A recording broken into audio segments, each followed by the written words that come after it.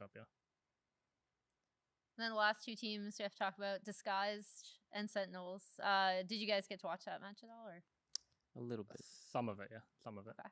I'll start with how they've been in scrims then. Like how are Disguised and Sentinels in scrims, and like what is your opinion of how strong they are as teams? They're teams that we generally have actually pretty good results in scrims, but I think that they're both good teams. I think that they play well around their timers. For DSG, I think that their bot laning phase is probably the biggest weak point that I can see, like personally. But I think that their mid plays are pretty aggressively. He's pretty Korean. I think he puts in a lot of pressure and he takes a lot of space. He just kind of plays a bit cocky. He does a lot. Yeah, but he has the mechanics to back it up. And I think their jungler seems alright. What do you think, mate? He's like an inspired light. He's like a he's like an inspired light. Yeah, he just always goes for like the most efficient play. I think sometimes he gets pretty emotional around camps though. Like if you take his camps or invade enough, he'll kind of get a little bit like, oh, I need to fight my blue or I need to fight my red. So I think he definitely doesn't adapt as well as Inspired would, but I think he has promise. He has good mechanics and team fights decent. So, but overall, I think DC usually has our hand in scrims. Not gonna lie, they usually, I think we had like 4 or 5 days where we went 2-4 versus them, but the most recent one we beat them. So they usually beat us in scrims. Nice. Yeah. What about Sentinels? Yeah, we lose to them too.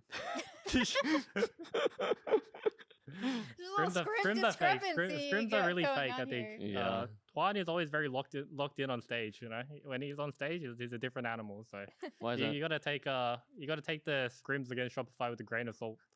I've been performing in scrims recently. I'm Have not gonna lie. I've mate. changed. I've flipped it. No, you're doing well. You're doing well. I Mate. flipped it, man. I don't know. We haven't scrimmed you, man. we scrimmed like a month ago, no? 3 weeks A month ago, yeah. And you guys got owned. Sure. It was You did take 6-0, by the way. And Yeah, man. Juan Hey, messaged calm me. down, man. Juan messaged me all you guys first day screaming when we are doing like already a week. So No, we're not bad in scrims, I would say, but stage performance obviously leaves a bit to be desired, as you can see. Yeah, were the XU tweets true? With the Yeah. So I think it was we got good the fisted day the one, next and the day was rough. Huh? Or day 2 was rough. Because he had like 3 tweets in a row, I think, or 2 tweets. Oh in a row? no! So we had 3 scrim wins in a row. Okay. Like 3 in a row, and then we got fisted, I think, by FlyQuest on the 4th day. Yeah. FlyQuest actually play really well. I think they just came back from Korea, so I think their mechanics are like peaking, and they just take every skill check. If your hands aren't up to par, you kind of get run over. So Yeah, no, I got absolutely owned yesterday versus FlyQuest. 1-5. and we'll take it, mate. We got one. Hey, ready for Sage? What do you, I guess, based on I'll flip it to Sentinels just because we talked about them a bit less. We on the outside got to see more of them because they did go to America's Cup as well.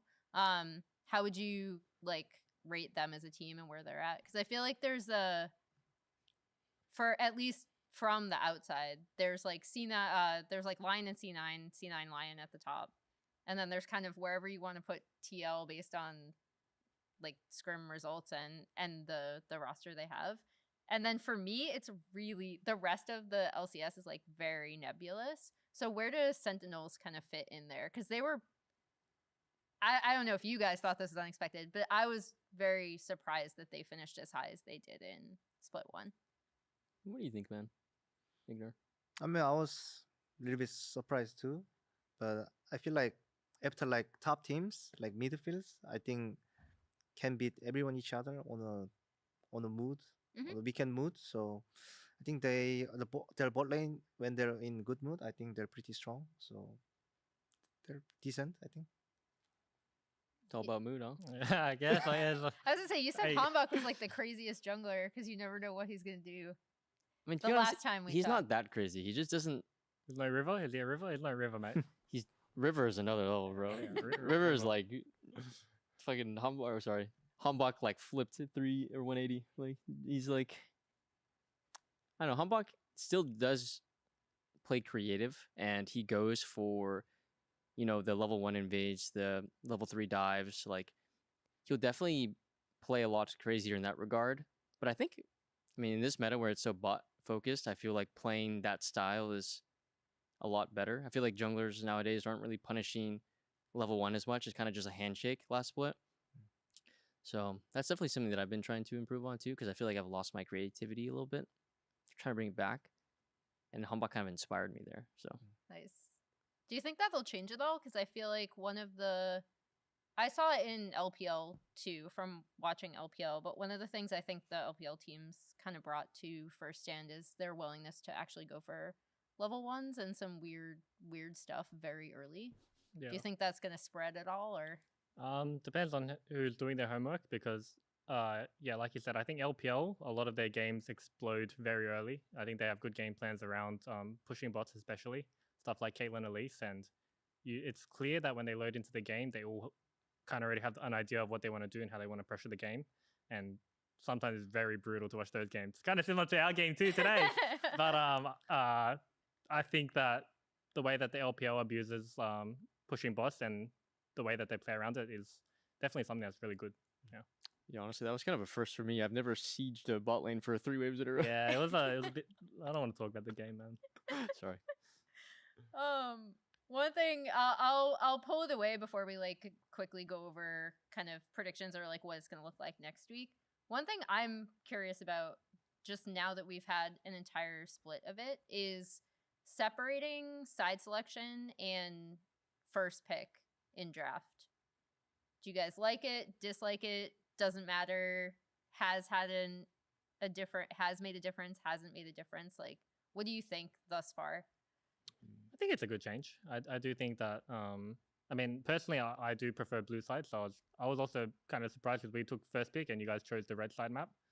But I've always been a blue side enjoyer, like for the map.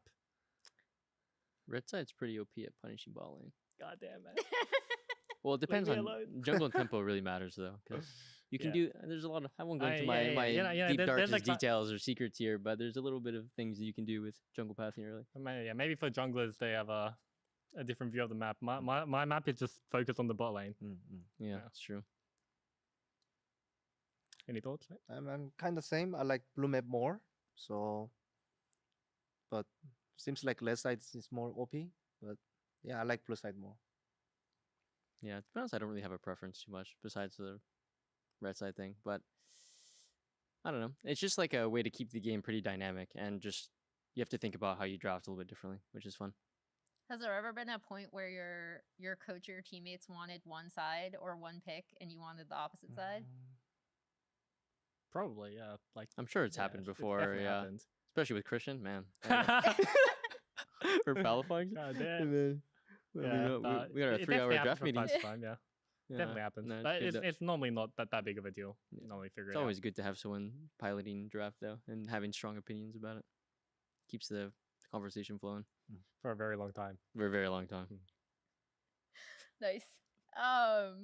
Moving on to next week. You guys take on TL, so Shopify takes on TL. I'll start with you two. How well do you think Shopify is going to do versus Team Liquid? Don't go easy on me, brother. Based off the data that we have, I would honestly say that Team Liquid would probably win 2-0. Sorry, Juan. No I worries, know you man. fisted it up today. Who does Dig play next week? We play Lion. We play Lion. So, hey, 2-0 hey, for you Lion can as well. You can bring it right back. But I can definitely see Shopify maybe taking a game with Juan's creative red side party. But I do think that Team Liquid, their laners are probably just better, I would say. I think Quid is obviously, like I said before, I think he's just the best mid. And then I think their bot lane is probably stronger than Shopify too. And yeah, I mean, sorry, man. I think they're going to win. Yeah. Yeah, I think tier more high chance to win, in my opinion. But I think SR can beat. Like when they're good mood, I think I just feel like if you're just on good mood or good weekend, I think can beat anyone. So can beat for sure. But I just think their bot lane is pretty good. TL bot lane is pretty good. Nice. Think Juan, we're giving you a buff here. Keep in mind, you said you wanted to be the underdog. It's true. Yeah, that's true. I can That'll put me in a never- good mood.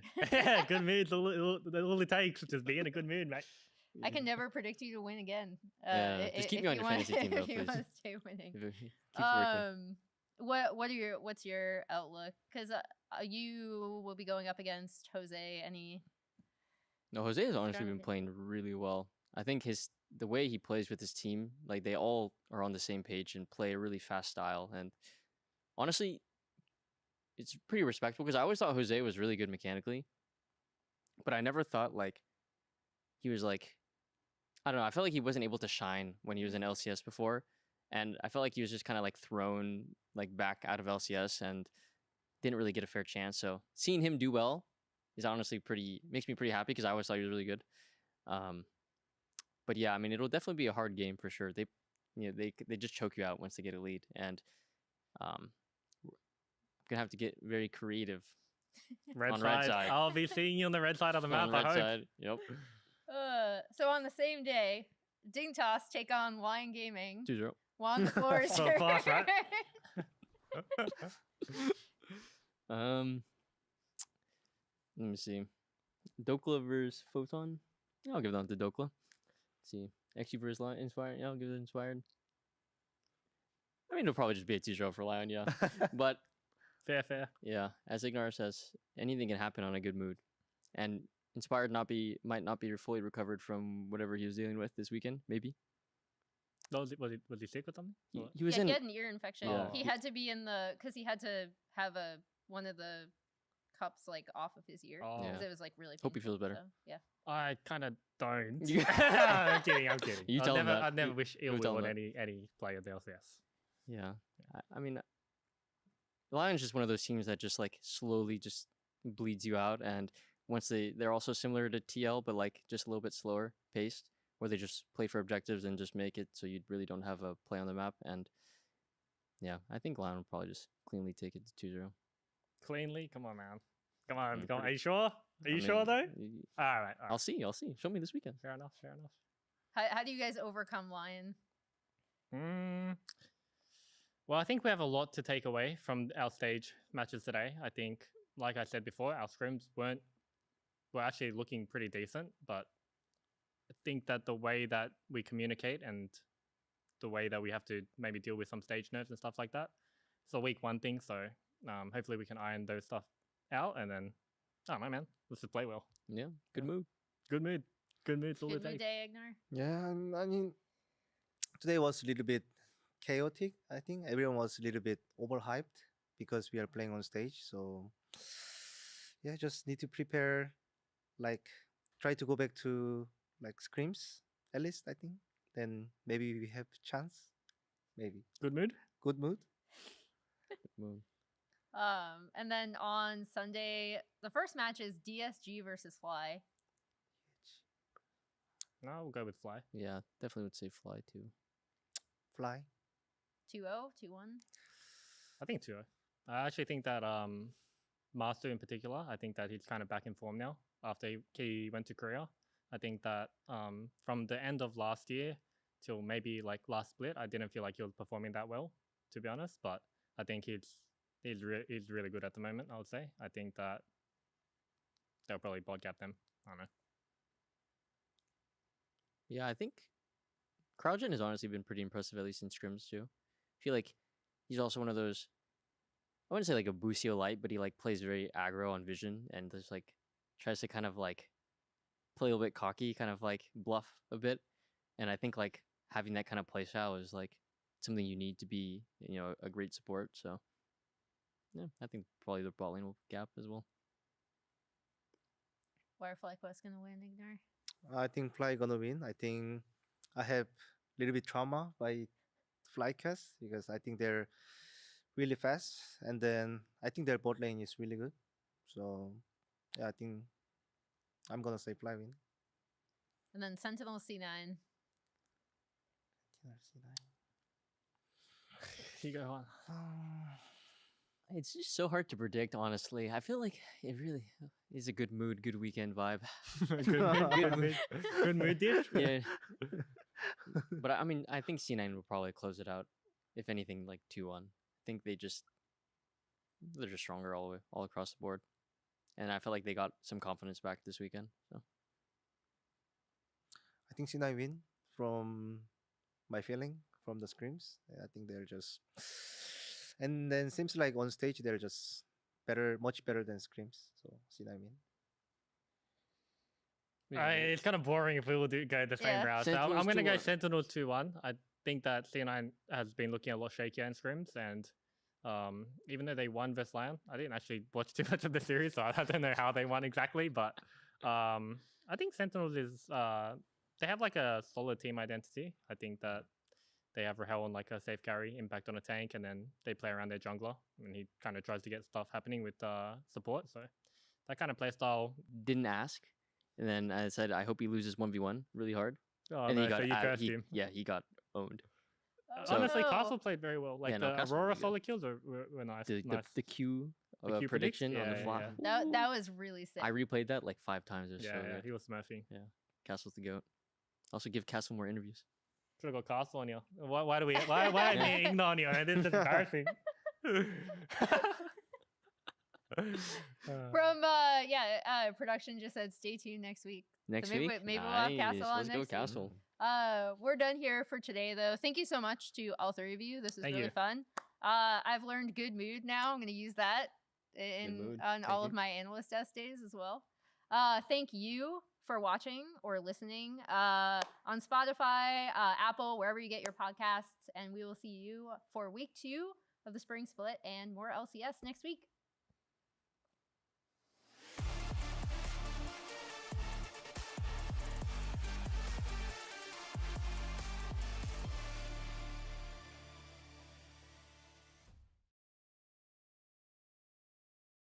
Next week, you guys take on TL, so Shopify takes on TL.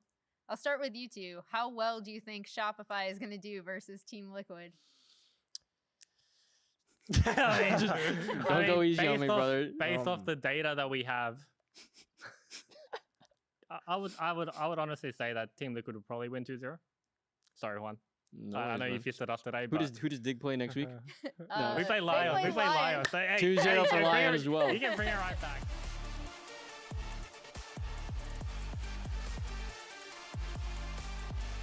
Welcome back to the LCS and to another episode of Pros. I am happy to be joined this week by Contracts, Ignar, and FBI after what we were kind of hyping up as Ultimate Grudge Match Bowl Part 2.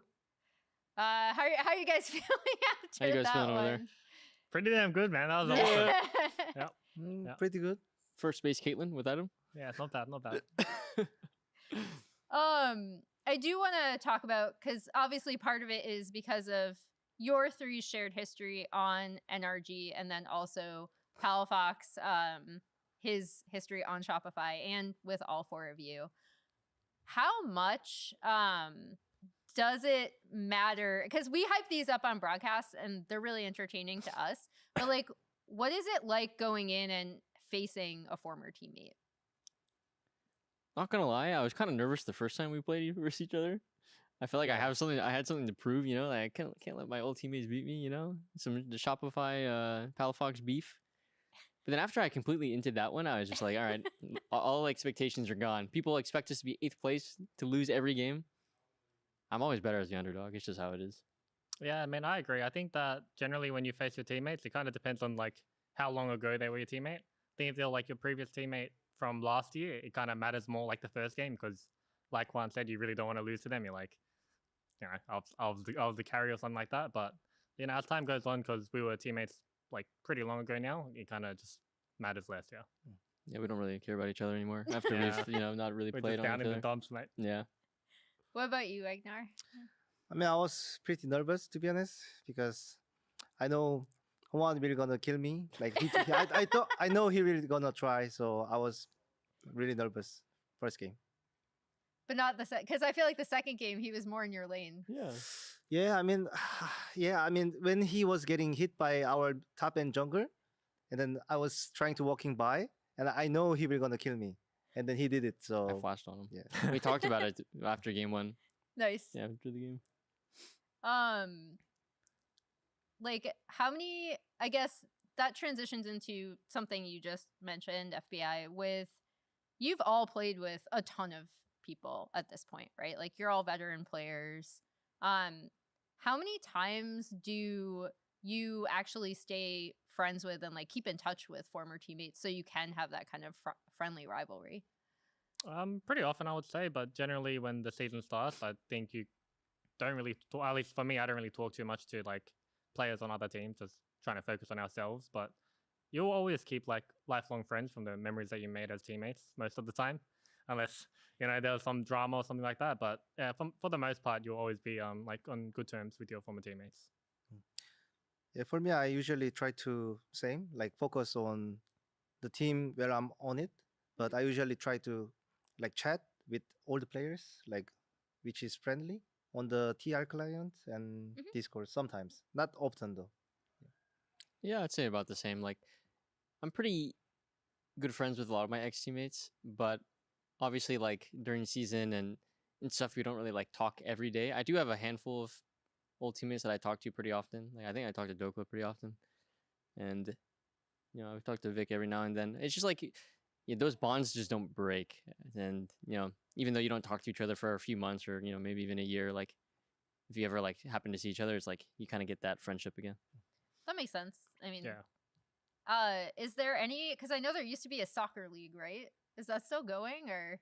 I was never in that. I was never No? part of that. Oh, no. No football for me. Yeah, I know Kobe was trying to start a volleyball league. He didn't invite you guys. Maybe Yeah, call Kobe I out. heard that it was going on for a while, but then I remember Vulcan, he like fractured his ankle or something, and he was in a cast and crutches for a bit. And they probably canceled it after that. Not gonna that be, was in be honest. 2023, I think. Yeah.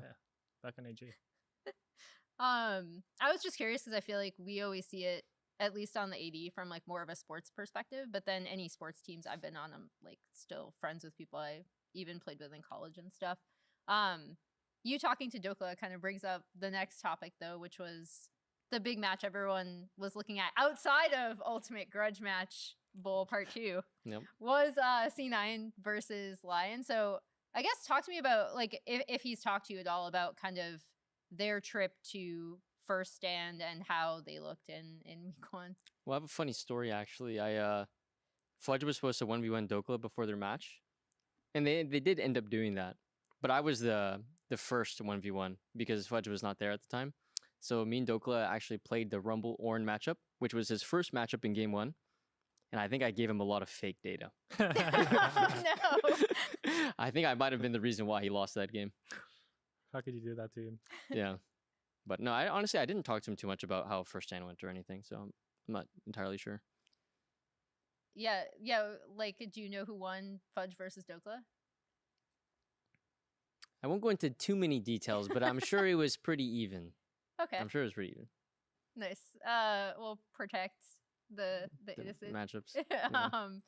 Were you? I guess because we went in thinking we weren't sure where Lion was going to be at. Sometimes there can be a little bit of a international hangover versus C9, who also did not look great at America's Cup. So did that result surprise you at all, or? I wouldn't say so. I think I don't know how your guys' scrims are, but I feel like Lion is like quite a bit stronger than C9 in scrims. But that's something that they've talked about a lot in like their content, that they're not taking scrims as serious on the C9 side. Yeah, I mean, I think I was actually pretty surprised. I thought that Lion would take them out just based off, like you said, the scrim results. And also I thought that Lion actually played really well first stands, and their series against JDG, they were getting really big bot leads in like almost every game. So I kind of thought that the series might have been like a big bot gap, but yeah, I'm surprised that C9 went one a bit. How What are do you think, C9 man? in scrims, Ignar? I think they're good, but I just think like, yeah, I'm same as Big. Like I used to speak about Lion on the stage games, and then yeah, they seemed pretty good. So I was a little bit surprised, but I think both team is good. But I just think Lion. I thought Lion was just better. Did you see anything from them at first stand that you liked as well, or? I mean, I just think their bot lane did pretty good compared to my expectation, I think. I know Dokla had said something about, because people are always asking about what Inspired is like as a teammate, just because in all content and in all kind of comms listen-ins. He's obviously like the main dominant voice. And Doko is like, he's actually a really great teammate because he's very honest and direct. I wanted to ask all of you kind of whether I guess you'd agree with that assessment, and then also because fan perception of these things can be like kind of critical sometimes. What the kind of ideal teammate for you is? Well, you've played with him, right? Yeah, Yeah, I played yeah. with him. I mean, are you asking me what the ideal teammate like looks like, or? I mean, both. I guess like, would you rather, because I don't know if this is just because of where I'm from and I've received this as feedback that I can be very direct and blunt. And I just chalk it up to me being from Boston because apparently we're just like that. And I would also rather people be that with me. Yeah. And I think it's just a matter of how you receive and like give information, right? Yeah. So I guess I was just curious. I mean, I don't think there's like a blueprint for a perfect teammate, because I think that in a team you definitely have just a lot of individuals who have very different personalities. But I will say that it is pretty important to have a good EQ as if you want to be a good teammate, and kind of be able to read your teammates' moods and how they will react to certain ways that you speak to them. With that being said, Inspire's obviously a really great player, and it can work being direct if everything is working out well. But I would say League of Legends is a game where your form can definitely fluctuate just throughout the year quite a bit. So if you're in like a downward trend, and you might not take the directness the same way as if you were playing well, for example. So I think, like I said before, I don't think it's like a ideal personality, but it's just important that you kind of have a good understanding of what your teammates are willing to take, and just the way that they react to the way that you bring things up. My ideal teammate, like game wise, I think most important thing is it's good or not. I think they should look same way the game. Like I think that's most important, because I think looking same angle, or at least like similar angle, is makes me really easy to play the game. And then outside of the game, I think just for me, just don't be crazy, then everything is fine for me. With just a like quick follow up, because I think one of the things that people were noticing with Lion specifically is when they were able to follow up on like a big engage from Inspired, they looked really, really good. When he was kind of controlling the comms, and if they were disjointed, they didn't. We talk a lot, and like players talk a lot about how even if it's not the right call, if everyone is on the same page and you kind of trust someone. So like as a support, because you're doing a lot of like engages, right? What is the kind of ideal communication for you in those situations? Or do you just like go in and you're like, I hope everyone's following me? Getting that big Luna shield going. I mean, for me, like if everyone is watching same way, then doing in scrims, then for me I don't need that much comms, to be honest. Yes, it's better if someone is saying, giving more info, like fight now is good, or you can engage. Yeah, it helpful, but I think more important is just naturally doing something together, and then you just know how we're gonna go in. Yeah, I think prepping is always good, like saying that you're gonna look here, or just having like a good back and forth so people are ready to, either follow up or, go for a play. I mean, Ignore would always just scream on stage, no? Big combo! Oh, yeah, when I'm in like clear mood, I think I used to scream. I think still sometimes. Yeah. I think All Ignore's of my urgency screaming going on stage. today, mate. Yeah, no screaming. You can't scream on Lulu and just Seraphine. referring, help me, please. Yeah, I would, like usually when I'm on engage, I'm screaming. Yeah. And then when it's more bigger stage, I feel like I get more hyped, so I speak louder, I think. Yeah. Yeah, get that Lulu engage next, Yeah. Flash ult. Get in. That's it, yeah. What do you think, contracts, In terms of what? Yeah, just communication structure and. I mean, in terms of like the ideal teammate thing, for me, I think being blunt and direct is good. I think everyone needs to understand your intention, and I also think the person saying or giving feedback has to be aware of how he's delivering it in terms of like your tonage how aggressive you're being, and just having people know what your intention is behind things. I think it can work in like the right environment, but obviously there's going to be some times where people get like frustrated and get emotional, and things can kind of come out wrong. So I think it's just about having like a good balance of how you say things and that everyone's bought into the same kind of environment. Since you all played together and your team chemistry on NRG seemed really good, how do you, because again, if someone's delivering negative feedback, it's still going to suck, even if you know it's true, right? So how do you kind of mitigate those feelings or like deal with them? I would say it's just being realistic. Like, yeah, I mean, we're all pro players, so we kind of know when we mess up already ourselves.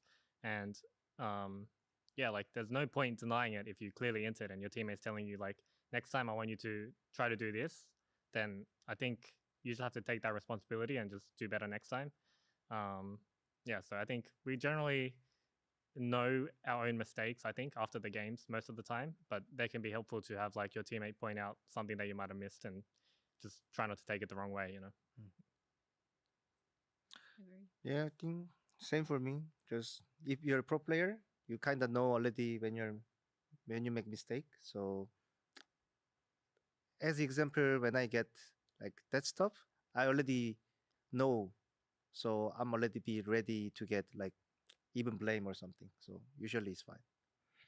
Yeah, it's just about being open-minded and just like holding yourself accountable, really. I think like everyone's just striving to be better, right? And I think if you approach things with like a pretty positive and open mind, then your communication and feedback flow will be good. For a team like C9, where it seems on stage they're all right, but in scrims, whatever they're doing, and like this is in their own words, I'm not trying to flame them or anything, is either they're not taking it as seriously or they're not learning the right lessons. And I'm sure you've all been in situations where scrims are just going like really, really poorly, or like not how you'd want them to. How do you turn that into growth, especially if you're winning on stage? I think it's pretty hard to identify because things not going well in scrims and going well on stage could be due to a number of factors. I think that for a team like C9, and I'm just purely speculating, I think that they're probably a lot more emotional in scrims. So if you have emotional players in scrims who kind of shut down if things aren't going well in scrims, your day might be a bit rough. But I think when you're on stage, for example, no one's really gonna like give up or like be tilted and stuff like that. But again, I'm just speculating. I don't know exactly what their issues are in scrims, but yeah, it's just team dependent. I think there's no right or wrong answer. It's just being able to identify it within your group and working on fixing it. Yeah. We've had our fair share of 0-6 days. Ah, bloody hell. Like, hey, we won on stage, didn't we? Yes, we did. Yeah, we did, mate. What did you take away from our 0-6 days, Ignar? What do I take away? Yeah, when we went 0-6. Remember versus the tier 2 team. Before the finals weekend. Yeah, the finals yeah. weekend. It was DSG. Was that when our mid laner went home? yeah. That's when our mid laner went home. I mean, Funny times. For me, I don't know, I don't get too much tilt or lose confidence as a team. But when I'm losing scrims, I usually get tired a lot. So maybe during the feedback, I'm sleeping sometimes. But like I had experience that Scrim was bad, but good on stage. When I was in NRG, I think we had really low win rate Scrim. It was like 20%. Yeah. Maybe But even like lower. 25, man. 25. I think 20, Being generous. 15 or 20. But go on stage and everyone was clear. So Everyone was locked in on stage for sure. Yeah. Yeah. It was the big difference. every time I go on stage, just I had feeling that we will today, something like this. I have a weird off tangent question, and then I'll get back to LCS. But since you guys went to internationals, what was your international scrim performance like compared to your domestic? When we were on NRG? Yeah, It was actually... It was way better. It was pretty bad at the start, and then we actually were contesting like the top teams. Yeah. Like we weren't winning. Like we weren't having winning records, but the games were very like... How do you say it? Like the they were games were actually close. They very were competitive. competitive. They were like, Yeah. we were within like 1 to 2K gold, It would be like even a big team ahead fight at the end, sometimes. yeah. Like we would have opportunity to like make good plays.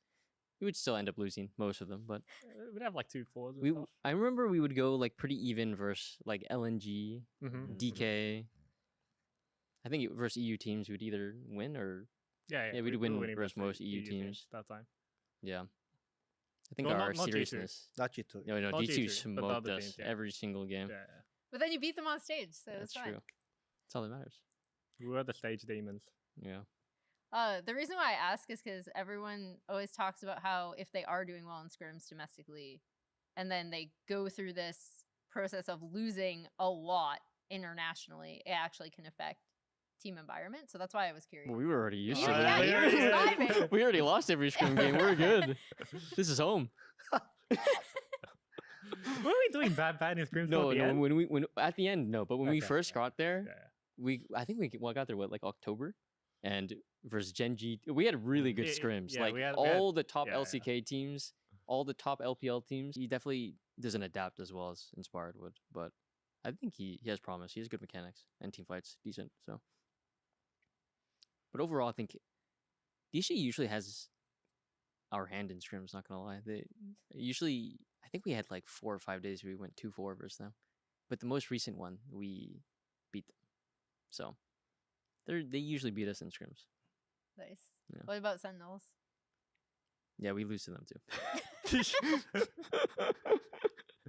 a little scrim Scrims are fake. discrepancy Scrims are really going fake. I on think. here. Yeah. Tuan is always very locked in on stage. You know, when he's on stage, he's a different animal. So Why is that? you gotta take the scrims against Shopify with a grain of salt. I've been performing in scrims recently. I'm Have not ya? gonna lie. Ah, I've man. changed. I've Ah. flipped it. No, you're doing well. You're doing well. I mate. flipped it, man. I don't know. We haven't scrimmed you, man. We scrimmed like a month ago, no?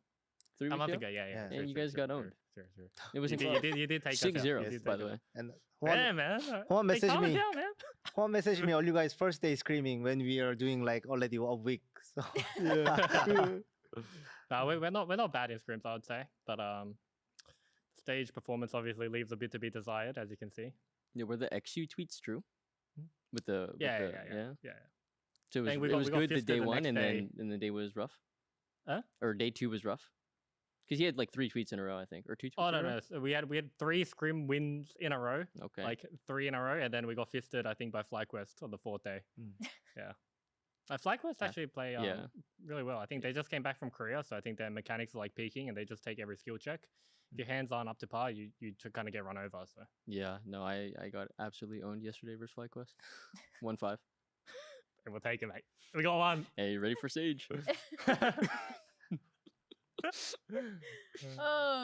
What do you, I guess, based on I'll flip it to Sentinels just because we talked about them a bit less. We on the outside got to see more of them because they did go to America's Cup as well.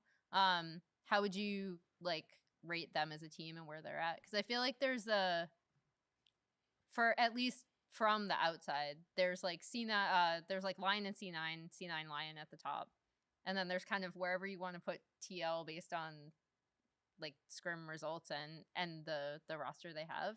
And then for me, it's really the rest of the LCS is like very nebulous. So where does Sentinels kind of fit in there? Because they were, I don't know if you guys thought this was unexpected, but I was very surprised that they finished as high as they did in Split 1. What do you think, man? Ignore. I mean, I was a little bit surprised too, but I feel like after like top teams like midfields, I think can beat everyone each other on a mood, on a weekend mood. So I think their bot lane when they're in good mood, I think they're pretty strong. So they're decent, I think. It's all about mood, huh? I guess. I was gonna say you said Hey. Hanbok was like the craziest jungler because you never know what he's gonna do. I mean, to The be honest, last time we he's talked. not that crazy. He just doesn't.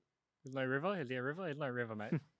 River is another level, bro. Yeah, River is River. like fucking Hambach like flipped it 3 or 180. Like he's like, I don't know. Hambach still does play creative, and he goes for, the level 1 invades, the level 3 dives. Like he'll definitely play a lot crazier in that regard.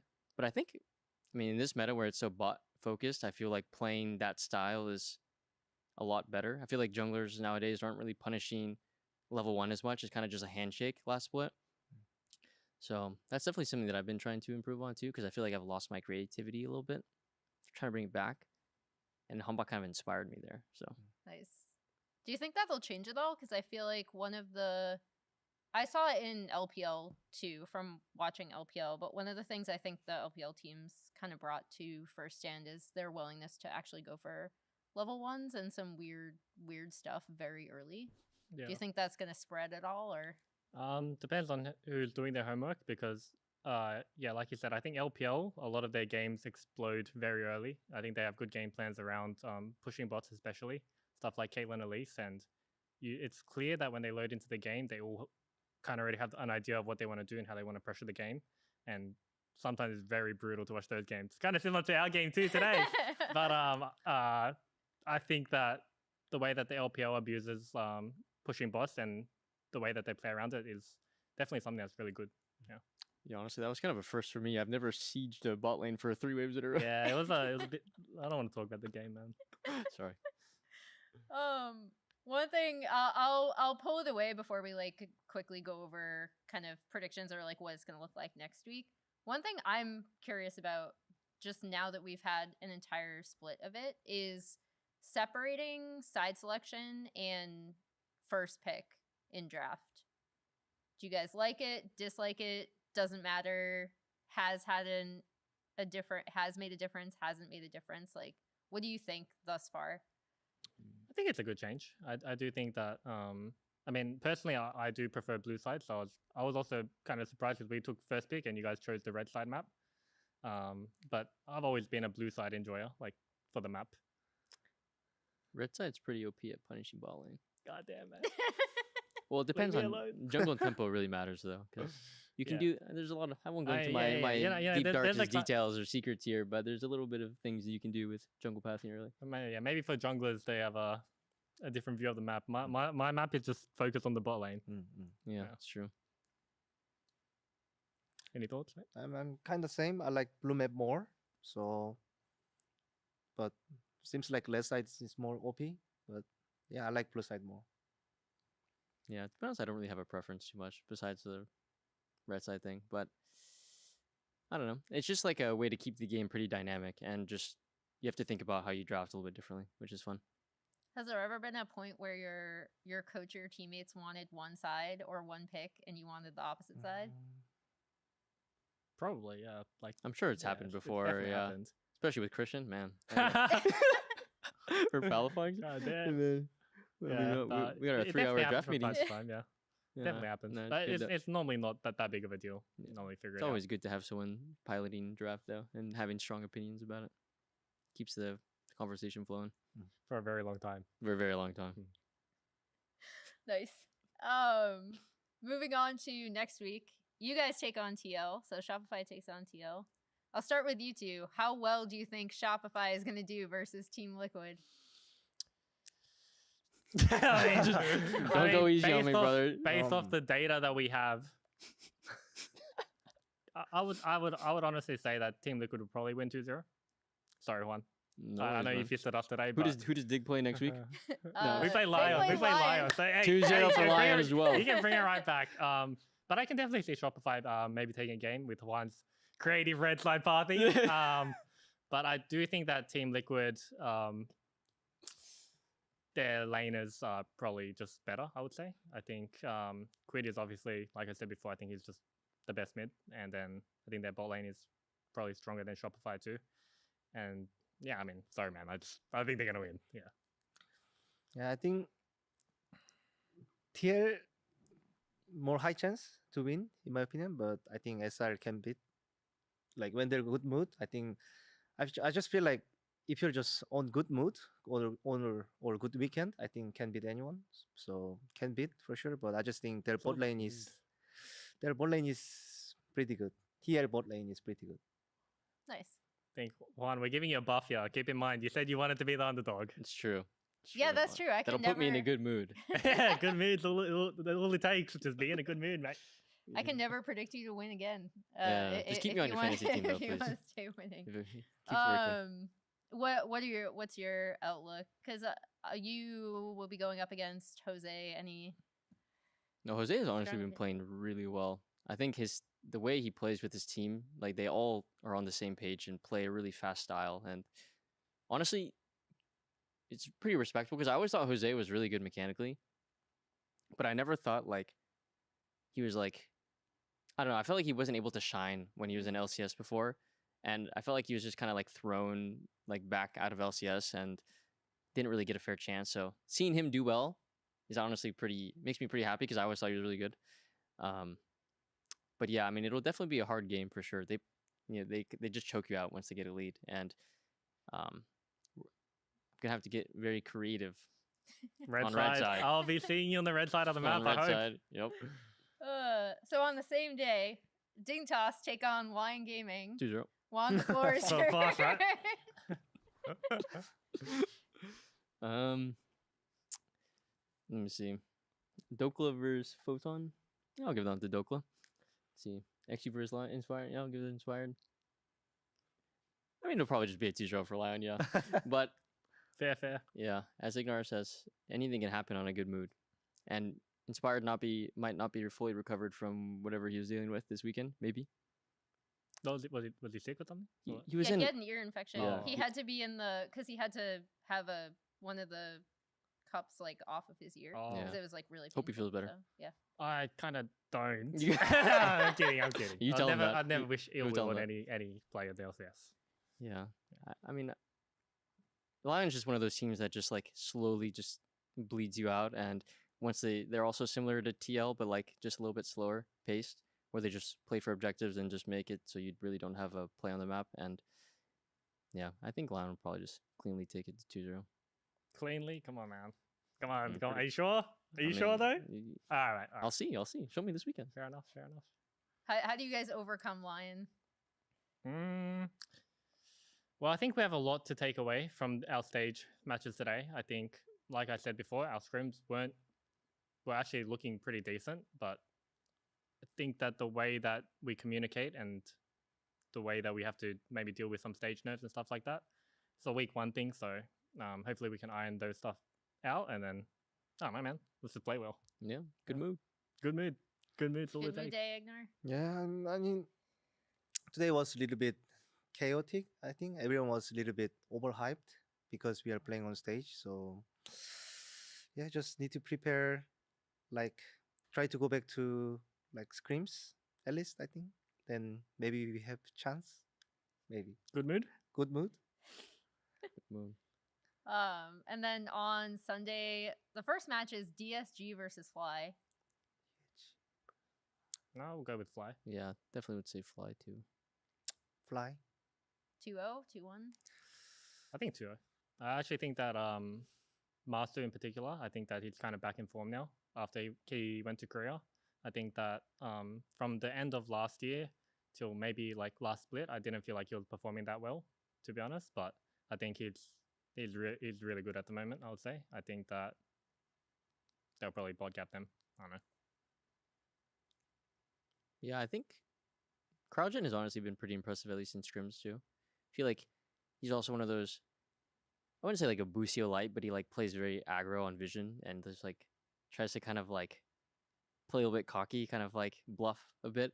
And I think like having that kind of play style is like something you need to be, a great support. So yeah, I think probably the bot lane will gap as well.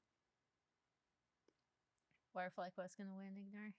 I think Fly gonna win. I think I have a little bit trauma by Flycast because I think they're really fast, and then I think their bot lane is really good. So yeah, I think I'm gonna say Fly win. And then Sentinel C9. You go on. It's just so hard to predict, honestly. I feel like it really is a good mood, good weekend vibe. Good mood, dude. Yeah. But I mean, I think C9 will probably close it out. If anything, like 2-1. I think they're just stronger all across the board. And I feel like they got some confidence back this weekend. So I think C9 win from my feeling from the scrims. I think they're just And then seems like on stage they're just better, much better than scrims. So see what I mean?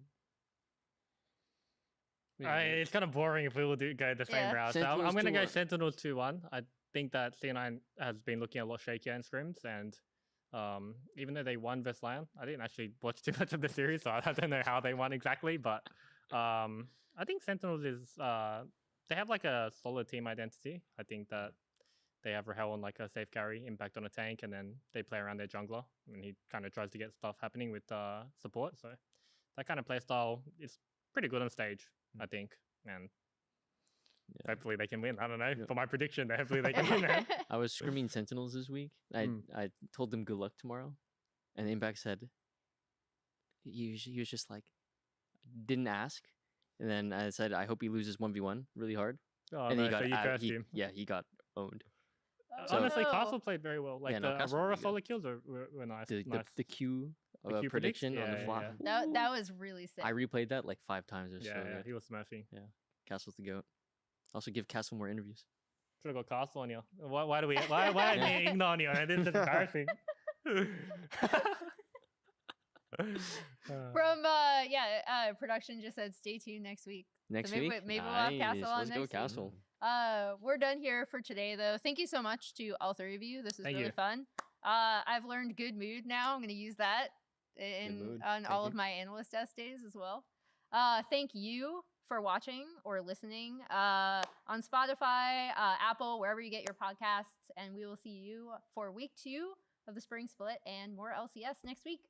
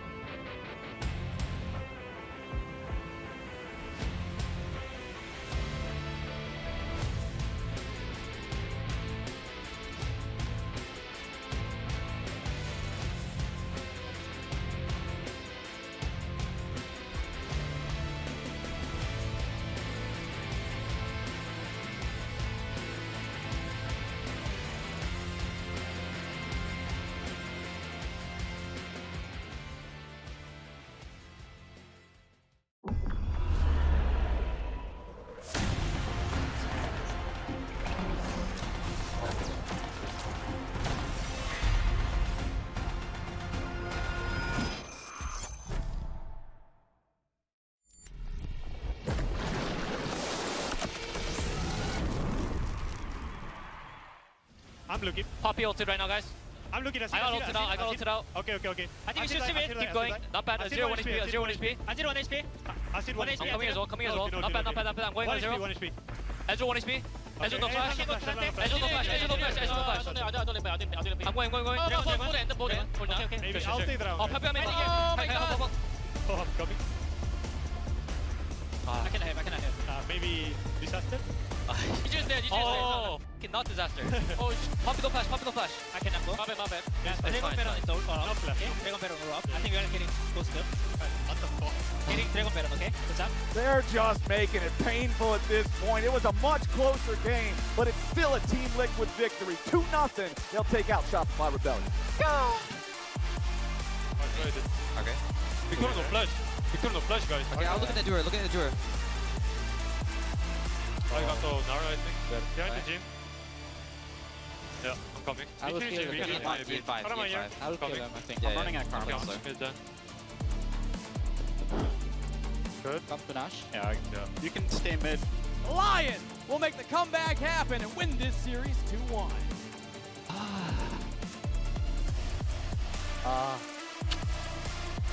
Tagline. Welcome back to the LCS. We're here.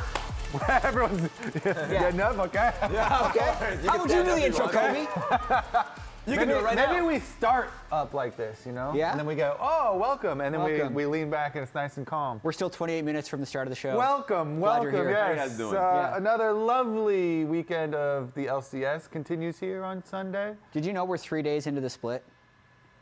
Technically, Yeah. I game mean, it's days, kind of like 2 weeks. But The way usually you've been doing stats, that's Yeah. not how that works. How have I been doing stats? We're like, actually, we're like 10 days into the split. True. he's been doing stats this way Shopify for hasn't like won for 210 10 years. days. 10 days. for 6 3 games. years. Either way, Team Liquid's in first now. Good job, Raz. Nice. Temporarily Thumbs up. first place. You have to, you convinced me a while ago. Buy into the Scrim Bucks. And eventually it'll come true. Scrimbucks, absolutely. Yes. Yeah. It's like the fundamentals of a company. I mean, Are the scrims. what if you did that in the lock-in tournament, though? Then you would have Then you'd still. be more poor. They still finished top half. If we didn't already have an inflated valuation of Team Liquid, we would have been shocked that they dominated yesterday. Yeah. That is true. But in fact, What about that the is their teams value. playing today, though? Well, what do you think? That's what we're here to talk about. That's a good conversation. That's a Yeah. good conversation. I don't think they're inflated. I especially am excited for the first matchup, you know? Yeah. FlyQuest, very, very exciting team. They did a little bit of like spike inflation beginning of lock-in tournament, but then they crashed pretty hard. Mm-hmm. I think they're going to even out. Dude, How about I'm that? extremely knee-jerky right now on DSG. Because, like, my power rankings had them last. I did not believe in it. I was like, Spring Split or Winter Split, lock-in, fake.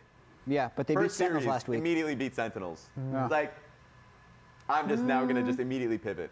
Okay, So, well, if you're gonna overreact, I'm overreacting. you did fan takes yesterday from the LCS Discord. Yes. We have more. So let's hear the first take from Mojo Powell. That's a good name. Hey, what's up? I'm Owen. I go by Mojo Powell, gaming stuff, and here's an unbiased, clearly unbiased LCS take. I think that Cloud9 has come full circle. So, their issue the past couple of years has been choking under pressure. Where does that pressure come from? Expectation, right? They're out together. There's tons of expectation on them. It comes from the Community sentiment sirens. is that they should be one of the best Police teams come- in the league on paper. And they've been consistently not meeting those standards. So they've come from being good and everyone thinks they're good and rates them highly, to being good in the regular season and everyone rates them highly, and they choke and they don't meet the pressure, right? They choke under the pressure. To then, now I think where we're at, part 3 of this, which is the community sentiment, the expectation of them has dropped. I think that a lot of people, a lot of analysts, I know you guys have talked about it, don't consider them really a top 2 team in the league anymore. Don't even maybe expect them to make internationals this year because now they have this reputation of chokers. They don't perform when it matters. So the expectation is down, which hopefully lets some of the pressure off of them and will allow them to come full circle to performing in the playoffs again this split. Let's go, baby. C9 number 1. So No, it's good. that already That's a good happened. take. That already took effect, though, because they already beat Lion. So after beating Lion, now their expectations are No, back it up. doesn't. No, No, it's no, not. they're going to crash No, it's again. not. Right now, Haha. immediately. It'll only go back up if they go undefeated in the regular season. Where do They you need gotta- to do everything possible to be mid. Aren't they going to do that immediately? Just go undefeated and then crash in the playoffs again? You got to follow the current events. They just beat Lion. Expectations go back up. Time to crash again. They You're the one haven't who did a whole gone- presentation about They them haven't choking. gone international since. No, this guy's onto something. They haven't gone international since 2023.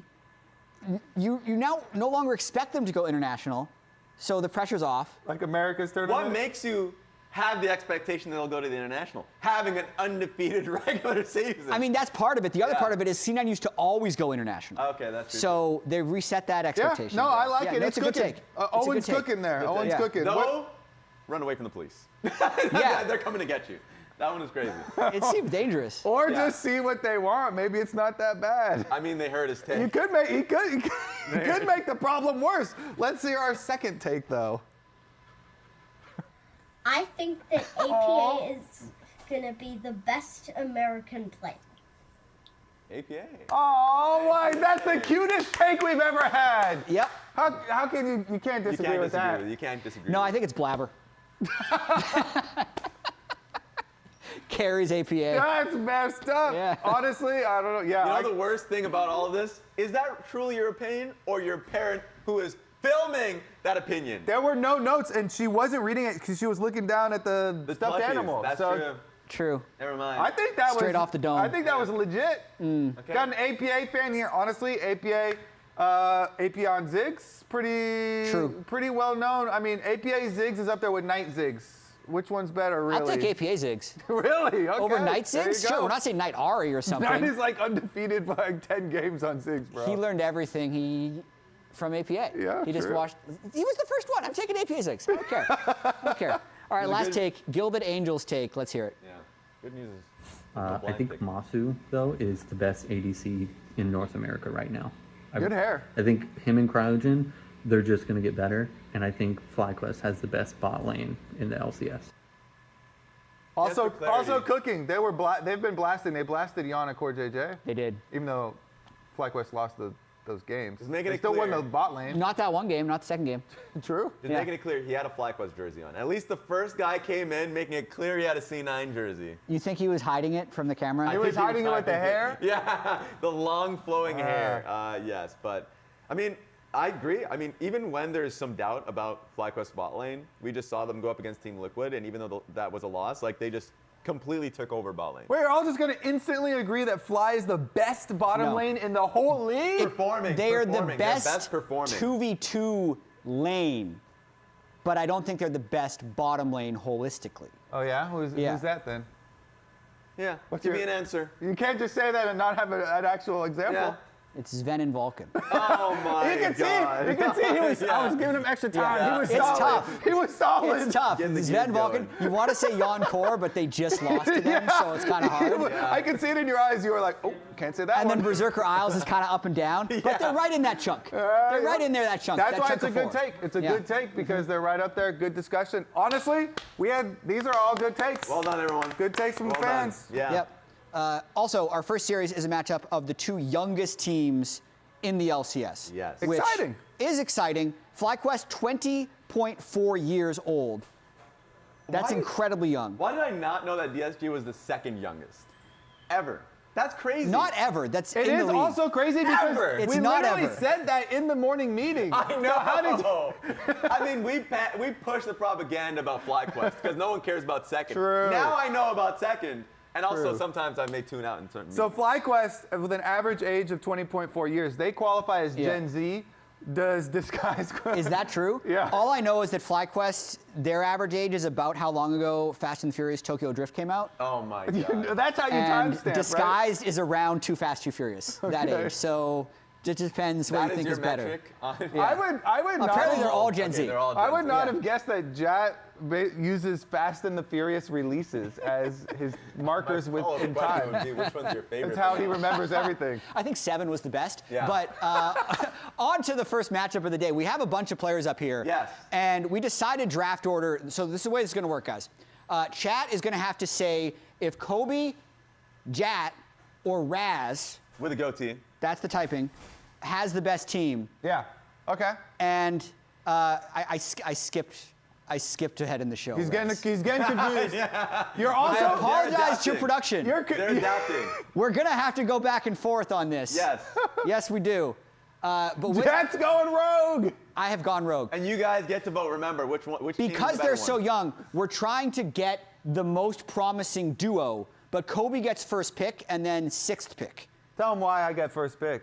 You won rock, I paper, deserve scissors. it. Yeah. Also that, bud. Yeah, you did paper to our 2 Okay, rocks. I'm gonna pick here. So we're going our next gen draft here, trying to get most promising, some hype young players. Yep.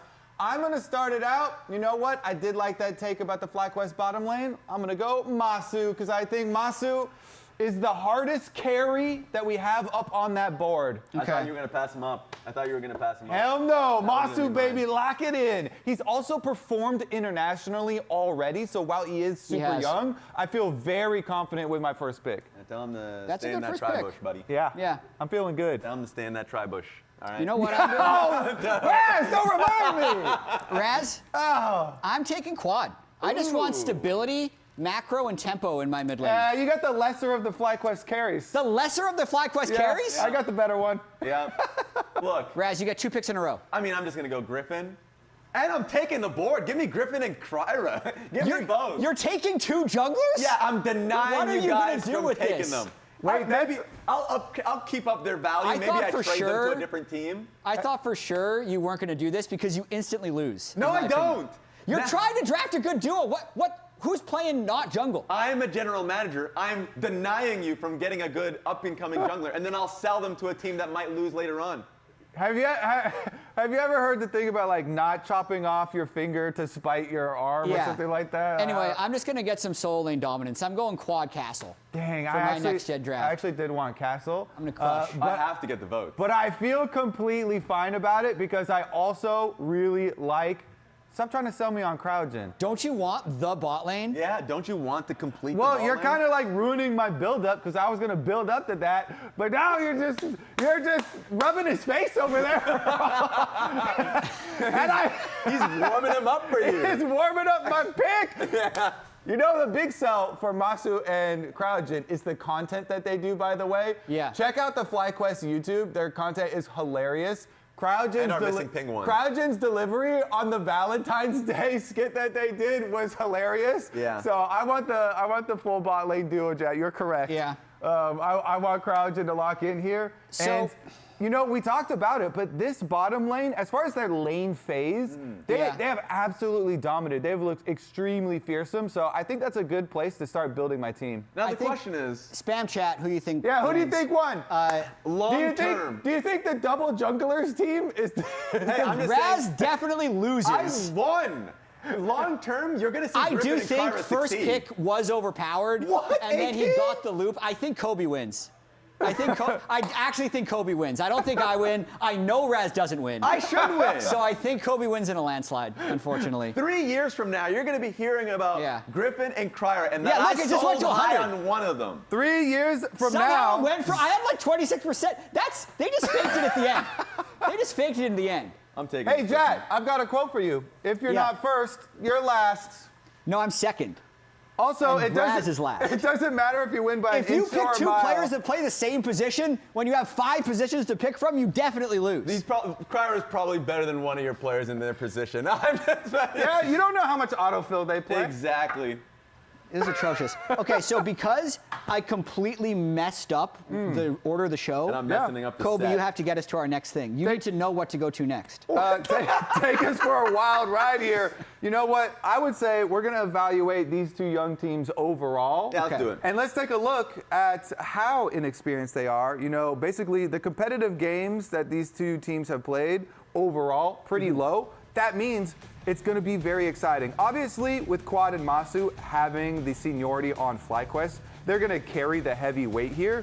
But overall, look at this. This is kind of the point we're getting across. A lot of exciting, new, fresh talent on both of these rosters. Absolutely. These teams play with so much confidence in and out of game. Griffin has had a rough go of it lately. Raz, for sure. You were mentioning how... You're going to skip to the next part already again? Raz has a whole segment prepared for that round. Well, I'm trying to get him to this segment. Okay, if you want to, I'm I trying can to get get you you there. back to what we were supposed to do. We could talk about it. Because I think I remember now. Yeah. I think I remember now where we're supposed to be. Yeah, I know where we're going with this one. Okay, And I'll take tell it you away. right now, I'm a little pissed off, a little peeved. Okay. Look at these guys. Currently, there's a little bit of hate about where they are. Not a lot of belief in FlyQuest because they've been losing a lot of games. They've been losing game after game after game after game. People are heavily criticizing Cryogen and Griffin in particular, young talent. And if you just take a look at the actual schedule that they have, someone is rigging it to make it as bad as possible for them. Some nefarious. A lot of people believe that they'll be middle of the pack, but why are they facing Cloud9 twice? Who's that? Who's rigging it? No, so they beat Shopify and DSG, and then for some reason they have to face Cloud9 twice. They have to face Inspired, specifically Inspired's Lion, afterwards, get knocked out, immediately face Team Liquid immediately.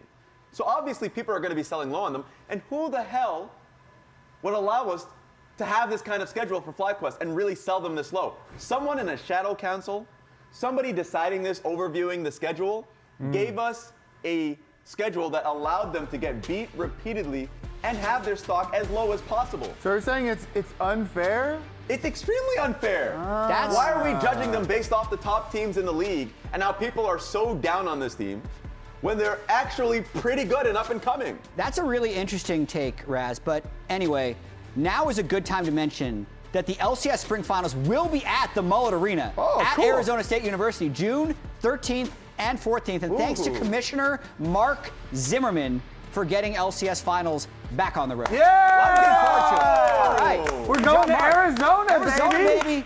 Yeah, and it's cool, baby. It's also cool because, you know, we're going to a university. So, you know, we'll be university campus. They've got a League of Legends club, and, you know, it's going to be super hype. I'm sure there's going to be, like, something to, like, push the grassroots vibe that's happening in that university. There's already a lot of people from Arizona really excited about this, saying, oh, I'm an alumni from that area. Well, the only thing I am very scared about how hot it's going to be, because it's going to be the middle of summer in Arizona. I mean, is if you can get that kind of early level 1 off, level 1 it can look really good, Yeah, Griffin's actually going to go for the Raptors right now. Kryra will spot him, and that means that it's going to be a smite fight for the big Raptor. Quad's even walking up on Call Me to make sure that the Azir can't immediately answer, so Griffin's just kind of asserting himself right now. Kryra getting lower in the health department, but again, it could come down to just who gets that smite off first. Kryra's getting real low right now, and Griffin gets the smite regardless. Disaster for Kryra. Yeah, I think Griffin played that really intelligently. Instead of just full flipping it, I mean, it became a flip at the end. He's just hitting Skarner because he's going to win out in that 1v1 in that extended play. This is a lethal tempo champion against a champion with grasp. You just can't win with the amount of attack speed that they are getting. So utilizing the passive, just being in his face, Kryra tried to defend it, and as a result, gets pushed back, loses the smite, and now he's going to lose his whole top side, so it's going to be a tough spot. And we talked about how not only Griffin and Kryra the next gen jungle of the LCS, right? But also how Griffin's been going up against really, really strong opponents. You can kind of see that learning from Blabber, from Inspired. That's what he was visualizing. Right? He's like, no, I am the invader. You called it. You now. said he's visualizing the Raptors. Yeah, exactly. Junglers care about 2 things, Raptors and Scuttle Crabs. Well, he's able to take the entire top side of the Rift, and obviously the jungle matchup is going to be a big talking point for us in this game. But if you caught our pre-game interview, Griffin had actually mentioned an in-house 2v2 pre-game during that interview. So we got footage of what went down there. Let's take a look. I'm Nico, you're Caitlyn? Yeah. Having fun. Oh bro, Cheeto! Bro, Cheeto Champioski.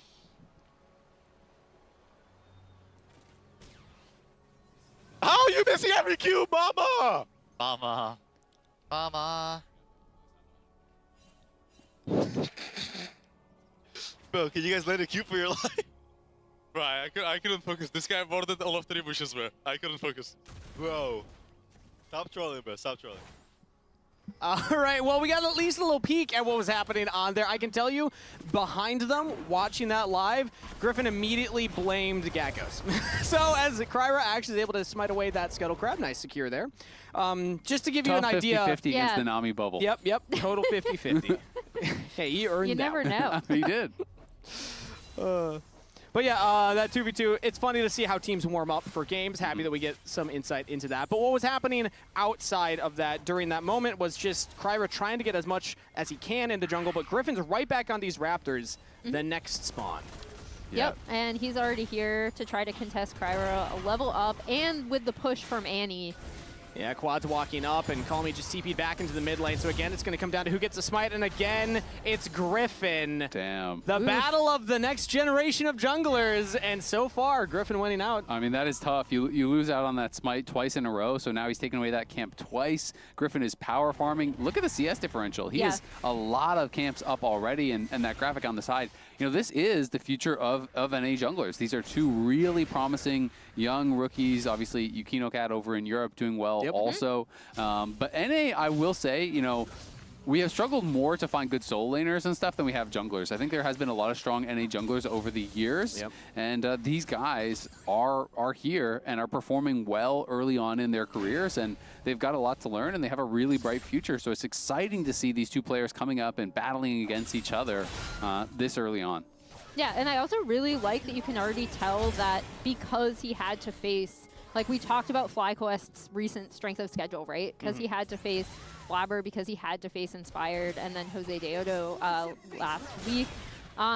You can see that kind of knowledge being put into practice in this game, and he is now in a really good spot compared to Kryra. I will say, counterpoint, is that we also saw him try and do a lot of the stuff against Inspired, but he was getting punished for more of those attempts. Counterpoint. Okay. Inspired said he thought he was actually going for the right plays. It was just down to execution. Right? Okay. So while the plays did not work, this is one of the tough things about League, right? Because there's so many different things that can change within a game, right? Is you can go for a play, it can be totally the right play, and it doesn't work, and it fails horribly, and it loses you the game. Sure. You can also go for a play, it works, you win the game, and it was a horrible play to go for. It was really high variance. It was, that's how most of my games go. Yeah. But it worked, but it just happened to work, right? So it's understanding, you know, when it is execution a failure in execution versus a failure in planning. And I think that's one of the things that can be really, really difficult. Sometimes you play a game, everything you do works, and you lose the game, and you're kind of like, well, what went wrong? Like, you know, because, and especially as a jungler, there's so many different options because you can go anywhere. That is a very difficult thing for a rookie to do. You can go anywhere, level but 6 Griffin versus level 4 just wants to go for these Raptors. This is not going to go well. I mean, Calmy's still here, and Annie does not have the Griffin got it tippers, again. but yet again, Griffin just smites, and Kryra cries. That is a 26 CS differential in the jungle. That is crazy. 3 times in a row he wins the smite fight, and he is now up 2 levels. I mean, yes, Kryra is going to hit 5, but it is still going to be like a full level and a half. He could even do Dragon off of this if he wants because he has that winning bot lane. Kryra's last. He's behind Lions and Cryogen in XP right now. Support's OP, what can I say? Time to start building a Locket, you know? You're a support now too, buddy. Get the Vandal pipes, baby. Yeah, we're going to see Griffin on that ward. He is basing. He's not going to go for the Dragon here early on. So Jed and Lions have given up some CS, but there is a wave at their tower, so they'll even that up a little bit. But their answer has basically been, you know what, we're not even going to try to win the level 1. We haven't talked about it much, but I was watching it a little bit off screen. And they were basically just saying, we're going to let you have push. We're not going to take a lot of trades here, and just trying to kind of lose gracefully, which I think they've done well so far in that 2v2. We see Griffin going for a potential invade. He pinged this out a while ago and is heading up to potentially chase Kryra off this red. Oh, that's just man. filthy. Another smite. So that is now 4 camps that Griffin has smite This stolen. one he had the upgraded smite, so this one was not a fair fight because he is that far ahead. Kryra doesn't have the upgraded smite yet. And I just love how far he's pushing this, right? Like, that was pinged out pretty much as he was even heading up that side of the map. He knew exactly where he wanted to go. Really, really trying to punish Kryra as much as possible with these repeat invades. Yeah, just a brutal start here for the Skarner player. But, I mean, at least you can say you're kind of the tank. Like, you can maybe just build tanky and come back in the late game anyway. You know, I'm trying to cope. It's the 2v2 in the bot lane right now. Cryogen uses heal. Masu uses the barrier.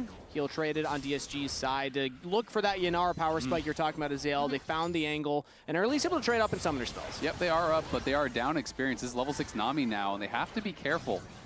Because Sajed, you know, yes, he did win out in that trade, but Nami heals you back to full. Lulu does not. Kryra's in the area, though, and has gotten 6. So if he can make a gank happen, this will do a lot to alleviate all of the early game troubles. He's not even going to Ixtal's impact. Now he will go for it as Cryogen throws out the tidal wave, plus the Aqua Prison. Double stun onto Kryra, but now Polymorph onto Cryogen. The Impale will go wide. Flash over the Arc of Ruin, and FlyQuest outplayed DSG in the 2v3. Cryogen just smurfed that. The sidestep on the Impale, the flash there on the W from Sajed, you know, the bubble on Skarner as he's coming in. Everything was done perfectly. I thought Masu would get away for sure, but I thought Cryogen was probably dead to rights. And he just plays that beautifully.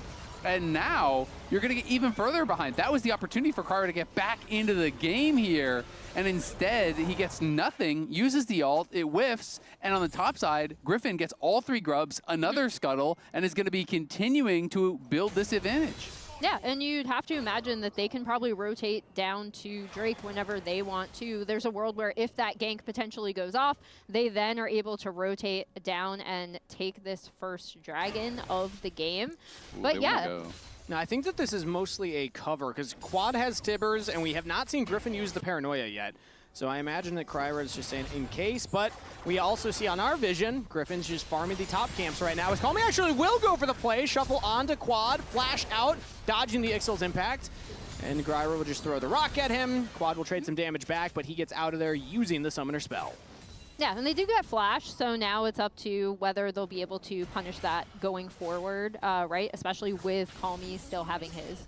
Yeah, and that's the play they were looking for. I mean, you're basically trying to mimic what we see with Poppy Anivia or Poppy Azir, because you can Ishtal's impact into the Emperor's Divide. You can stun into that wall, so that's why he's just kind of trailing him there. Sure. Of course, you know, if the Nocturne comes, then you are providing coverage, but Kryra is basically in this spot where he is way behind, he farms more slowly, and all you can do to get back into this game is to have some successful ganks. So you try to keep as many camps up as you can, but he needs to focus on, you know, making some of these ganks happen, performing in the team fights, because he is going to be very far behind.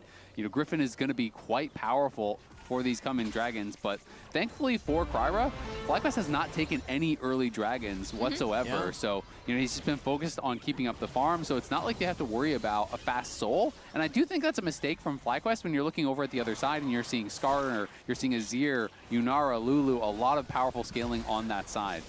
Yeah, they are going to go for it now off of that last bot lane push, but there were a few other windows for them to be able to get in and grab that, especially with the bot lane trading that's been going on in this 2v2. So yeah, this is a pretty late Drake take for FlyQuest, although they still do have all of the objectives with the 3 grubs taken earlier, and now that Drake. I kind of imagined Griffin was going to go for the experimental Hexplate first before Dragon, but he still picks up the Dragon back, now picks up the completed item, so he is just so far ahead. 994 individual gold lead. Still haven't seen him use a single ult though, right? Yeah. So it's not like he's been super active with it. Something I really wanted to track throughout this series, though it hasn't been super action-packed in the bot lane in this one, is the bot lane 2v2 kills. That is bot lane 2v2 kills this year. FlyQuest is now up to 10 after getting a bunch last week. They really have been so dominant in the 2v2. I think there's arguments for, you know, which is the best 2v2 lane overall, because you can count about team fighting and how you're playing the rest of the game. But I think in the isolated laning phase, they have been the best of anyone in the league. And Sajed and Lions have managed to withstand that. Nice. Ooh, another attempt right there, but Quad's able to sidestep the Emperor's Divide, and in comes the Paranoia, the first use of the ultimate. But Lions backing up Calmy, Cryogen roams as well. First blood to Griffin. Yep, first ult we see used, first blood, really late first blood, especially considering what we were expecting out of these two teams, even with the jungle picks, which we knew they'd probably end up farming. Cryogen is also just having a really, really strong Nami game thus far. I liked his matching roam, and that ended up being a difference maker. It really did, and the flash from Griffin, he was able to keep the Fear Tether in. Obviously, this all starts because Calmy is looking to kill Quad with that missing flash, but Griffin is around. Cryogen knows that Lions has a roam timer, so he's moving over as well. And for a moment there, it did look like Calmy might get away, that he might have been able to, you know, break that tether with the Fear, with the wild growth coming out from Lions, but with Cryogen on that roam that Emily called out, it just did not work out at the end of the day. And now I'm also getting very close to that first item. We'll have the Triforce completed on the next base, very likely. And that is going to be a really big spike here, as everyone has the role quest complete now except for Kryra. And I gotta say, again, it's not just now the efficient jungle pathing from Griffin, all these invades taking away camps. He also gets first blood. So this has just ballooned his gold lead even further than what it was originally. We were looking for that first ult as the Aqua Prison will land on Sajed. He's fine. But that was a pretty impactful first ultimate, all things considered. It really was. You know, it was the missing flash from Quad. He had a great sidestep on that Emperor's Divide. And then having the backup there to turn it around. Every time you look for a play as DSG when you are behind and it does not work out. Griffin is not doing anything but just the most efficient clears possible. And you can see that Quad right now is roaming up to top side. They want to look for a play potentially on Gakgos, trying to duo up with him to take out Castle. So we'll see if Castle does show himself, because Annie is just out of fog, but there's question mark pings in mid. They know Annie should be back by now. This is a little bit weird, but now they showed Corky going towards mid, so maybe he's not going to expect this. Yeah, and their Quad roaming all the way from the top brush. Castle caught unawares. Will get the wave with the equalizer, but Quad with the kill. Yeah, and that was really nice and sneaky from Quad. Even when they were pinging it out, he went all the way around the kind of brush sticking out, right? So in the little alcove there to stay out of vision. Really nice setup and execution from Fly. And this is a little thing, but I really think that Castle would have backed off more had they not seen Masu going mid, because they're saying someone should be answering this mid lane. This is actually really weird. But then you see Corky moving through the jungle towards mid, and you're like, oh, Annie's going bot. Sure. Because Masu's coming here. That's why someone isn't here yet in mid lane. So Castle then doesn't really suspect that someone's missing. Now it seems normal. It just seems like Annie's going bot. So that little thing, that ward, I think kind of worked against DSG in that instance, where had they not seen Masu going mid, they'd be like, okay, Annie's missing. We got to be careful. And I love moments like that because it gives us an insight into the player's potential mindset. And it also equals out FlyQuest a little bit in the top lane, because Castle was the one that had a small lead for DSG. Yeah, I was going to say Castle is back to having a small lead, but that was the one kind of lane of pressure that we were talking about from Disguise that they would have. So really good recognition of Quad to be able to go up there and make that play, but then also Gakgos being able to come back down to the bot lane and get a bunch of gold onto himself without getting pushed in initially. That's really, really important, and he should be stronger for it in the next fight. Quad was the one that got the kill, and now he's grouped up again. Flash Tibbers with the paranoia. Kryra melts in the river as the TP completes from Castle. In comes the Rumble, drops Equalizer again, but just doesn't have enough damage. Gakgos buys space for the rest of FlyQuest, pushes away Sajed, who flashes over the public execution. Flash follow from Masu. Call me with the Emperor's Divide to try and give Sajed the space, but he will go down, and that is 4 kills to FlyQuest. Yeah, FlyQuest are just now absolutely running over this game. Really, really nice CC chains coming in. That poor Rumble teleporting into all of FlyQuest just a little too late as we take a look at the fight. I actually like the target selection here. They don't need to try to overextend themselves. If you dive too far in onto this Azir, he has the Emperor's Divide. They realize Skarner is so far behind, just one-shot the Skarner at the start of the fight. That's completely fine. And then you have Gakgos on the side, who's kind of just zoning out Sajed, pushing him back while they kill off those frontliners. Skarner dies instantly. Castle arrives, can't really do anything. He's sectioned out, and then eventually Masu gets in. They're even able to donate him that kill. Great flash from Gakgos there as well, getting over the Emperor's Divide. And that TP seemed like nice at the very beginning. Actually, we'll get back to that as Masu big damage onto Sajed right there. He channeled the TP right as the paranoia happened. So that's one of those ones where it's like, if you wait till too late, you can't TP anymore. Yeah. So he's probably thinking, oh, the Skarner's going to live long enough. That was not the case. Yeah, no, I mean, the other thing there is, right, like the Skarner is behind. Kryra dies so quickly. It is really good team fight targeting, as Isaac already pointed out. And FlyQuest are taking a lot off of the map here. They're going to be able to get that Drake. They're going to be able to put pressure potentially on this mid lane turret. Nice from Call Me to actually just barely get out of range of Quad's Tibbers right there. So Tibbers not going to find the stun. Kryra's now hanging out. Quad's going to spot him as Cryogen actually walks up. They have TP on Gakgos if they want to go for something crazy right now, but Kryra will just Ixil's Impact over the wall, gets hit by the Aqua Prison, and is just getting harassed by the Nami and is fine. Yeah, he's going to be fine. If he overstayed, though, Masu was moving. So if they try to force a fight, Masu was going to be there and be ready. And, of course, Gakgos is down on that bot side. Neither of them have a TP, so it's not like you can get outnumbered. Oh, Masu just Valkyrie over the wall. Big chunk onto Lions, who use the wild growth. If that last rocket hits, you probably go down. So Things not looking great for Disguise, but things looking fantastic for FlyQuest. They have played immaculately in this early game. I mean, Griffin is looking inspired-esque with the farm. He is power farming. He's up at 10 CS per minute as a jungler. He's got more than his top laner. He's got almost the same as the AD carry. It's kind of ridiculous how much farm he has picked up. And with those kills he's gotten, he's in a great spot. Another play now comes in. Flash from Call Me to look for the Emperor's Divide. The Impale's there, but Griffin was in the neighborhood already, and FlyQuest able to read the play, turn it back around. It's a kill to them. DSG, they keep looking for these little skirmishes, these little engages, and FlyQuest are always ready to answer. I mean, Griffin is just so strong. He's level 13. He's the same level as the soul laners on the other side, and he's got 2 completed items. It is hard to deal with this guy.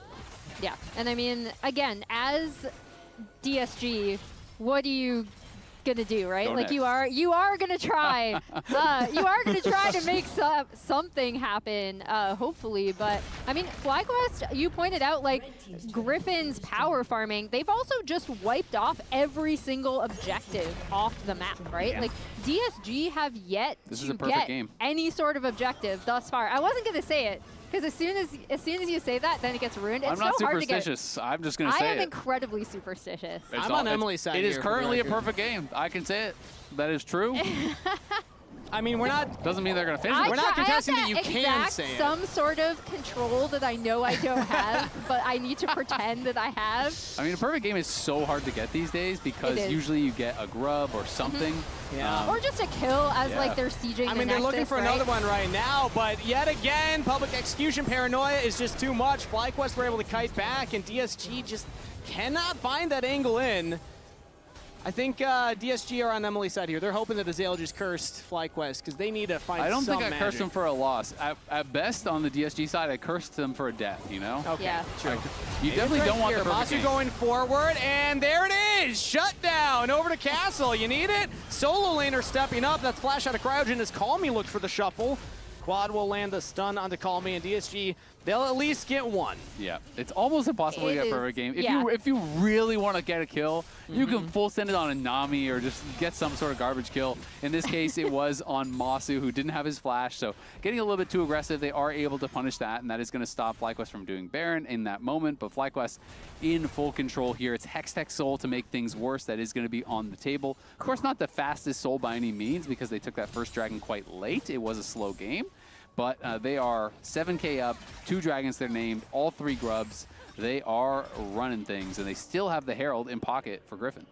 Yeah, I mean, the most important thing of that kill actually was not breaking the perfect game, but like you said, stopping the Baron from being taken, right? Because if this team gets a Baron that early, their siege potential is still really, really good with the Corki in such a strong position as it is right now.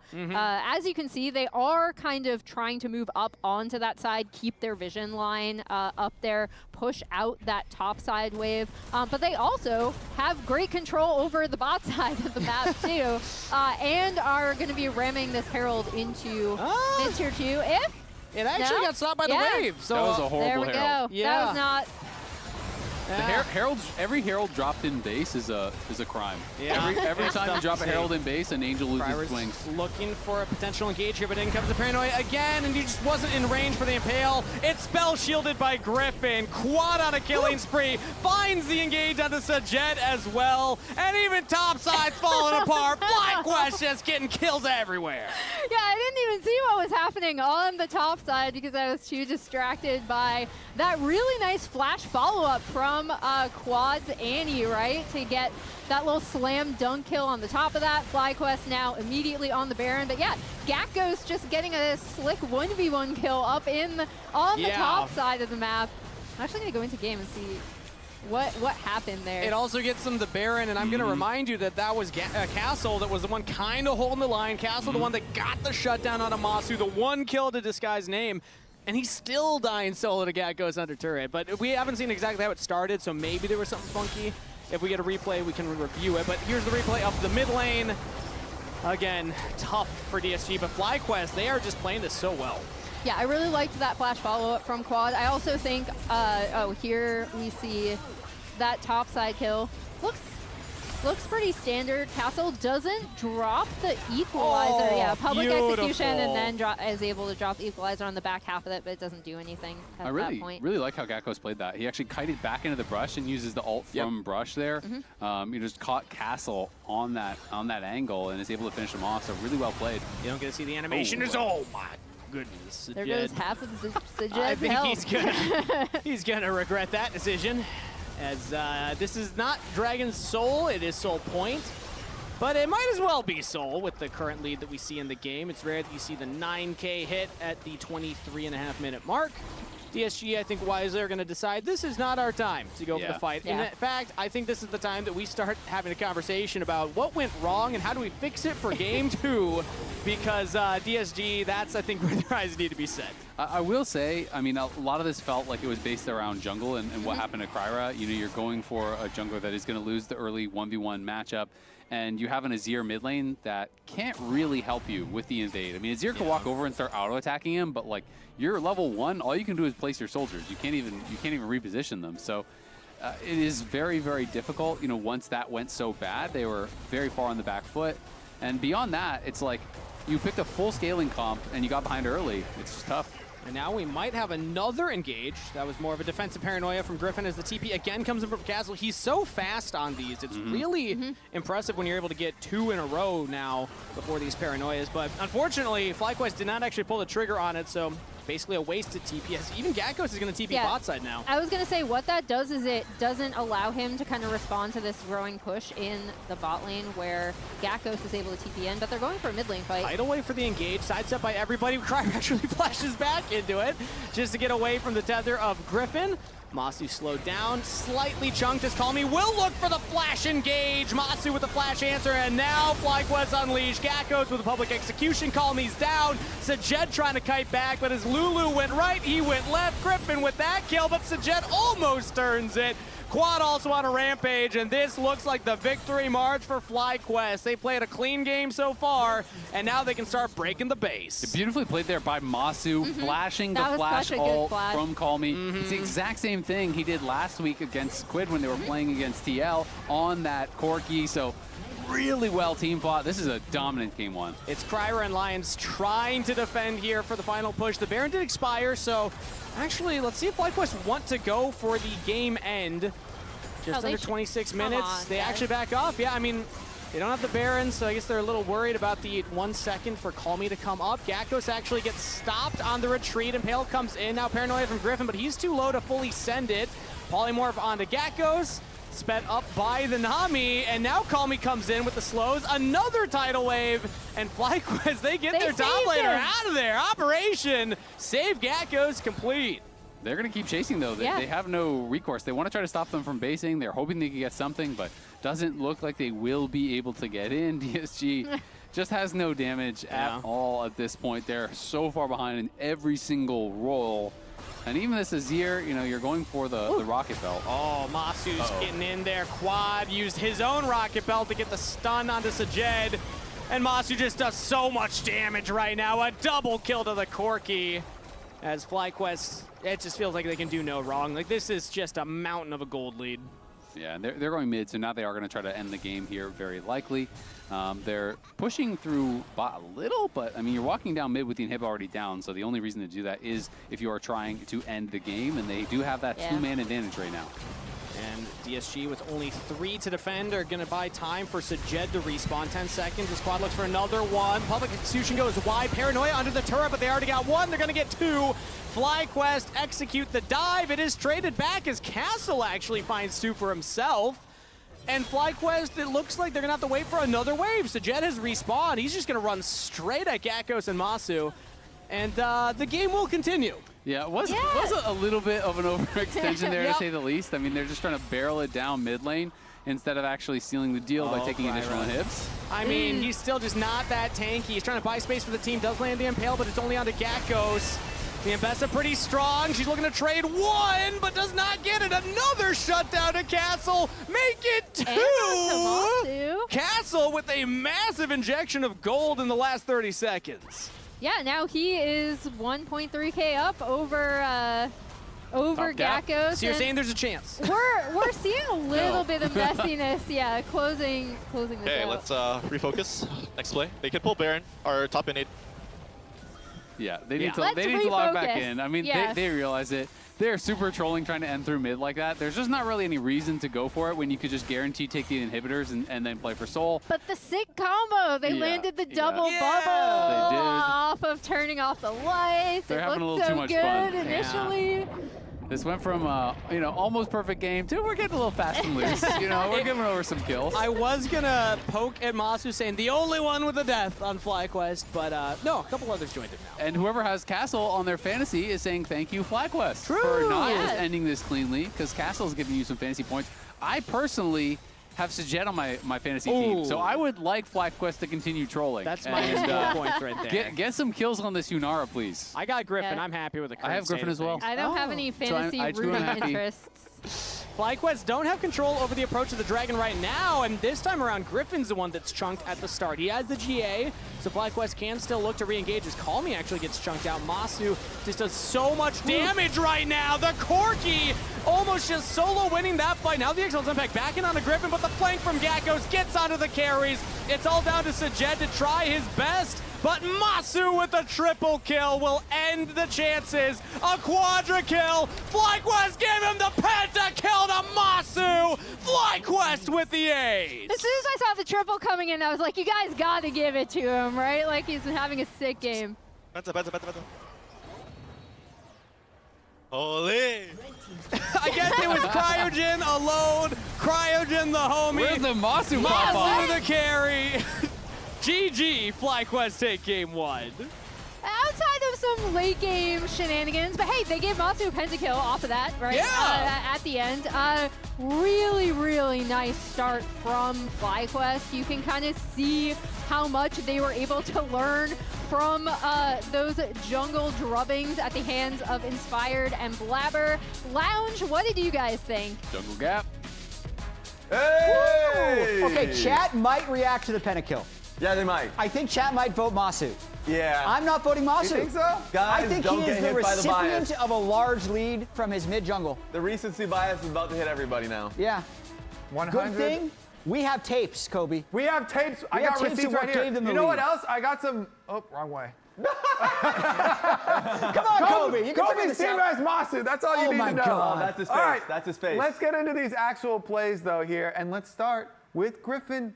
Jat, Raz had this whole thing about, Yeah. oh my goodness, it's been so difficult for Griffin and FlyQuest because he had to play against Inspired and Blabber, and he's getting counter jungle, and he's He getting learned level from them. one. He He's getting learned dipped from all the them. time. I wanted to highlight what FlyQuest did to ensure that their bottom lane also is going to have a good start. They even started Quad going down lane to go help with getting that side brush ward. And then Quad comes back up on the Annie, and Annie's going to have priority over the Azir to join as well. Griffin, boom, he nails this smite, takes the level 2, pushes Kryra out of the jungle. Egos on him. As you know, this is going to be a story that continues the whole game. You know, there's going to be another one. This is just the second fight over the Raptors. I just wanted to highlight Quad again. You see a sneaky little formula here that is joining mid and jungle. Griffin did amazing, but it also is a lot with Quad, and I feel like Quad deserves a lot of respect. I mean, this is the Pagoda moment right here. Yes. it has to Pagoda be. moments right now. I mean, look at Quad just sauces on him. Call me big whip. Then he stuns him back up. And then because Griffin is ahead and is in the area, he can follow up and get the kill. He didn't even like early flash or anything. He could just flash to follow afterwards. So it wasn't like super stylish. But, Quad with the big outplay and Call Me with the big whiff right there, kind of setting up for that first blood. Yeah. Okay. Just gonna Quad put that did out fine, there. but Griffin's CSD at 14. Quad did fine, more than fine. Give him a great. Okay, Quad did very well. He did very well because Look at his 54 CSD at 52nd high since he started tracking the stat. I voted for Griffin for player of the game, but junglers always appreciate their laners that help them in their efforts. Quad also did the gank to topside after that first blood mid. Wraps around out of vision Raz. That's true. Big Annie stuns all game. Okay. But yeah, I also, I vote for Griffin. That's the craziest thing too, because at least for Quad, I was at first gonna put some dirt on Quad's name, being like last week wasn't a great week for him. I changed my mind. Not enough for him to be player of the game. The player of the game, of course, goes to Griffin. Griffin ends up picking up player of the game from that one, so congratulations for being able to dominate the early lane. How many votes did Masu get? Did Masu get I some mean, we're going to show the Pentakill? fan vote after we show our votes, but we all voted for Griffin. Yes. So it's going to be Griffin. Yeah, good job. Good job, That was Griffin, very for winning much that an one. Arnold Schwarzenegger type of game from him. Yeah. Action-packed, stealing He just camps. muscled Kryra out of his jungle. He did. The fact that And he Kryra... said, I'll be back. I'll be back. And he was. So you're on done Raptors. I'll be back. I'll be back again. Guess what? Your smite still isn't upgraded. Kryra was on baby smite for like 9 minutes in that game. It feels so bad. It feels atrocious. Quad fan takes vote. it, actually. yeah. Wait, Masu didn't take it? Oh, Guys, Quad? Chat. I gave too Chat. good of a presentation. Chat. I don't know about this. Hey, Quad deserves some Nah. credit, man. He was. No. That was No. some mid-diff, too. This is why I don't believe disagree. in democracy. This is exactly Yeah. why I don't believe. What is that vote? I thought it was going to be Masu. I thought it was going to be I demand Griffin. a recount. Yeah, right immediately. I demand a recount. During LCS Spring Split, you can win a trip to a League of Legends event, save your MasterCard as your card on file, and make a purchase from the Incline store for a chance to win. And before we head to break, here's another clip from our newest series, Missing Ping, featuring players from FlyQuest and DSG. Oh, they trolled this one for sure. These players did. Sir. Can you cook something that you can't move? Yumi? Holy, you're cooking. How is Yumi gonna be good, dude? I can't move and speed you. It's fine, I'm already fast. I won't think about you, I will just EE. Really? Yeah, that's smart, that's actually smart. I Yumi? like it. I can't W, bro. What do you mean, bro? I can't W. Bro. I told you, I can't W, man. This is impossible. Did you put it in custom game mode instead of practice duel? Oh my god, bro, never make the lobby again, man. I feel like we need to test stuff before we lock in a strategy. Try Jarvan, I'll try Zach, and we'll just try them both. But you will not be root. No, I can give myself the route just to test, you know? Okay. Okay, I can EQ. You can EQ? Yeah. Then you just have to keep EQing to the Nexus. Yeah, but what you do? I'm there to cheer you on. I can't even ghost. You are just FK and I go? I guess. But there has to be a faster strategy then. Okay, then I go Shumi and I yeah, kill then you go Yumi and I just sprint. I think that's the strategy then. Yeah, but also you have to to dodge the towers. Like I have to go to the enemy fountain, right? Yeah. So you need to tank the towers for me. What towers am I tanking though? Yeah, you're my team. Yeah. Like the first and the second. You think that's faster than you can go through the jungle? Or for sure is, right? Oh, you go Anivia. And you pass it. And I just died in the first two Yeah. towers? You die in the second and you tank Let for me me. max out my health then. Any health maxing? We look like complete NPCs. No flash. We're gonna be last place for sure. No, I mean, I can't think of anything that's like that great for this strategy. Has to be something. I'm here. I'm going. Is Ghost even useful? No. Did you fail a combo? What? You You failed have it max twice? reach. Why do I have smite? I took the jungle quest on accident. I'm max reach, but I can't. Okay, you have to go around. You have to go around. This way, this way. You got this. Okay, that. Oh what? my! You failed it It's twice? bug. It's Well, bug I was for just sure. useless. I was there to spectate. Yeah. Smite barrier. And also wake up ghost. You know, I can perma barrier. I have infinite CD. I don't need you for tank. Exactly. I'm just here just to watch. Yeah, you cheer me up. All right, shopkeeper time. What are we doing for this build? First pick, 564 miles of range. This should last us a while. What's next? Lane economy is key. Okay, how about 30 miles to the gallon then? It's a high tempo pick. We can't neglect power. How about 329 HP? We can buy one more item. What about vision? The map's fully lit. We're not missing anything. All right, let's get this show on the road. And Rez, hey, support means support. No running off this time. That was just a one-time thing!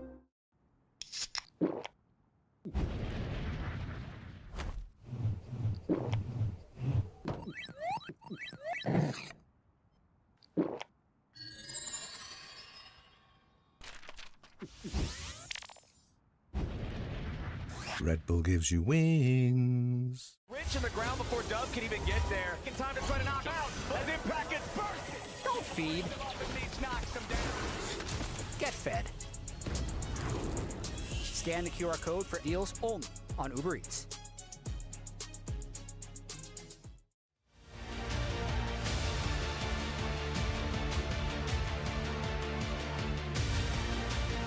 coach put me in, call my number, I'ma show up. And they ain't no stopping all the shots that I'ma throw up. Been the man since the boy, but now the boy is all grown up.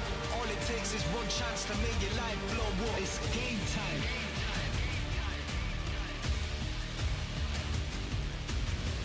Make the ground shake, make the ground shake, make the ground shake, make the ground shake.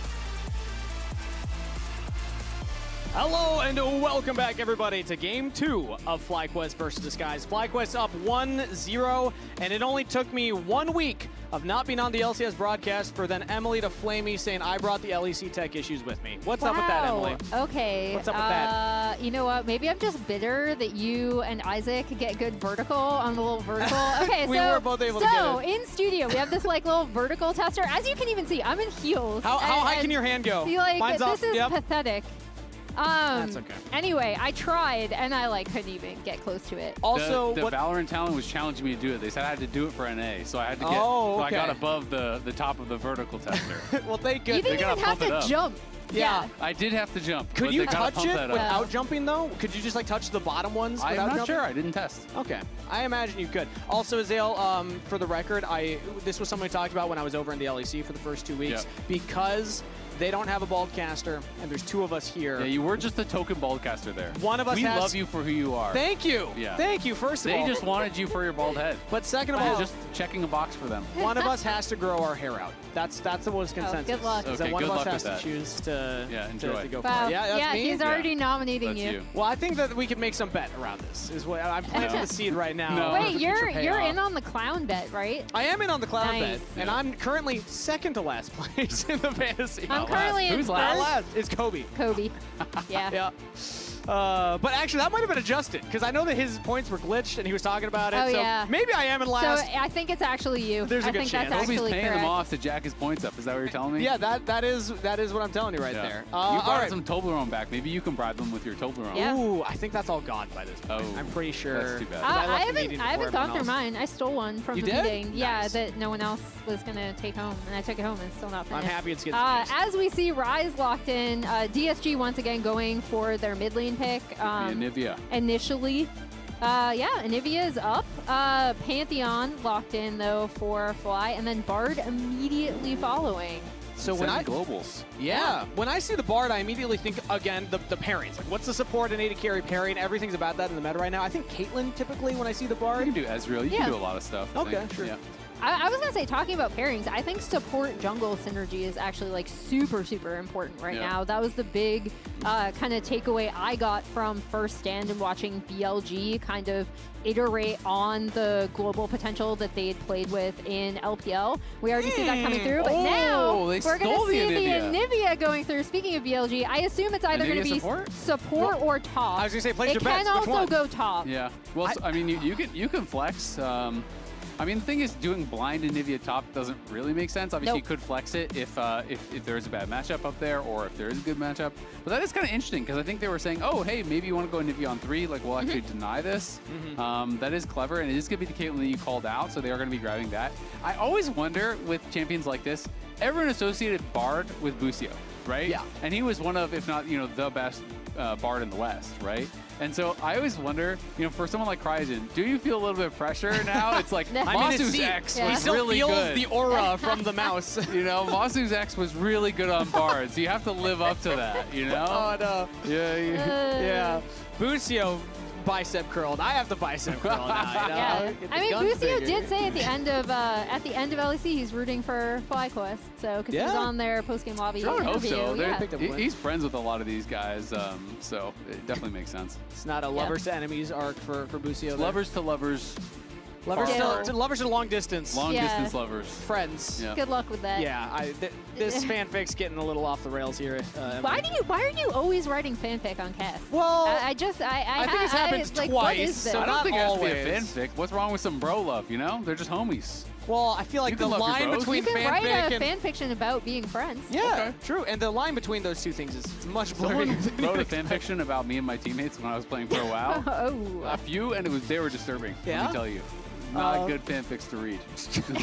Is there any chance? I don't want to know. Where would one find these? I don't want to know. Please stop. For strictly educational purposes. I do not purposes. want to know this at all. People use this Gabi excerpts, and I just get messages with just that for like a year after. Yeah, it was terrible. Okay, all right. Well, so I don't wish that on now that we all have that in our minds. FlyQuest has taken out 2 jungle options for Disguise. No, they do not want to. We do not want to see the Mundo in here.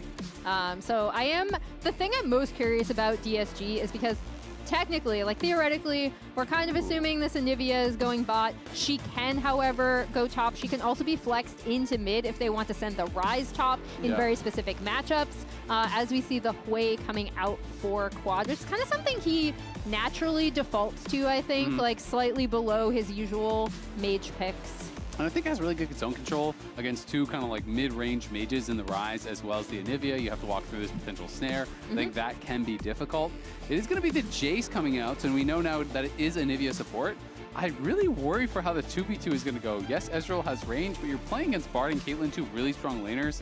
Anivia, I think, can be quite strong into melee supports, but to me, it's always seemed very weak into, long-range supports. So I kind of wonder how this is going to go, and Kryra, considering the volley, but I don't want to get baited by this. It's probably just kind of a I actually have hover. a theory. Kryra's just hovering it to bait Griffin, because he knows that Griffin likes the pick as well. Ooh, okay, so Nefiria is something we haven't seen played as much here. However, I have seen it. We've talked at length. I know you and Isaac were talking about this off camera. I know they were talking on cast yesterday with how prevalent AD junglers are, and when you go through the usual Sundered Sky junglers, where are you going to go? I actually think Nefiria is something that could have been picked in a few LCS drafts thus far. She can be really strong. I just saw Shun play her last night on VLG. Had a great game. Was but it then the hot dog skin? The Yorick locked in for Gakkos on the other side. Talking about Spirit of Busio, Spirit of Whippo as well. Gakkos pulling out the Yorick here for FlyQuest. This kind of feels like old school FlyQuest right now. You can change the players, you can't change the game. I mean, it's really funny to me because for years I talked to pros about this matchup, and I think it's actually been super strong into Jace for a long time. But people are always like, that's just, you can't actually play that in pro. It's not good in pro. People are just, too good at dodging, too good at... But now it's actually getting pretty popular. It's already been played a couple times this split in the LCS. Globally, more and more players. It's pretty popular in the LPL for quite a while. So I do think it's actually just a really good winning matchup. It is hard for Jace. You can lose it early, you can get destroyed late. It is a very, very difficult matchup for Jace. The only way to get out of the cage is to use To the Skies, which is offensive. It doesn't allow you to get away. It's really all about, can Jace dodge the Morning Mist, the Yorick E? If you can dodge that consistently, then Yorick's not going to have a good time. That's basically every Yorick matchup in existence. But it is quite strong. If you ever try to trade in melee form, you're going to get caged in. It's almost a guaranteed hit with the Morning Mist, and then you're going to lose that fight to the Ghouls plus the Yorick. So I like the pick here. And in general, I really like FlyQuest Draft because you also have this split-pushing top laner with the global support of a Bard and a Pantheon, which makes it so hard for Castle. And on top of that, we haven't even talked about the bot lane 2v2 because I do think the biggest difference, as we were alluding to pre-game 1, is this super strong 2v2 bot lane that's been coming out of Cryogen and Masu. And this Caitlyn is something that if they get control of that bot side, we see Griffin. Yeah, a new game, same story here, as Griffin is once again just walking up to Kryra towards the Raptors. He will actually back up this time, so he's not going to fully commit to it. Yeah, but we didn't see that same explosiveness out of the bot lane necessarily until we got to mid-game skirmishes and team fights where Masu really started to pop off once he had itemization. However, this Caitlyn can absolutely just take over the bot side to the point where if they do get pushed early on here, we might see some trickery or a bot side invade coming out of Griffin if he wants it. What was that capybara in the bathtub that Call Me just threw up Oh there? yeah, Did anyone else see that? I haven't seen that emo yet. That's been out there for a while. I thought I thought APA was spamming that before. I'm notoriously emote blind, Emily, so I'm actually surprised I even noticed that one, but it was cute. I liked it. It is a good one. Fun fact, this is the first ever Anivia support in LCS history. So first time it has ever come out, which is definitely very cool. Obviously, famously, On really started something. He did. When he brought it out in LPL playoffs, I was like, ooh, and then he actually did really well. Yeah. Yeah, so a lot of NA viewers, if you only watch LCS, this will be brand new, but we have seen it around, so expectation. When I see this against the Bard specifically, a lot of Bard, what he tries to do when he is looking to get aggressive is look for the angles through the minions to land the Cosmic Binding. Anivia's Frostbite is able to do the same and just kind of go over the minions, so in a way, Lions is actually able to kind of counter what the Bard's trying to do if the Bard's playing aggressive in lane. Yeah, this is a quote from Masu on Cryogen, which I thought was pretty interesting. He's talking about how Busio was a very empty canvas. He was kind of just down to do whatever. Anytime someone was suggesting things, he would try it. And he's saying Cryogen is basically the same thing. He's open-minded, but he is a bit more opinionated. This was an interview with Daejeon. He goes on to talk about how and right now, I mean, Masu doesn't have his support with it. The Frostbite lands! First blood for Lions! Nicely played there by Lions. The predict on the flash catches Masu as Cryogen was on that base, and Masu wanted to stay around and gets punished. But yeah, just talking, it's a cool interview. Talks a bit about how Cryogen is similar in how he is down to just try stuff. And he also is a bit more opinionated, though. Like he has his own thoughts on the game where, he is more confident to kind of deliver those. So it's definitely been a treat to watch them as a duo. I think a lot of people were really concerned that, with the loss of both Busio and Inspired, who were arguably like the two best players in the West kind of last year overall, that this team would really fall off and that the 2v2 bot lane would not look good, that it would take them a long time to get up to speed. They have been working really, really well, though, of course, bad start to this one. Yeah, a little bit of a rough start from that 2v2. It does look like, however, Griffin is going to be looking topside this game. Castle has the flash available. Gets slowed by the Yorick E and is just looking to take down the wave. Not going to attempt to save his own life. And FlyQuest will get the kill onto Griffin. Yeah, really nice recognition from Griffin that he could go in for that wraparound gank, given where the wave was.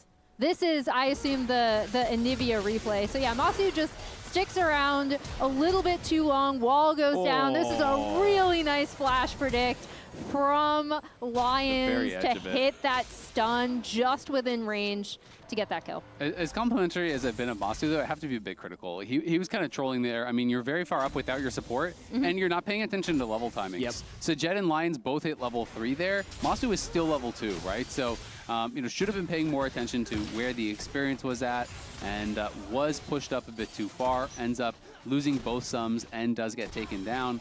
And this is a lane that they should be winning early. And another Flash Frost stun onto Masu. Sajet getting aggressive, hit by the Electrocute. Cryogen bopping him with the autos, and Sajed not able to find the kill that time around. Yeah, they were nervous that Cryo would be behind them. Otherwise, I think they could have chased in and probably gotten that kill. Cryogen still had his flash, and Sajed did not. So I think he could have probably flash followed and actually gotten the kill. But paying respect to the fact that if Cryo's there and you die again, it is a bit of a disaster. But end of the day, the bot lane has been very aggressive this time around. Now Kryra back into the mid lane here as Quad throws out the ult onto Call Me. Not enough damage and has to flash as Kryra was looking mid.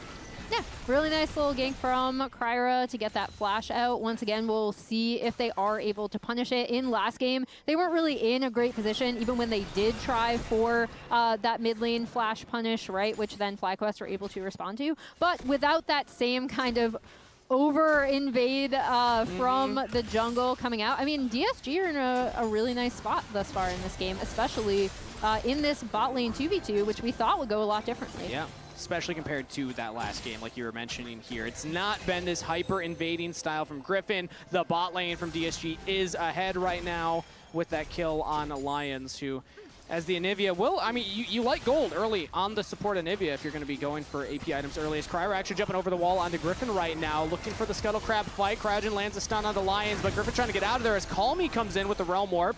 Magical Journey gets support out of there. Masu just walks by and Call Me with the Ghost Pop. They want to dive, and Griffin needs to get back over here because Griffin actually walked out the other way, so his bot lane is split, but Griffin is trying to get back here and defend. They're not going to have a big wave. It's only 3 ranged minions, and now Griffin does show up, so it looks like DSG are not going to force it. They will actually back off. Lions takes a turret shot, uses the heal summoner spell as well, so DSG not quite finding the angle. Yeah, I think Lions taking that turret shot at the very end there was kind of the nail in the coffin for that dive. And also Griffin just being able to get back into position after his initial pathing from that second Scuttle fight. And they get the flash off Griffin with that move, but it does give Quad a nice little advantage because he just stayed mid the whole time. He got a plate, he pushed in the wave. So denies a couple CS, takes a plate, and opens up a decent little gold lead for himself. But remember, the LCS Spring Finals will be taking place in Mullet Arena at ASU from June 13th and 14th. Tickets are going to be available starting next week. Scan the QR code for more info. You can check it out online as well. I'm sure there's tweets about the ticket info. Yeah. So there's QR codes and other graphics. Oh, well, so I read the prompter. Yep, I know. I did that yesterday as well. DSG in a 2v2 on the bot side yet again. Flash out of Masu as Cryogen was looking for damage on the Sajed. And neither AD carry will go down, but that is summoner spell used. Masu down a flash. Yeah, and I mean, it's been ever since that initial kind of overstay from Masu when Cryogen had gone and backed. DSG have really taken control of this bot lane, aided also, again, by that second Scuttle fight, even though they did give up a little bit of plates and prio to Hui in the mid lane for Quad. I do think, again, this Caitlyn, when you have a Caitlyn, you really want her to be super forceful. You want her to constantly be pushing down that enemy bot turret, taking over the bot side, rotating around the map, taking down that first ring of turrets. And thus far, this Caitlyn is not in a great position to start doing that. Yeah, I mean, hasn't even got one play yet.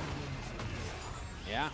I mean, when we looked at the expectation, bot lane has not gone to that expectation. No. And I think it's fair to say that both games, because I think DSG held up reasonably well in a difficult 2v2 last game against this bot lane that we've been really hyping up. You know, a big reason that I predicted FlyQuest to win the series, and obviously they did win game 1, is because of what I thought was going to be a big bot lane 2v2 gap, but it has not been that way so far. And you talked about the advantage of getting some of that gold on Anivia. Obviously, you'd like it on the Ezreal, but Anivia is going for a more expensive build. She's going for the Roa, so is going to be nice to finish that early.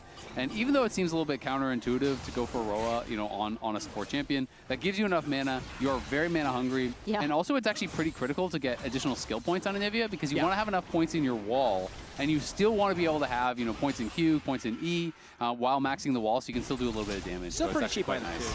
Oh, another stun onto Masu right there as the True Shot Barrage will not land. Masu has been able to sidestep those back to back. And now topside, we have a dive onto Castle. He's able to avoid the cage, but knocks back the Maiden of the Mist, not Gat Ghost. So Griffin's able to pick up an easy kill. Yeah, and on the bot side, we might see a dive coming out of Kryra. Kryra's looking for it, and onto Masu. Great Tempered Fate from Cryogen. Drops down the healing underneath. Lands the stun out of the wall. Cryogen played that beautifully. That was so well done there from Cryogen. You know, lands the defensive ult, drops a heal pack onto Masu as he's coming out, and nails the binding right out of the immunity. Kryra tried to predict it. That was just so well played, and gets the kill for Masu. He's right back in it.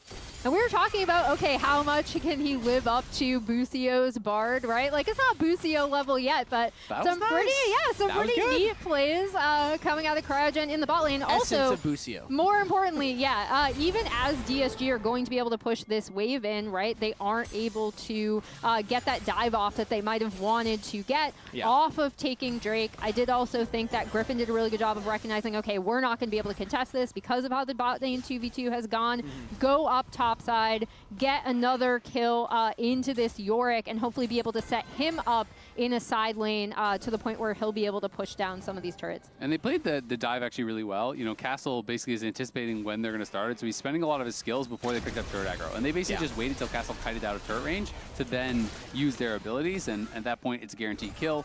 You know, for a 1v2 kill in that moment, you need them to pull turret aggro and have that helping you out. So that was really well played up on that top side. And Quad actually going Ludens. A lot of people do just go Blackfire Torch generally, but this is going to be higher burst. There's a lot of squishy members. When you look over at the other side, no one is tanky at all. So I do think there's some merit to it. But even with Castle getting killed twice, neither of the kills went to Gatgos, and Castle has kept up really well in CS. He's done a great job. You know, he's actually still above him in CS. Yeah, let's get back to that, though. As right now we have an invade. Griffin on a killing spree with his third of the game.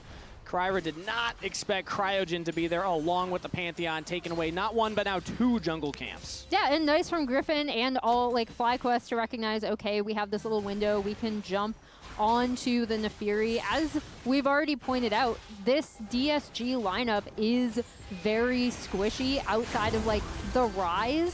As we see if they're going to go for more. I mean, we have the Bard ultimate. He's going to throw it at the turret, and neither champion was hit, so that is go time for Griffin. Damage focus onto Sajet, and FlyQuest have more than enough as the AD carry will fall. Now they can set their sights on Lions if they want it. The Anivia egg is still up. They will get the passive, and they'll get out of there. They might even look for more. Caitlyn Trap is down. The Resurrect is coming straight up, but he's able to get out.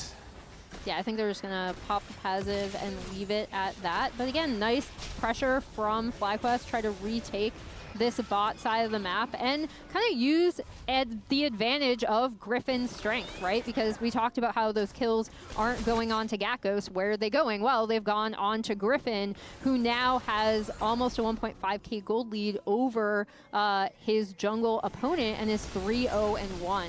So really recognizing what a strong point what a strong point he is on the map right now, and kind of moving as this kind of 3-man unit on the bot side of the map. I mean, he had a couple of those early kills, right? You know, he killed off Castle twice. He got both those killing blows. He had an early Sundered Sky. And then you're saying, all right, I'm just stronger than you, so we're going to invade. You have the Bard to back you up. Anivia, you know, can be strong situationally, but Anivia is way slower at moving around the map than a Bard is. So, you know, when you're grouped up with this Bard, with this Pantheon, you can be attacking everywhere. And things can be very difficult. You can see they're trying to set up here for Quad, but Quad knows he has no vision on that top side, so he's just playing towards the bot side of that lane. And this is just, you know, good mid lane fundamentals, knowing where the enemy could be approaching from. Yeah, I believe Anivia is still the slowest.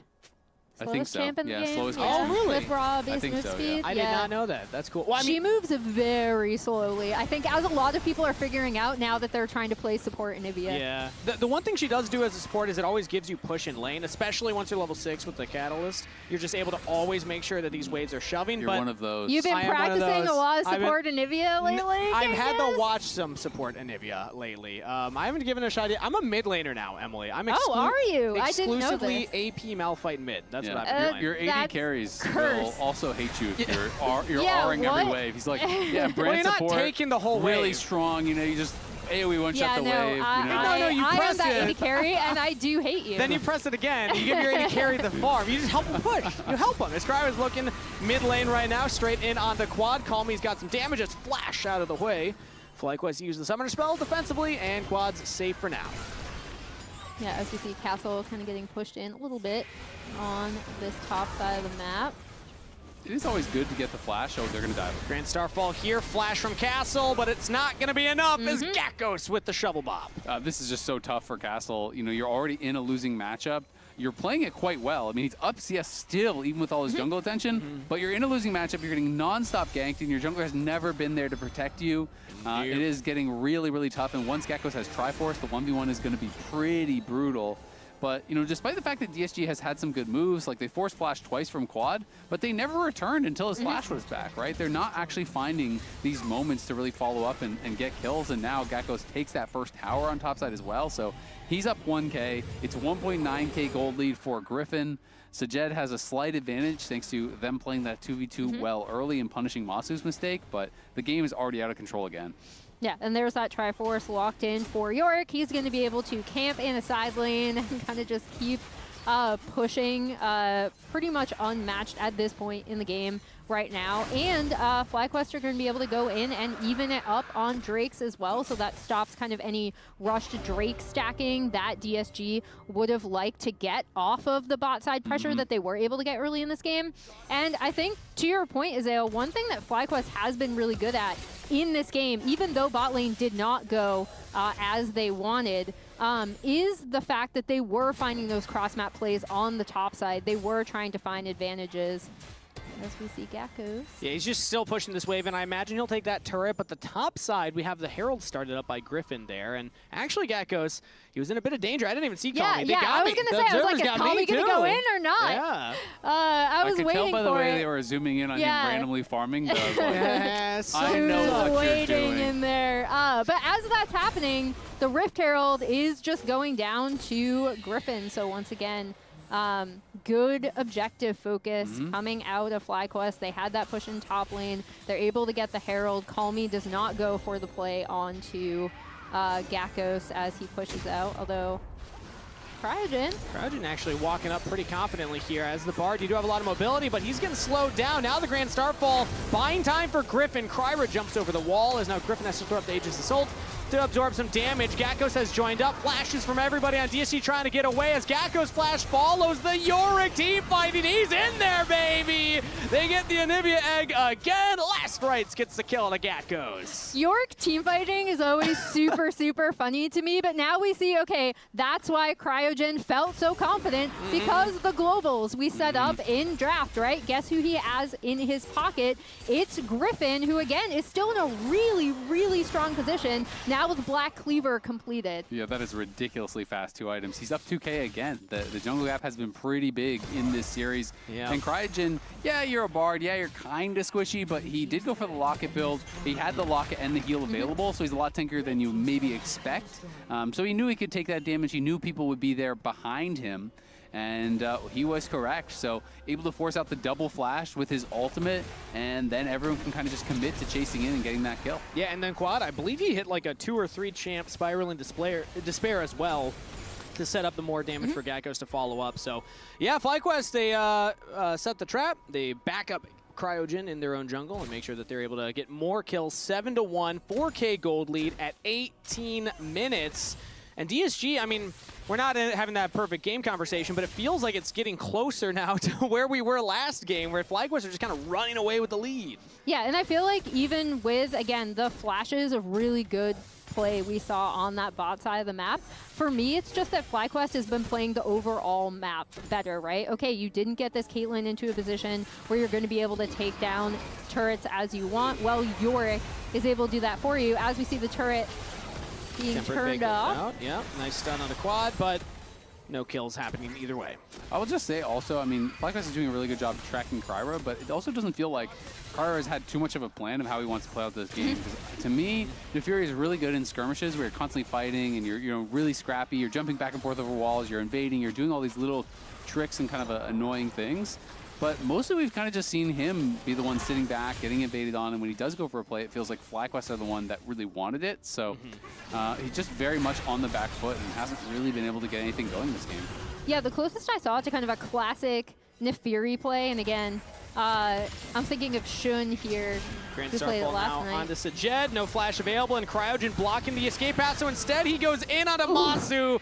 Doesn't land the Mystic Shot. Masu picks up the kill, and now FlyQuest turn onto Lions instead. No passive this time. So 2 kills to FlyQuest. Really nicely done from FlyQuest. They're just coming in from every angle, and Sajed knows there's no way for him to get away. They are going to try to trade a tower on the bot side, so trying to get a little bit of something back, but FlyQuest are just destroying DSG today, looking really, really good.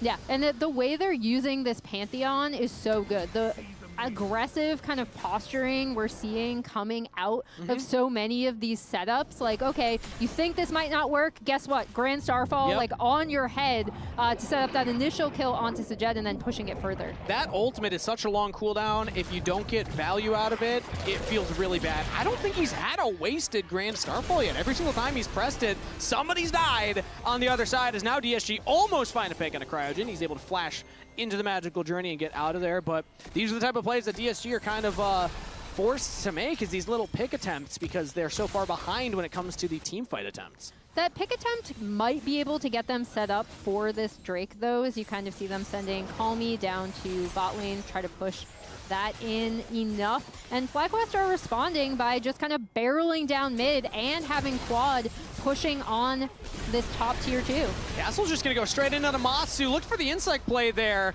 as now the Herald will be the escape path, but the wall blocks him! Lion says, where you going, buddy?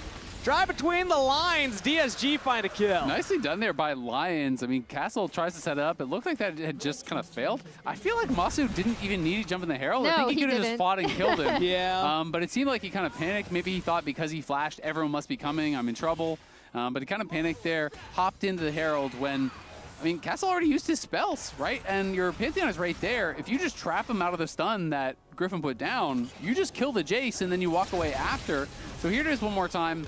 Castle flashes in on him and he kind of just gets nervous and goes straight into it. But yeah, if you're trapping him out of that, I think you probably kill him and then you can try to get out, because he still had his flash and his ghost, right? You would have to use summoners, but this is really nice. And when you do get that charge off, you pop out backwards. So because he was walking to the left and it gets walled off, he's going to pop out back into the rest of the team. Masu looked like a crash test dummy there as we're back to live. Shut down for Kryra. Somehow they caught Cryogen right there as now FlyQuest look for the re-engage. Griffin jumping back into the lines because Gakos is here and Gakos is on a rampage. Anivia egg again, as that is just on cooldown, back to back. Quad with the kill that time around. Sajed having to jump all the way back to the inhibitor turret, as this tier 2 is not long for this world. I mean, look at the experience gaps. It's 2 levels there in the jungle, and Gakos is level 16 already. That is just ridiculous. Sajed there just hit 12, but he was 11 when he was fighting up against this level 16 Yorick, which is really, really tough. And the top side of the map here for FlyQuest just running the show. I think this is shaping up for another player of the game for Griffin. To me, he has just been fantastic across both of these games, really getting the better of Kryra, working well with his team to just constantly create these advantages and then slam them home, just pushing the pace nonstop. Jungle propaganda, I still think Cryogen should get some love. Cryogen has played really well. How is that jungle propaganda? Yeah, what? I don't know. The Griffin's playing well as jungle propaganda. He has more KP. Yeah, what? Yeah, but giving it to him twice. Oh my goodness. That's you're one of those. You're one of the. I voted for this guy last time. That's not how it works. No. If someone's just a good player, you vote for them. Yep. Fair. I want to hear this voter fatigue out of you week 2. Look, what I'm the just heck? saying support's never. You're one of these people who doesn't want to vote for Jokic for MVP. Yeah. You know? You're or just like, you know what? Maybe Connor voted for him McDavid last isn't year. the best player in the league. I don't know. All I know about Jokic is Baker that he betrayed his again. Yeah, team. what? Yeah. If anything, you know, I think we should We're actually onto you, King. nerf the damage of people that won Worlds the last year. You know, they should go into finals with a 10% decrease across the board. Yeah. That's terrible. Fair. What? It's a bold proposition. I don't even want to know how we're going to Let's get do this guy that. a mic and we'll have him on the hot takes. I got thoughts. I got thoughts for how to make Honestly, he did Not put good ones, but Shopify you do first. have them. Yeah. They count. They do count as my brain working. As Cryogen gets stunned up yet again. Tempered Fate flashed by Call Me, not by Lions. So the rest of FlyQuest once again will punish the eggless Anivia. Now Sajed caught on the wall. Cryogen with another Cosmic Binding. Double kill to Griffin. Quad with another. Call Me trying to take the Roam War Bow, but it's canceled. FlyQuest get 4 in the mid lane. I will say, as much as we joke about team fighting Yorick, and as much as I say if people want to watch a team fighting Yorick, go watch actually Flandra in the LPL. Yeah. Gyakos in these team fights is actually really fun to watch with the way he's placing his cages.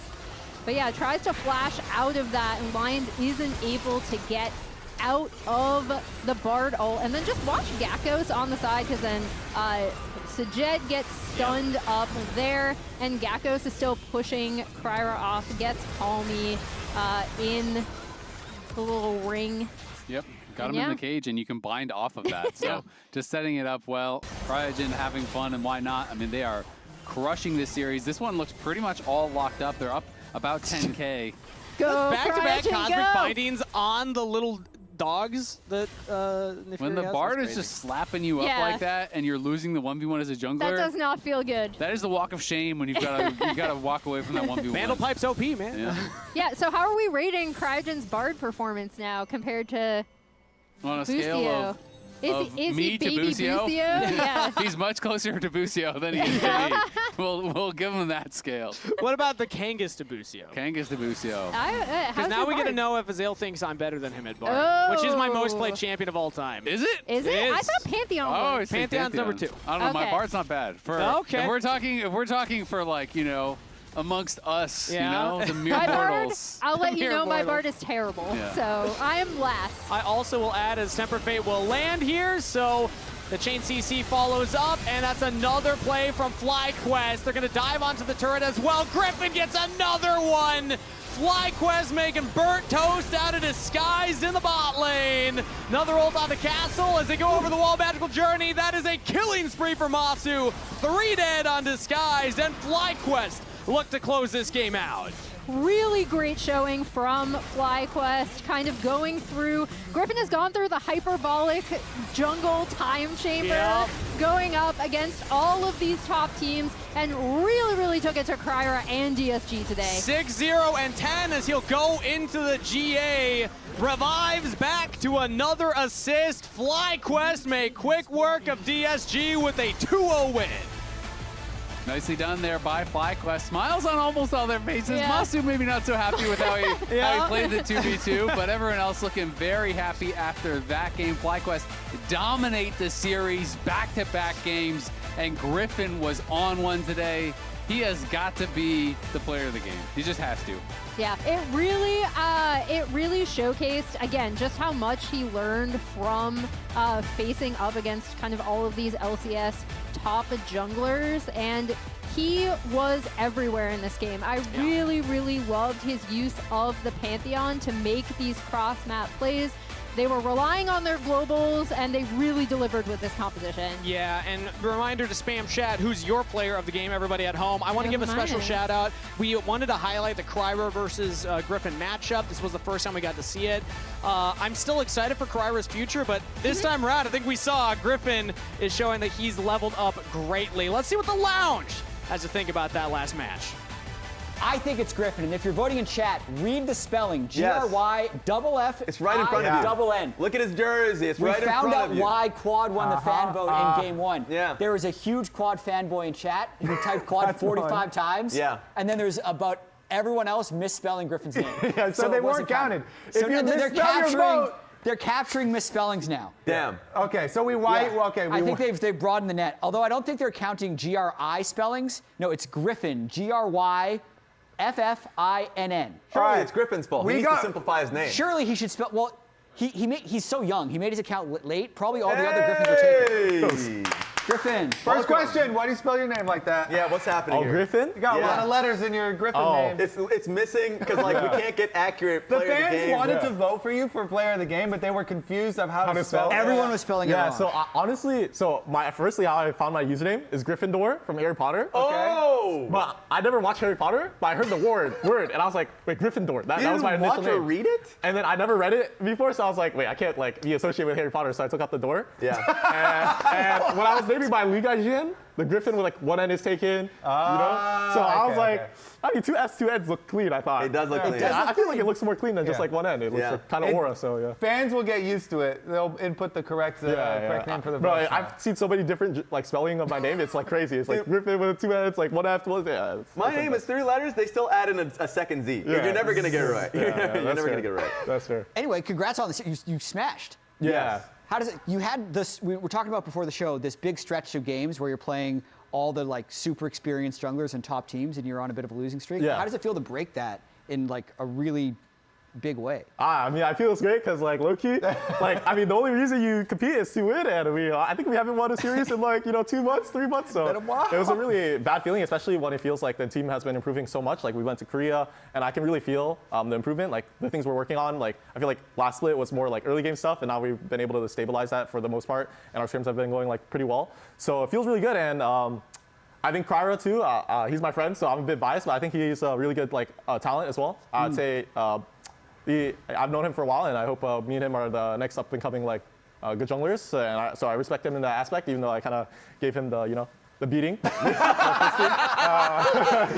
respectful beating. Yes, a respectful beating. I think he has a lot of potential, and I think I hope we're like build a good friendly rivalry. Has the community conversation been annoying? Because like at least like people obviously came in as like, oh, you guys are a completely new team from ground up, like not having played against, like with each other. I guess like Quad and Masu, but then having played against C9, Lion, even Team Liquid, and then Perspective I think is like really down for some reason.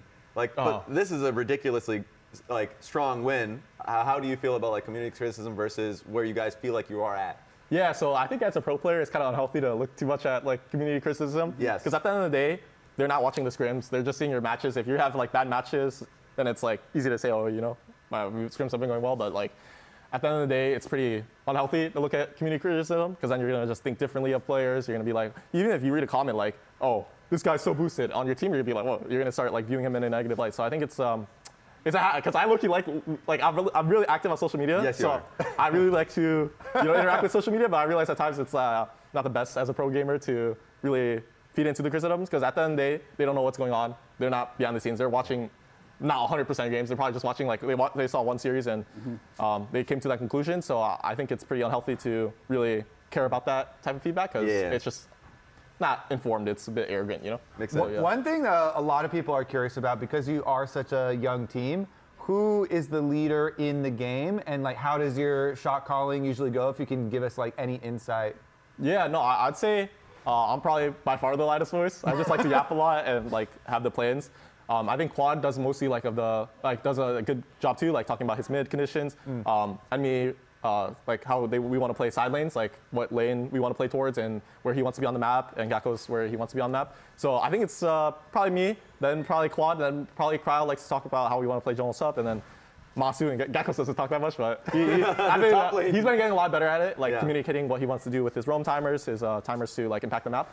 It's actually gonna be fun because we have EWC upcoming, and I think it's streamed like from our POV, so we can get a little bit of insight to watch. of how it comes. So just so you know, enough people spelled your name properly to give you a fan vote player of the game. Thank goodness. You won player of the game in both games from the caster vote. Nice. Yes. Your CSD in the first game, your CSD at 14, ties for the second highest since they started tracking the stat. Since they started tracking stats. Yeah, didn't feel that one sided. So there's That Blabber, 14 and then inspired from last week, and you from this game. Wait, are it's the all top happening three. back. And I respect it because this guy Kyra, I mean, in our post-game or pre-game interview, I don't know if you guys saw, he was like, I'm going to set a new record from the 080 incident. And hey, I guess the record, our second record was set. There it is. So yeah, it was good. Awesome. That's sick. Congratulations, Griffin. We got to toss your break, though. We got more games coming up. Sentinels vs. C9 is going to be up after the break. Congratulations once again, Griffin. Thank you. Nice. We'll see you after the break. Let's go. Boom. Yeah. Bro, I was so depressed, bro. We were losing every game. The human body was built to move. Not trapped at a desk in one singular posture for 12 hours a day. It's time your chair evolved. This is Secret Lab Titan Evo. Ergonomically engineered for you. Gamers, hybrid workers, artists. Backing your every move. Hello? Whoa. Mama Gurgan 85 lives here? Yep, that's my mom. The absolute legend who went from gaming on her phone to ruthless online streaming slayer with no mercy for any living thing is your mom? Hey guys, apples with peanut butter? How is this possible? With AT&T Wireless and Home Internet. Hey, text me if you need anything. Level up your connection with AT&T Wireless and Home Internet, now available across the nation. No, she's so nice in real life. Not much longer now, and I will also take to the skies. Me too. You? No, you will always be a worm. Just wait and see. Red Bull gives you wings.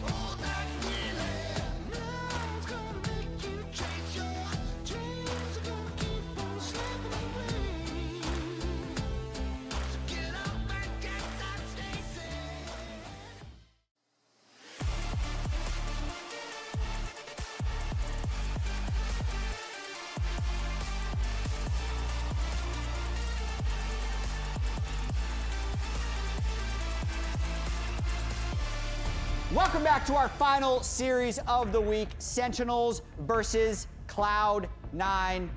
Blurred out that car. Yeah, nice. I was looking for that license plate. Yeah, you're gonna track him down. Yeah, we Run need a DMV to. check. Oh, they did the back too. Oh! We're just getting the energy. Yeah, we need to. We must. Well, that last series was hype. Griffin came in, brought the energy in the interview. C9 have lowered their own expectations by losing at America's Cup. That's true. But they're on the way back. But then raised their expectations by winning last week. Yes, they have. You put your hand up. Right? That was me raising the expectations once more. But no, you're completely right. Because like they faced off, by the way, against each other constantly. And as you can see in the record, C9 has destroyed them again and again and again. That one game, I think, was from America's Cup. It's funny. It was like a confidence booster for C9 because it was like a sandwich of them losing to Furia, then getting in the lower bracket, having a good game versus or a series versus Sentinels, and then losing to Furia. So it's was it a good series against Sentinels? I mean, versus Sentinels, victory. Yes, it was a win. Yeah. The problem is, even on the worst day for C9, they're better than Sentinels. That's how confident they should feel going into them. Like, if you ask them, if you see them in their interviews or their podcasts, this is a free day for them. So, like, Sentinels You're really building up the drama here, Raz. They need to show me something Sentinels does. They don't even need a jungler on stage. We just saw Blabber walk past us. They don't even need him to be able to take down Sentinels, is my take. But do you know who they do need? Who? the man that we were seeing on our screen a little while ago next to that empty chair, which was Thanatos, who was absolutely fantastic in their win against Lion. We've talked a lot about just how consistently good he has been in that top lane. Here are his stats from that series. But I thought he had an amazing series. His Renekton game in particular was really, really stellar. And I think so far in 2026, top laners have struggled to make a difference in the outcome of a game. Yeah. And then first stand happened, Bin has been doing it, and maybe it's a little bit more for Thanatos to carry, but I would just say it's because the games have been close. Yeah. Right? When the game is close, the top laner is able to enter, and Thanatos as well. I think every week that passes, he becomes more familiar and synced up with the rest of C9. Because I'd say from him joining the team, when it was him and Loki and Reaper, and the C9 has even talked about this, their little pocket of Koreans, but now it's kind of just Thanatos integrating himself with the rest of the team, and I think his English is getting better, his play is getting better, and the team is looking extremely well. So we'll see if they're able to win once again against Sentinels as we toss to the casters to get into Champ Select. Thank you very much, Analyst Lounge, and welcome back, everybody. It is time for that final series of this week's LCS action. It's C9 going up against Sentinels. The last series, Kobe, it was a little one-sided. I'm wanting this one to be a little bit more action-packed. I feel, it was too short, you know? I was very happy for Griffin, though. Griffin, he had a good series. He came in hot, and then even after, when he was still on the lounge with us, he was like, that feels so good to get a win. So I'm very happy there. But yeah, the series, pretty short on gameplay. This matchup, though, we actually have a lot of tape on between Cloud9 and Sentinels, even though this year is still very young, because Cloud9 and Sentinels also played at America's Cup versus each other. And the all-time record so far this year with these rosters is 6-1 in Cloud9's favor. So it has been thus far fairly one-sided in Cloud9's favor as far as this matchup. So a lot of people were coming into the day thinking, okay, you know what? I think the C9 series maybe will be quicker and more one-sided than the FlyQuest DSG series, but that one was very one-sided. So we'll see if everything holds true here and what Sentinels have been able to clean up and work on and craft against Cloud9, because they have known they know this team very well, and they've known what they need to change and what they need to attack. Exactly. When you have 7 games on record against them, you've got more than just that very small sample size to say, well, mid lane might have ran away with it in those couple of games, but is that really the problem? 7 games is enough time to learn some problems, to take some notes, to get some new plans out there onto the drawing board. So let's see what they got. C9 are going to be playing from blue side because Sentinels has elected for last pick here in game number 1. Varus, Rumble, Karma banned out by C9. As we can see the other side, it's the Azir, the Nocturne, and the Ziggs banned away by Sentinels. The respect towards APA. And I was going to say, so the biggest thing that is up, obviously, is the Orianna that is left, and so this gets snapped up pretty quickly here by APA and Cloud9. No surprise there. But usually, when you're giving up the early Orianna, teams will try and attack it with something that can, either put pressure on side lanes like Akali, types of kill pressure, or at the very least, punish low mobility carries. Jarvan is #1 at that for junglers. Cataclysm, obviously, extremely valuable here. You can get flashes very easily, and then you can punish when they don't have flashes. So Sentinels already, pretty kind of expected here. And I like the answers already. Orianna open, so they go Jarvan Ashe into it, get some bot lane priority, get some hawk shots to track Blabber, track the enemy jungle, because Blabber has been a huge part, by the way, of the Cloud9 victories over Sentinels. And being able to track him, especially when he's on a champion that has a semi-global ultimate like the Pantheon, that only becomes that much more important. And if you want it to be even double important, well, he's got Vulcan's Bard, who's going to be roaming around with him, also trying to set up those plays with the Tempered Fates. So we've got, out of our first 6 champions picked, 3 of them have semi-global ultimates, with 1 being on at least each team. So lots of playmaking potential here, and no surprise, since Ashe was the AD carry pick for Sentinels, the support to go with it is Seraphine. Yeah, I'm a huge fan of Ashe Seraphine bottom lane, but I still feel like these power picks that Cloud9 have gotten early on in the draft are very, very good, and as you're highlighting, kind of work well together, for later in the game too. So we'll see how they round out their bottom lane, going against Ashe Seraphine here. is always a big question mark, and so they're going to protection ban, take that Caitlyn away, the sieging potential and the pairing there with Bard. Meanwhile, the mid lane is left open, so Darkwing's going to have to get chopped down a little bit here. Top of the tier list, obviously, is Ryze, but, you know, you could try and do something like Talia option for Sentinels for Darkwings if you especially will find extra high value since it's a fearless series and you take that away from APA. It's like by far his most played. I think a lot of people consider it his best champion besides the Ziggs. Ziggs kind of doesn't count. He only ever gets to play it 1 out of 20 games. Yeah, exactly. As you can see, it was their first ban. Yep, they certainly did not want that one in the mix. But okay, this is a good route too. You know, large AoE, large defensive option here. If they do lock the Galio versus Orianna, it's not one of those lanes, of course, that is going to be, you know, winning the lane by itself. But it does have gank set up, and if you get Jarvan ganks, you can still put pressure on Orianna if you have jungler intervention. But for the most part, you're looking at the big team fight for Sentinels. Yeah, but over on Cloud9's side, I am going to give a minus point for this one. I can pull out my wallet and show you I am a card-carrying member of the Jin Haters Club.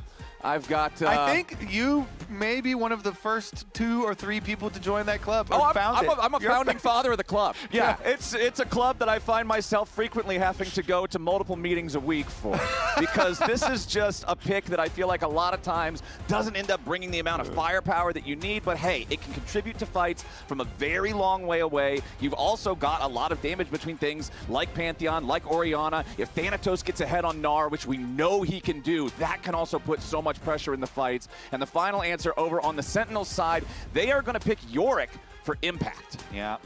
All right. I mean, the Yorick is a good pick into the Gnar, a good for some side laning here. And it does give some options. You know, you have Ash Arrow engage, Galio and Jarvan combination for just massive team fight again for Sentinels for their engage. Even if you do a 4-1 split push and you have the Yorick off split pushing, your 4-person core there has quite a few options, and yeah, we'll see. Honestly, I think the Jhin in this time around, you know, the lane, it gives you options for the lane, and then a lot of playmaking off of Blabber's Pantheon here. So there's a lot of CC to offer, so much pick potential. When you have Jhin and Bard lane, the range of your bottom lane, it's huge. Pick potential is just incredible. So see how many plays they can cook up. And you mentioned earlier how Blabber has been so important for C9 in their wins over Sentinels thus far, but I think that Hambach has also been a standout player on this Sentinels roster from the performances we've seen in 2026. So this is kind of, to me, the battle of the heavyweight junglers here to see which one of these guys can get more active early, because especially when you have a matchup like Jarvan versus Pantheon, you know that both of these guys can really terrorize the Rift super early on. Definitely can, and we saw how impressive jungle invades can be. And the jungle swings in the previous series and games were quite huge. So early wards tell a lot. I like that. You know, defensive red ward here from Sentinels leading up towards the Raptors. As they see the info here, Blabber did go for his Raptor ward there as well. So he's going to have the kind of early information.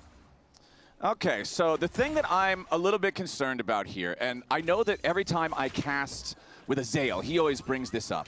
When you put impact on a champion that really wants to have a lot of individual side lane pressure, Impact historically is a player who is willing to sacrifice for the team. He's willing to take personal loss to guarantee that they can accomplish a team fight or an objective or something else. But there's times when he's on these split push champions, he's on these champions that need to play more selfishly, and he's not selfish enough. And Yorick, to me, is one of the most, you've got to be selfish champions in the game. He lives for the side lane. He needs to have that split push pressure. And I want to see if Impact can stand up and make that happen, because you can see right now, week 1, here's the stats between Impact and Thanatos, and it's pretty night and day. It definitely is. The people would often think, you know, coming into this matchup, you're like, oh, what is the lane that over these 7 games between Sentinels and Cloud9 has actually had the average of the biggest goal difference in the first 14 minutes, you know, the lane phase flowers? You're going to tell me it's top lane? Which one would you guess? You would guess top? I'm going to guess top lane.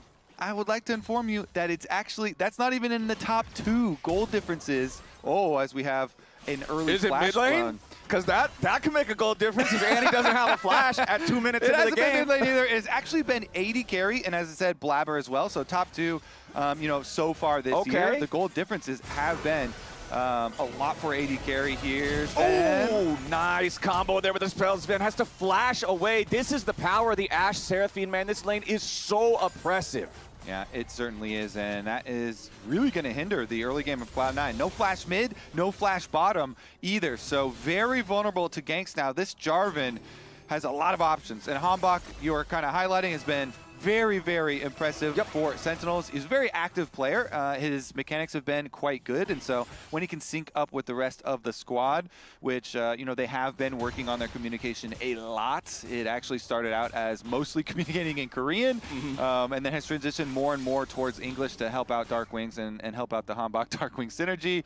Unfortunately, the pet got tired and didn't want to finish off the crab, so Hambach's going to have to go back and you know, just an extra second there over there, but is going to be a highlight here with both APA and Sven, the 2 big carries here for Cloud9, not having flashes. You're definitely usually looking at jungle to try and make something happen there during those timers, that 5 minutes that they should be without, especially since you have good setup.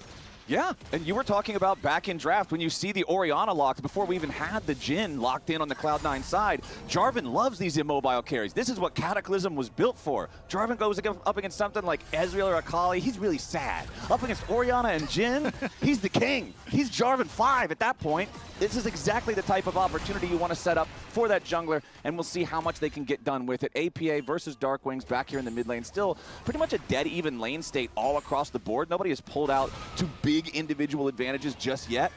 We're going to need to see those punishes you're talking about on the flashes if Sentinels want to get the dividends on those early investments, and we'll see Blabber just clear out that ward that was placed there to keep an eye on his chicken camp. We saw a lot of chicken camp focus in the previous series. We know that that is also one that Blabber is willing to fight for, but right now just clearing his own. Yeah, there's a couple of reasons why junglers focus on chicken camps just, you know, holistically.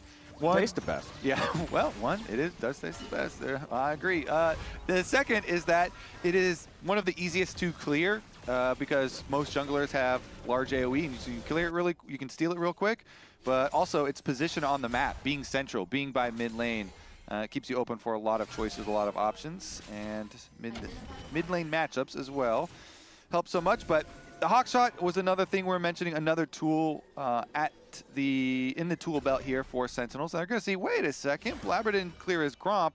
Maybe they should alert, hey, Impact, play safe. We are taking Dragon right now, and we know Blabber's not farming. So if he's not farming, he's probably looking to kill somebody. Yeah, and he's being a little patient up here. Impact is going to go ahead and pull it back, though. He smells something's wrong. Yeah, that's good communication. You know, good information gathering and comms here to make sure they don't give Blabber that opportunity. So I like the safe play from Sentinels. A lot of times, Flowers, the big hero plays, you know, they don't always show up on the scoreboard. Sometimes the hero goes home.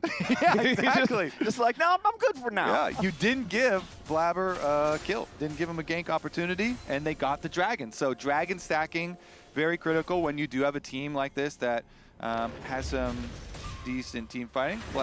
Impact goes down to place the ward and immediately slammed into the wall with the Mega Gnar wall-up combo, the boulder toss hitting too. And Kobe, my mind is now immediately looking towards this CS difference here in the top lane, the 20 farm advantage for Thanatos. Of course, some of that is going to get made up. There are more creeps alive for Impact to farm, but it's not nearly 20 more. And like I said earlier, Yorick is a champion who must be able to excel, to thrive in a 1v1. Yeah, it's pretty funny. We gave stats over the average of the previous 7 games between these teams, and top was not the biggest goal diff, but this game it is technically over bottom lane, which is the actual other way. Yeah, that one. As of right now, at least. But we still have no kills on the board just yet. Junglers are about to hit level 6. You can see Hambach already there. Blabber needs to kill just one more minion, one more monster. Maybe just do the casual lane drive-by, steal a little bit of EXP if you want to get a Grand Starfall real fast. But you can see Blabber is down there on that bottom part of the map. Does have the ulti available with the Pantheon now. And we always check in with these semi-global ultimate junglers. The first ulti's got to deliver. It needs to be a paycheck. So if you're looking to get paid here as Blabber, what's the lane you're targeting with this? I mean, you usually want to go over the ones that are more volatile or don't have their flashes, but since everybody has their flashes, you know, you can try and abuse either melee on melee or melee on range, and both the Galio and the Yorick, of course, should be, you know, more vulnerable.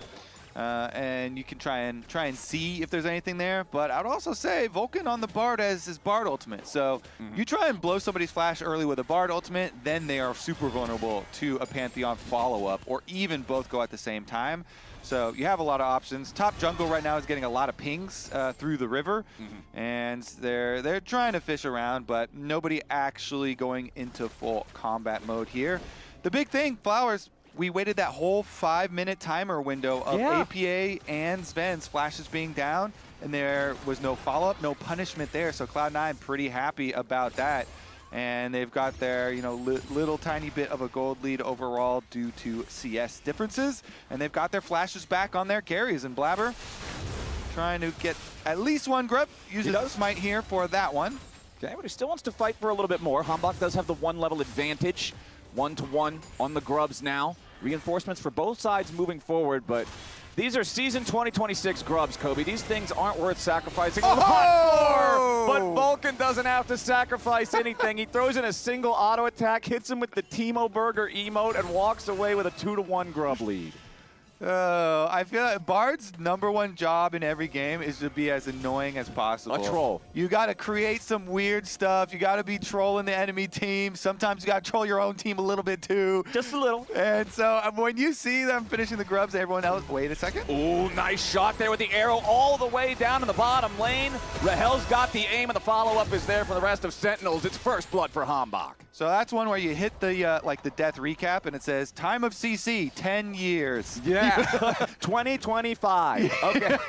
Since the arrow hit, he has not been able to move, and still during the death timer can't move his character. So APA hasn't he hasn't been able to put in a move command into his Orianna character for the last 20 seconds, maybe. It's been a long time. With the arrow into the Seraphine ult into the death timer.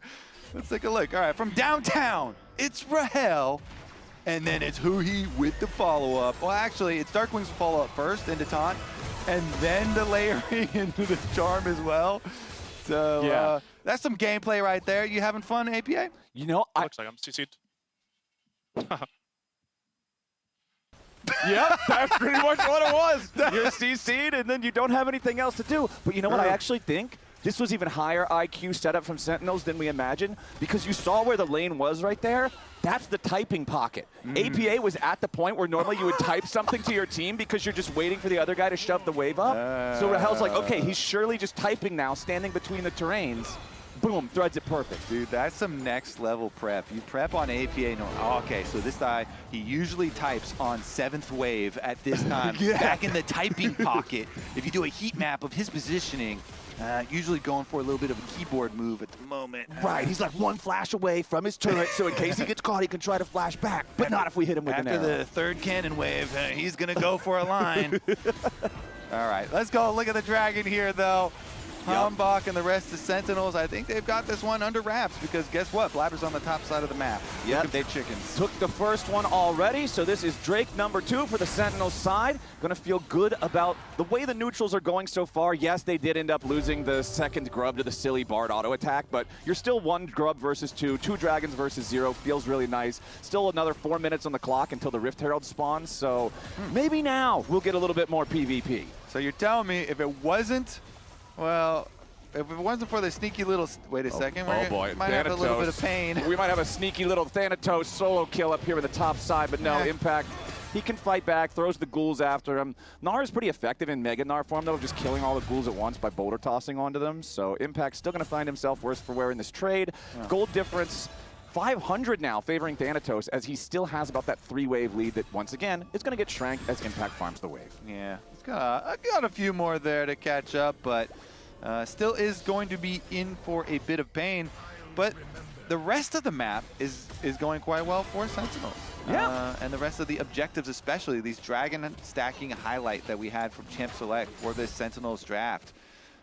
is critical and doing a very good job thus far. The Ash Seraphine synergy, that CC combo, will be on display again.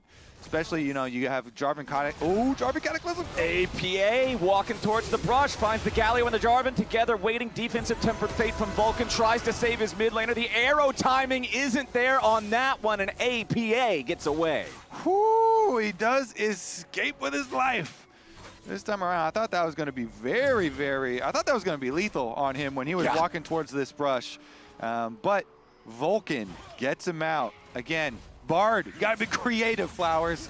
Defensive ultimate and then the magical journey. APA didn't even have to flash.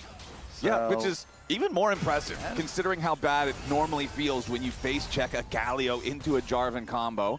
But they will get him away on that one. APA still working towards getting that first completed item. You are seeing those come online in multiple different places, and I think the biggest discrepancy is still going to be up there in top side. Trinity Force, one of the more expensive first items to complete, but also one of the strongest individual power spikes. That's already done for Thanatos, while Impact still only has pieces because he had to stop off for the plated steel caps. Exactly. He knows, like, you take too much damage, too many autos, so you're going to have to go for plated steel caps, and you don't want to rush.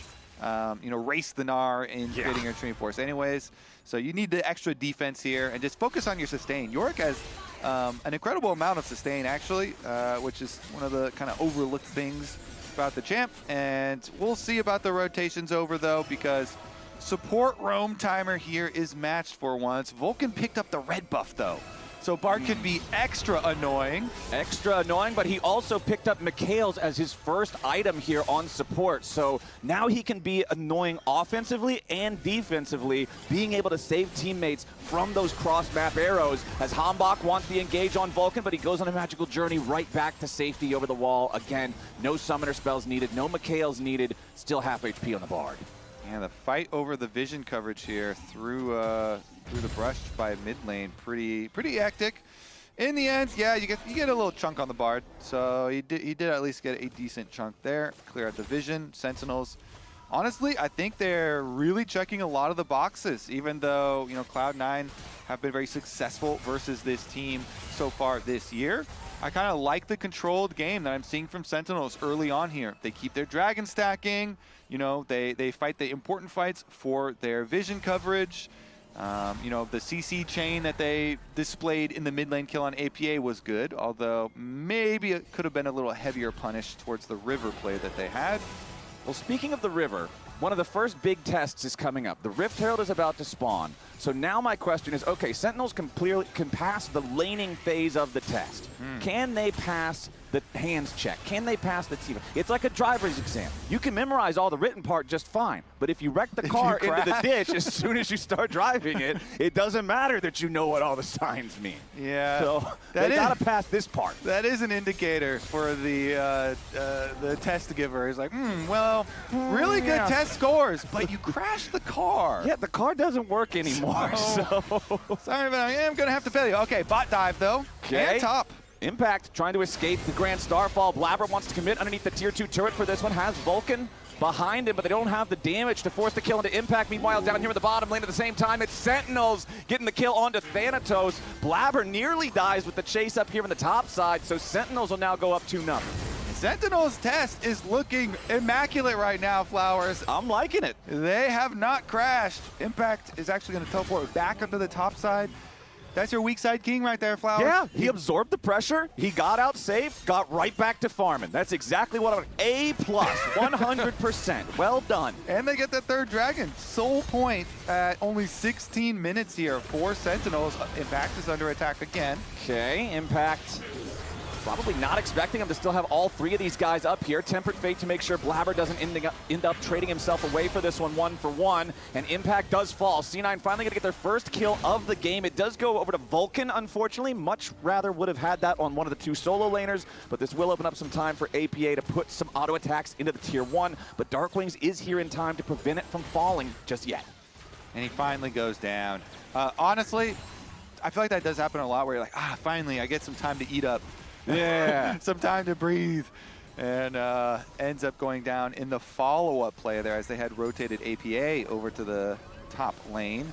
But regardless, the plan is still going well for Sentinels. The 3 dragons, they're looking at stacking, and they get to bring the Ash Seraphine over pretty early. Actually going for a jungle invade. Yeah, they want Blabber here. He uses his jump to get back over to who he's positioned. But there's the Encore committed. 2-man Shockwave, though. Hambach ends up getting himself locked up now, as Sentinels are committing a lot of men to this, but they got to be careful. Hambach's already about to die. He tries to flash away, but it's Vulcan's Bard again, the hero, securing the kill, as Huhi now has to try to get all the way out, but Dark Wings may just be the sacrificial gargoyle. One more hit's gonna do it, and APA gets paid.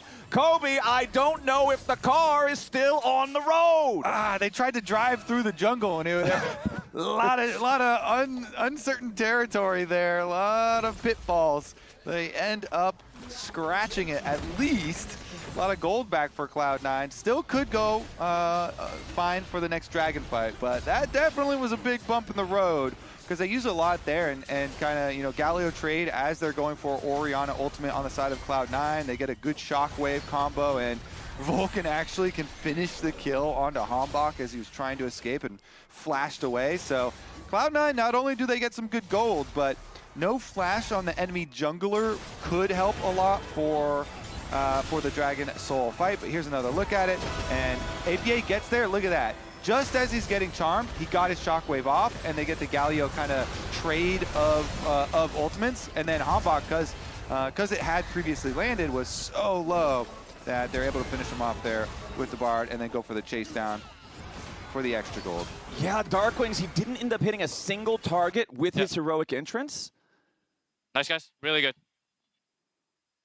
And it was really good because then Galio's just standing there, and all he does is serve as a totem pole for his teammate to get tethered to from the Cosmic Binding.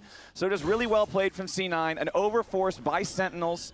They are still at soul point, like you've mentioned. It's only a 1,000 gold lead for C9, but when you're coming up on these neutral fights, you don't want your opponents to feel confident taking a fight in neutral territory. You don't want them to feel confident walking into the river first to secure priority. But speaking of securing something, Vulcan now takes the lead in the battle for the second most assists of all time in the LCS. Of all time? Flowers? Of all time! Holy. Oh, I have to keep track of that because the other people right next to him in the standings are both in this game.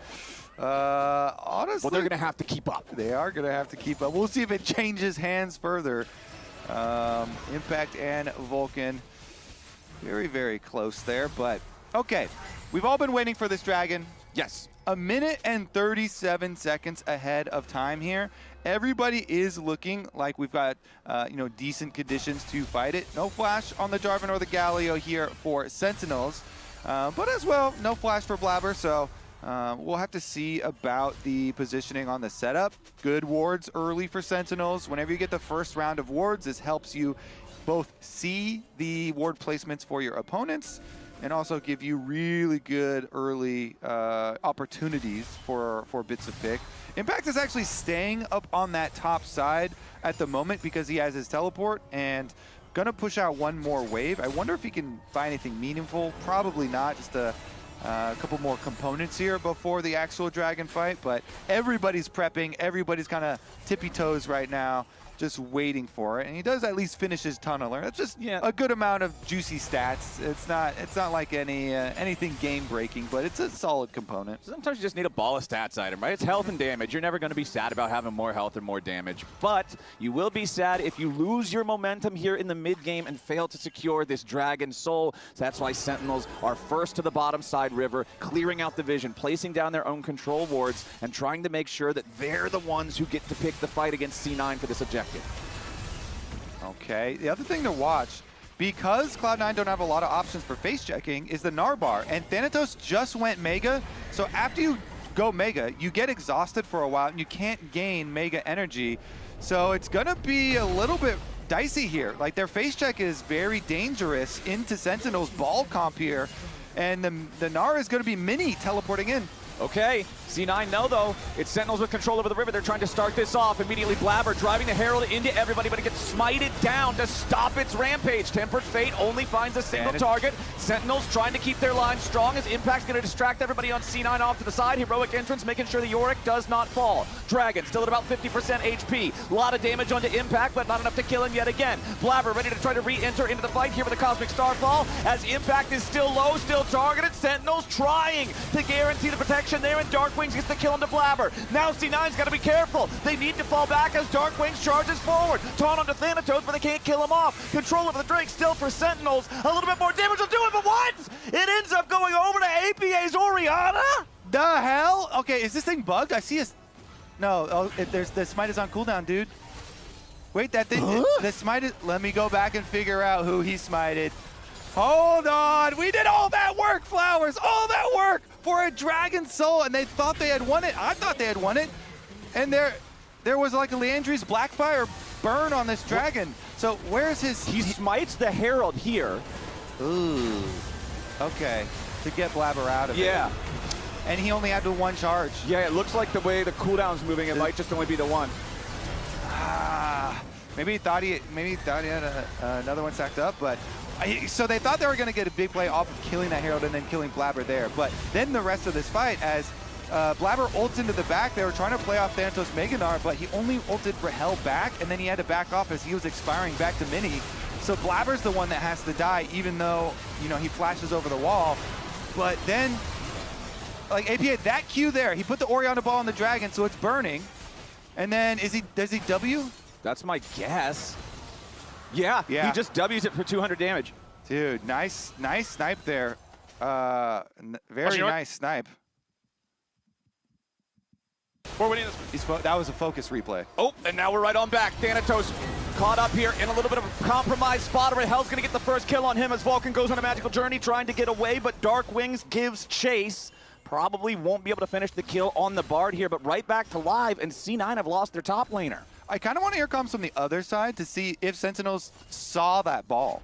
Because he placed the ball pretty early by the Dragon, maybe because you want to burst. It's still going to be hard to burst it, but the comms around, oh, I don't have a smite, like, don't rush no more damage on this Dragon, please. The ball is there. Like, yeah, maybe they didn't see. I mean, Hambach did try to combo kill it at the end because you saw the flag land and he was in the animation to thrust the spear forward for the Dragon Strike.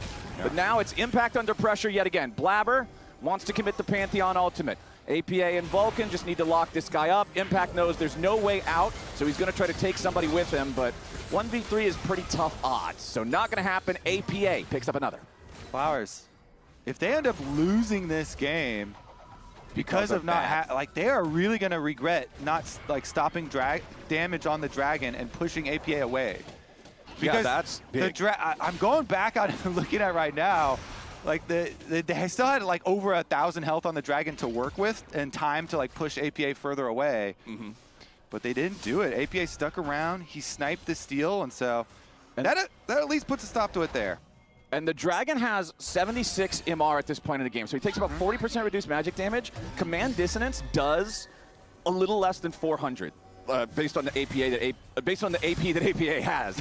So he literally had to time it as low as he did because it barely does more than 200 damage to the Dragon. Yeah. So that is crazy good timing there from APA, and honestly a really tragic blunder from Sentinels. Public service announcement. You have to be very, very careful when you do not have your smite and you have just one full control over the objective. They had basically pushed all of Cloud9 except APA all the way back to mid lane and out of the Dragon. But yeah, obviously everyone's going to be reviewing that play because it's critical. Maybe that's not actually the turning point and Sentinels can still come back and they have another chance to get a Dragon Soul in another minute heading up here. But that will be a critical point for Cloud9 because now, you know, they're the ones, they've retaken the gold lead, and here we go, Blabber. Yeah, he's in a lot of trouble. They're going to go ahead and just use the Shockwave to seal the deal, and now Hambach gets caught by the Tempered Fate. Vulcan's Bard is doing so much work in this first game. And with Hambach about to fall, this is just tragedy for Sentinels. That's the enemy jungler alongside their big team fighting support out of the picture, Kobe. Baron's on the map. Yeah, I think it's Baron Flowers. They're gonna go right over to it. This is crazy. Cloud9. Holy, they have taken full control now. The Sentinels car did indeed, in the end, they actually crashed it into the ditch. Yeah, it's a problem, man. The ball was in the middle of the road and they had to swerve. It's just not a good time. And there goes Baron to the C9 side. And look at the timer, too. There's still 15 seconds till the Drake spawns. They can take Baron-empowered recall and get back out onto the map. Okay, Sentinels, they still have some hope, though. They're teleporting Impact over there. They want to get to the space early. I don't think they'll be able to have time to pick anyone because they don't have a lot of damage here. It's just Rahel, Impact, and Huhi. So Cloud9 are going to have 5 members here first. They're going to get full vision coverage. They can get the Scuttle Crab Bloom as well. Okay, there it is. Yeah, the Jhin with Infinity Edge final shot really just completely destroys the poor little crab. So Sentinels now, you've got to get this Dragon Soul here. After the last sequence, you're going to be too far behind if C9 stop it yet again. So Sentinels squared up. Darkwings is not with the rest of the team. He's ready to try to make his heroic entrance, but Vulcan's tagging him at the same time, just keeping the Galio away. Thanatos with the Gnar bar, 80% charge, looking for the opportunity to jump in here on the flank, while the rest of C9 has control over the objective itself. Thanatos now, full Gnar bar. Transforms, but the wallop does not find the target in Impact. Tempered Fate also going to miss. Hambach versus Blabber here for the 50-50 flip, but it goes over to Blabber. And now Sentinel's got to be careful because they already got caught by the shockwave. Blabber follows it up, and Rahel is first to die. Impact will not escape Thanatos this time, and the Sentinels have to flee for the hills. There's no chance left. APA on a rampage, and the curtain call opens up. First 2 shots hit, the last ones don't need to because Thanatos is ready for the follow-up with Blabber right beside him. The Dragon Soul denied and 4 Sentinels died. C9 got exactly what they wanted from that fight. I will say, it's always hard to outsmite a Pantheon because you can stack up the Q and you can Q-smite, but also look at APA's Shockwave. It's unfortunate we don't have the Dragon Health, but APA shockwaves them. Look at that right there over the wall. APA was hiding in the pit. There's a ward there from Sentinels that can see, but he still hits a great shockwave on them as the Dragon is getting low. And then, of course, Pantheon Secure is one of the best in the game with Q-Smite, but it is all Cloud9 now. And really, Flowers, I guess you're probably debating probably APA player of the game just for all this dragon control, or Bard. Maybe Vulcan? Is he up in there? Vulcan is honestly has been my front runner for everything up until the Orianna Ball. Because the Orianna Ball was just like the biggest individual moment in the game, I feel like it probably makes him take priority. Interesting, yeah. But like, it's like you're in school. Vulcan has been getting low A's or high B's on literally everything. He does the homework every single day. But then APA for the big test that's worth half your grade, he just got 100% on it, right? He did. So he might end up being the class valedictorian. I don't know. But so far, both of them are having a really good show in this first game. Vulcan's still deathless. Ven's still deathless. We were talking about pressure being put onto these immobile carries. It just hasn't happened. Arrow does land now onto Blabber, but that's a Pantheon that already has a Guardian Angel. Tempered Fate keeping him protected in the meantime. Blabber lost 20% HP in that whole potential engage. Now the C9 Cavalry arrives. Blabber jumps in to try to lock up Darkwings here for a little bit. Curtain call shots finding Hambach again and again. Enemy frontline chunked down to about half HP there on that Jarvan as C9 retake control over the mid lane. No deaths on either side. And they killed the Maiden. The only casualty is Impact's wife. R.I.P. The Maiden down. Also, your bot tower might be another casualty here. Sentinel's trying to roam back over, though. They're trying to get through the jungle. Cloud9 have double teleported. Okay, C9. How are we going to play this? Maybe we're just going to play it by killing the enemy AD carry at the very start of the fight. Deadly Flourish forces the flash. Darkwings makes a heroic entrance to try to save his carry's life, but it costs his own. Thanatos with the killing spree credit on that one as he jumps forward, and they aren't going to settle with just the 1 kill. Darkwings and Hambach both down for the next 45 seconds. C9 already grouped up as 5. They can keep it mid. They can rotate bot for a double-pronged attack if they like, but I expect they'll probably just try to end it here. Yep, inside the base, this tower doesn't stand a chance, and I don't think Sentinels do either. Another 30 seconds still on Hanbok and Darkwings. Yep, C9 are gonna go for the end, and it's gotta be some huge miracle defense here. I feel like a Seraphine ulti that hits less than 5 people is 0% chance. Maybe we'll get something absolutely crazy here. The minion wave is a little bit thinned out. C9 are gonna continue stepping forward. First Nexus turret about to fall, but still hanging on for now. Thanatos transforming into the Mega Gnar any moment now. Second Nexus turret now the target. Minions still gonna move their way up there. Okay, yeah, the minions weren't able to survive long enough. The wave clear from Sentinels was strong enough to hold the line. Okay, Sentinels get another chance at their driving test. But now they're 10,000 gold down. Yeah, now you're driving a car with 3 wheels. Okay, let's back. Yeah, don't rush. It's okay. Yeah, they know, now they have all the time in the world. Yeah. With 10,000 gold, that buys you a lot of luxuries in life, Flowers. Like a 4-item Jhin with a 100% crit chance? Yeah, and APA's got even stuff that money can't buy you, like a stacked up Medjai's of 16 pages. Money can buy a lot of things, but not a book. Exactly. You got to write that book yourself. Yeah. APA wrote in it on page number 1, it was steal the, wait. Yup, place the ball, steal the dragon. Tempered Fader to APA to prevent any further follow-up from Sentinels. He's going to continue disengaging. Hanbok wanted to wrap around on the side of the fight, but instead immediately finds Blabber ready to mark him. Sven ready to execute him. Thanatos leads the charge forward, and Rahel is again finding himself killed at the very onset of the fights. Vulcan with a killing spree. Impact wants to get a single one back onto Sven, but he can't even do it. Triple kill for the Jhin. An ace for C9. They don't lose a single man, and they'll march this one straight to the Nexus. C9 looking pretty fine here on the weekend, Flowers. It's once again just that classic test that C9 always makes sure Sentinels fails. Sentinels had such a good early game. They overextend once. C9 outfights him in the team fight, takes control, finds their vengeance through an incredible Orianna ball to steal a dragon.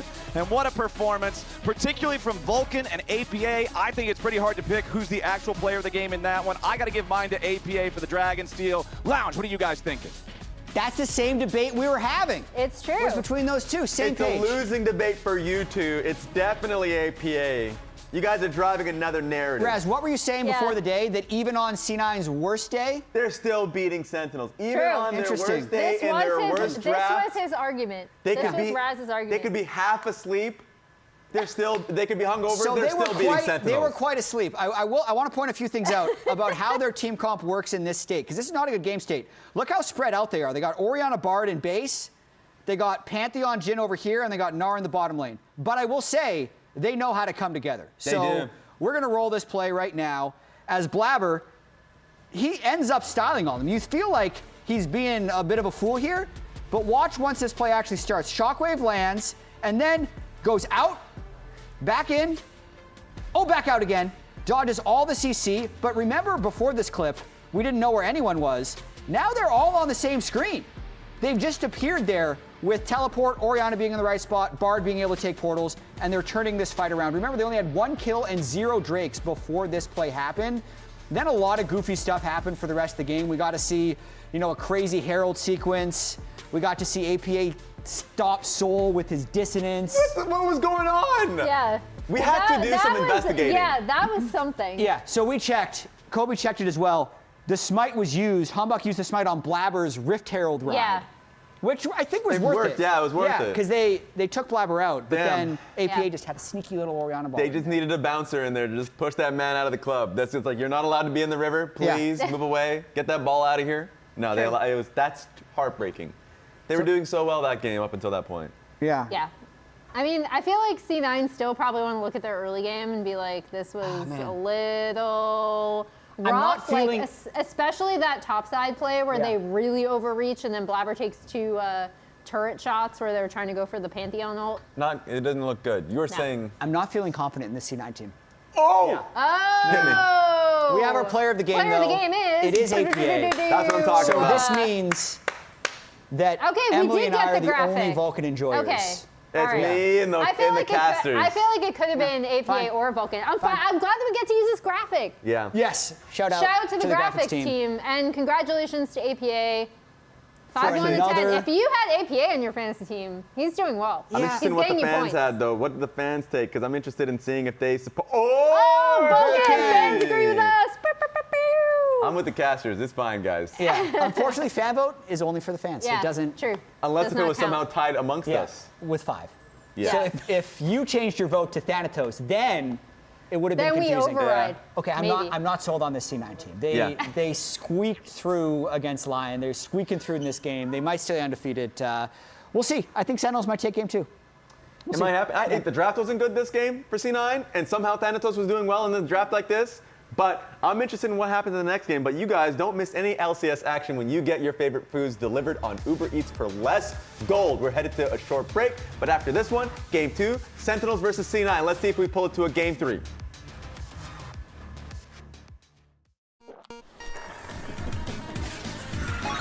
Red Bull gives you wings.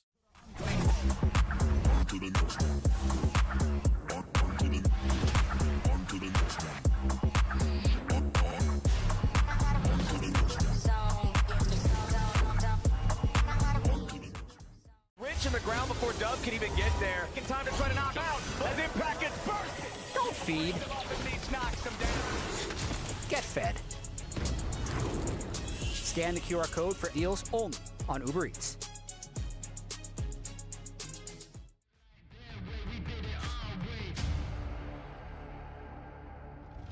Part of the game, gunfire and flames. I hear echoes of my name being called in a Hall of Fame. You ever get the feeling your inner cause to be great? I want championship rings and a trophy cabinet display. To be I'm tipping. Yeah, long mic tipping angle, guys. I have good tipping angle here. Maybe.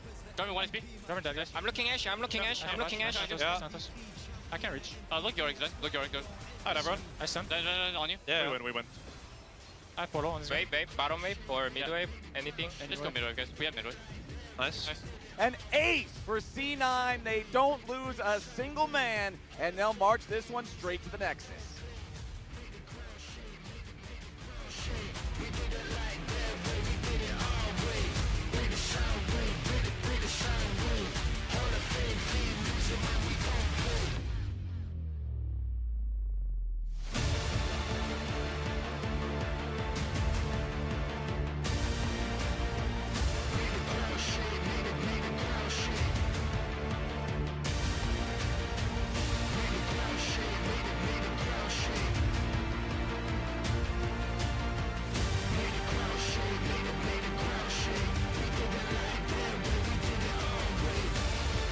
This is excellence personified.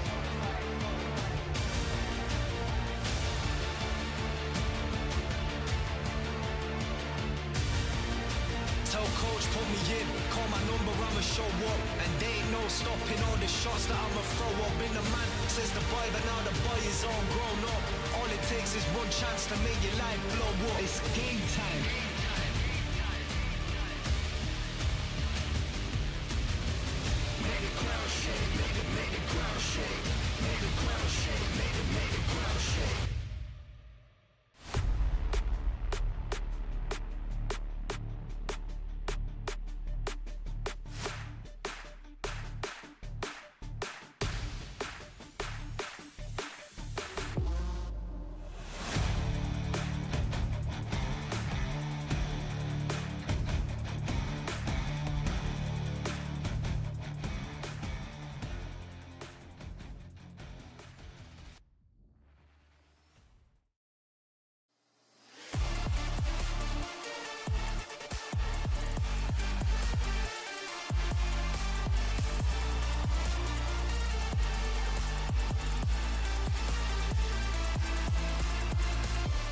Welcome everyone, and congratulations, Thanatos, on winning your first Player of the Week for, Spring Split. But I gotta ask you a question: do you feel like you've been robbed in the past? Is it crazy that this is the first time you're getting a Player of the Week, at least now, this year? Am I? It's Yeah.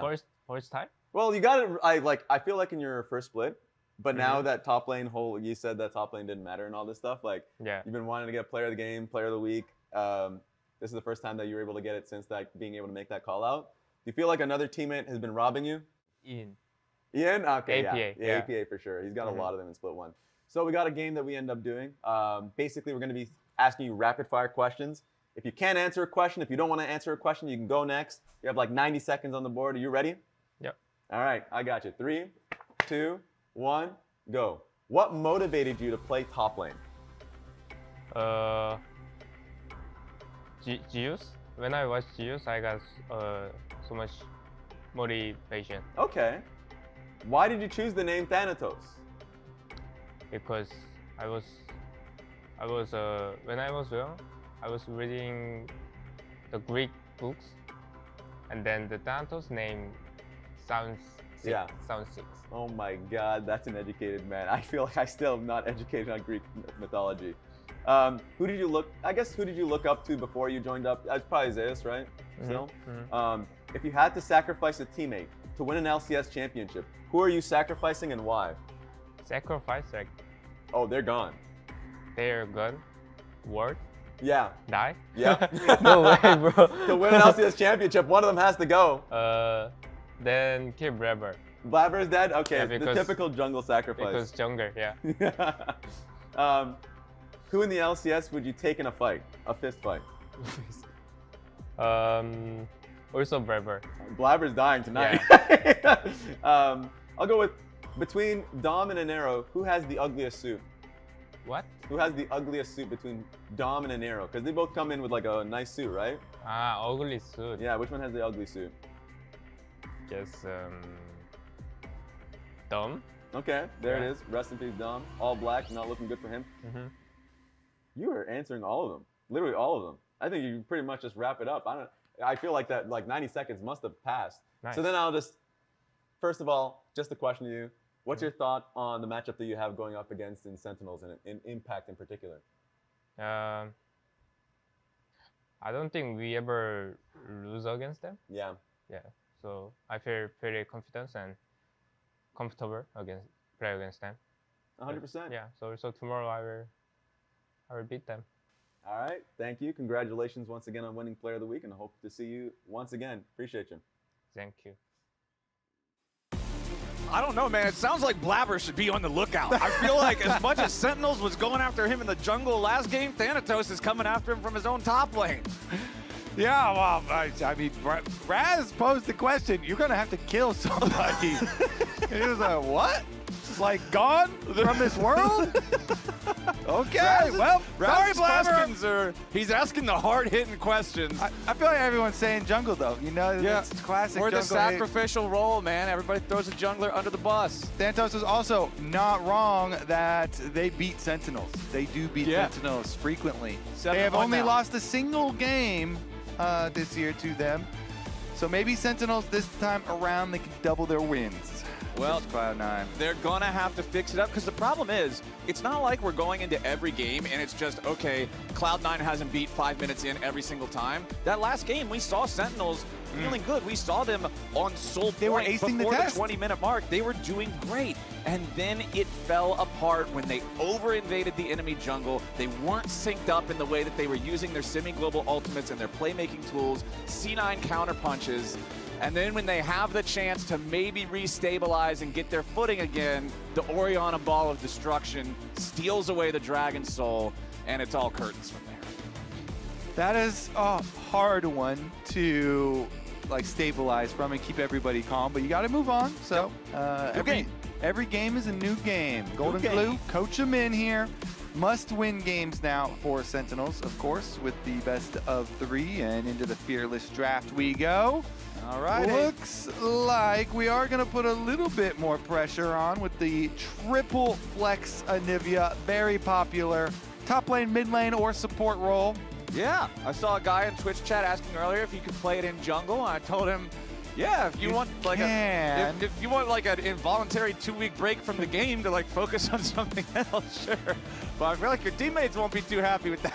Yeah, I would rather put the Anivia into AD carry first, even before going into jungles. Yeah, bot lane mages has been in the meta before. You could pitch me on like a 4-way flexible for this champion, but one of the ways is not going to be jungle. In the jungle, yeah, I don't think so. So I'm sorry, guy in the Twitch chat, that's probably not going to happen. But over on the other side, let's go ahead and catch up with our bans before anything. Azir, Karma, Rumble, Varus, Nocturne, Ziggs.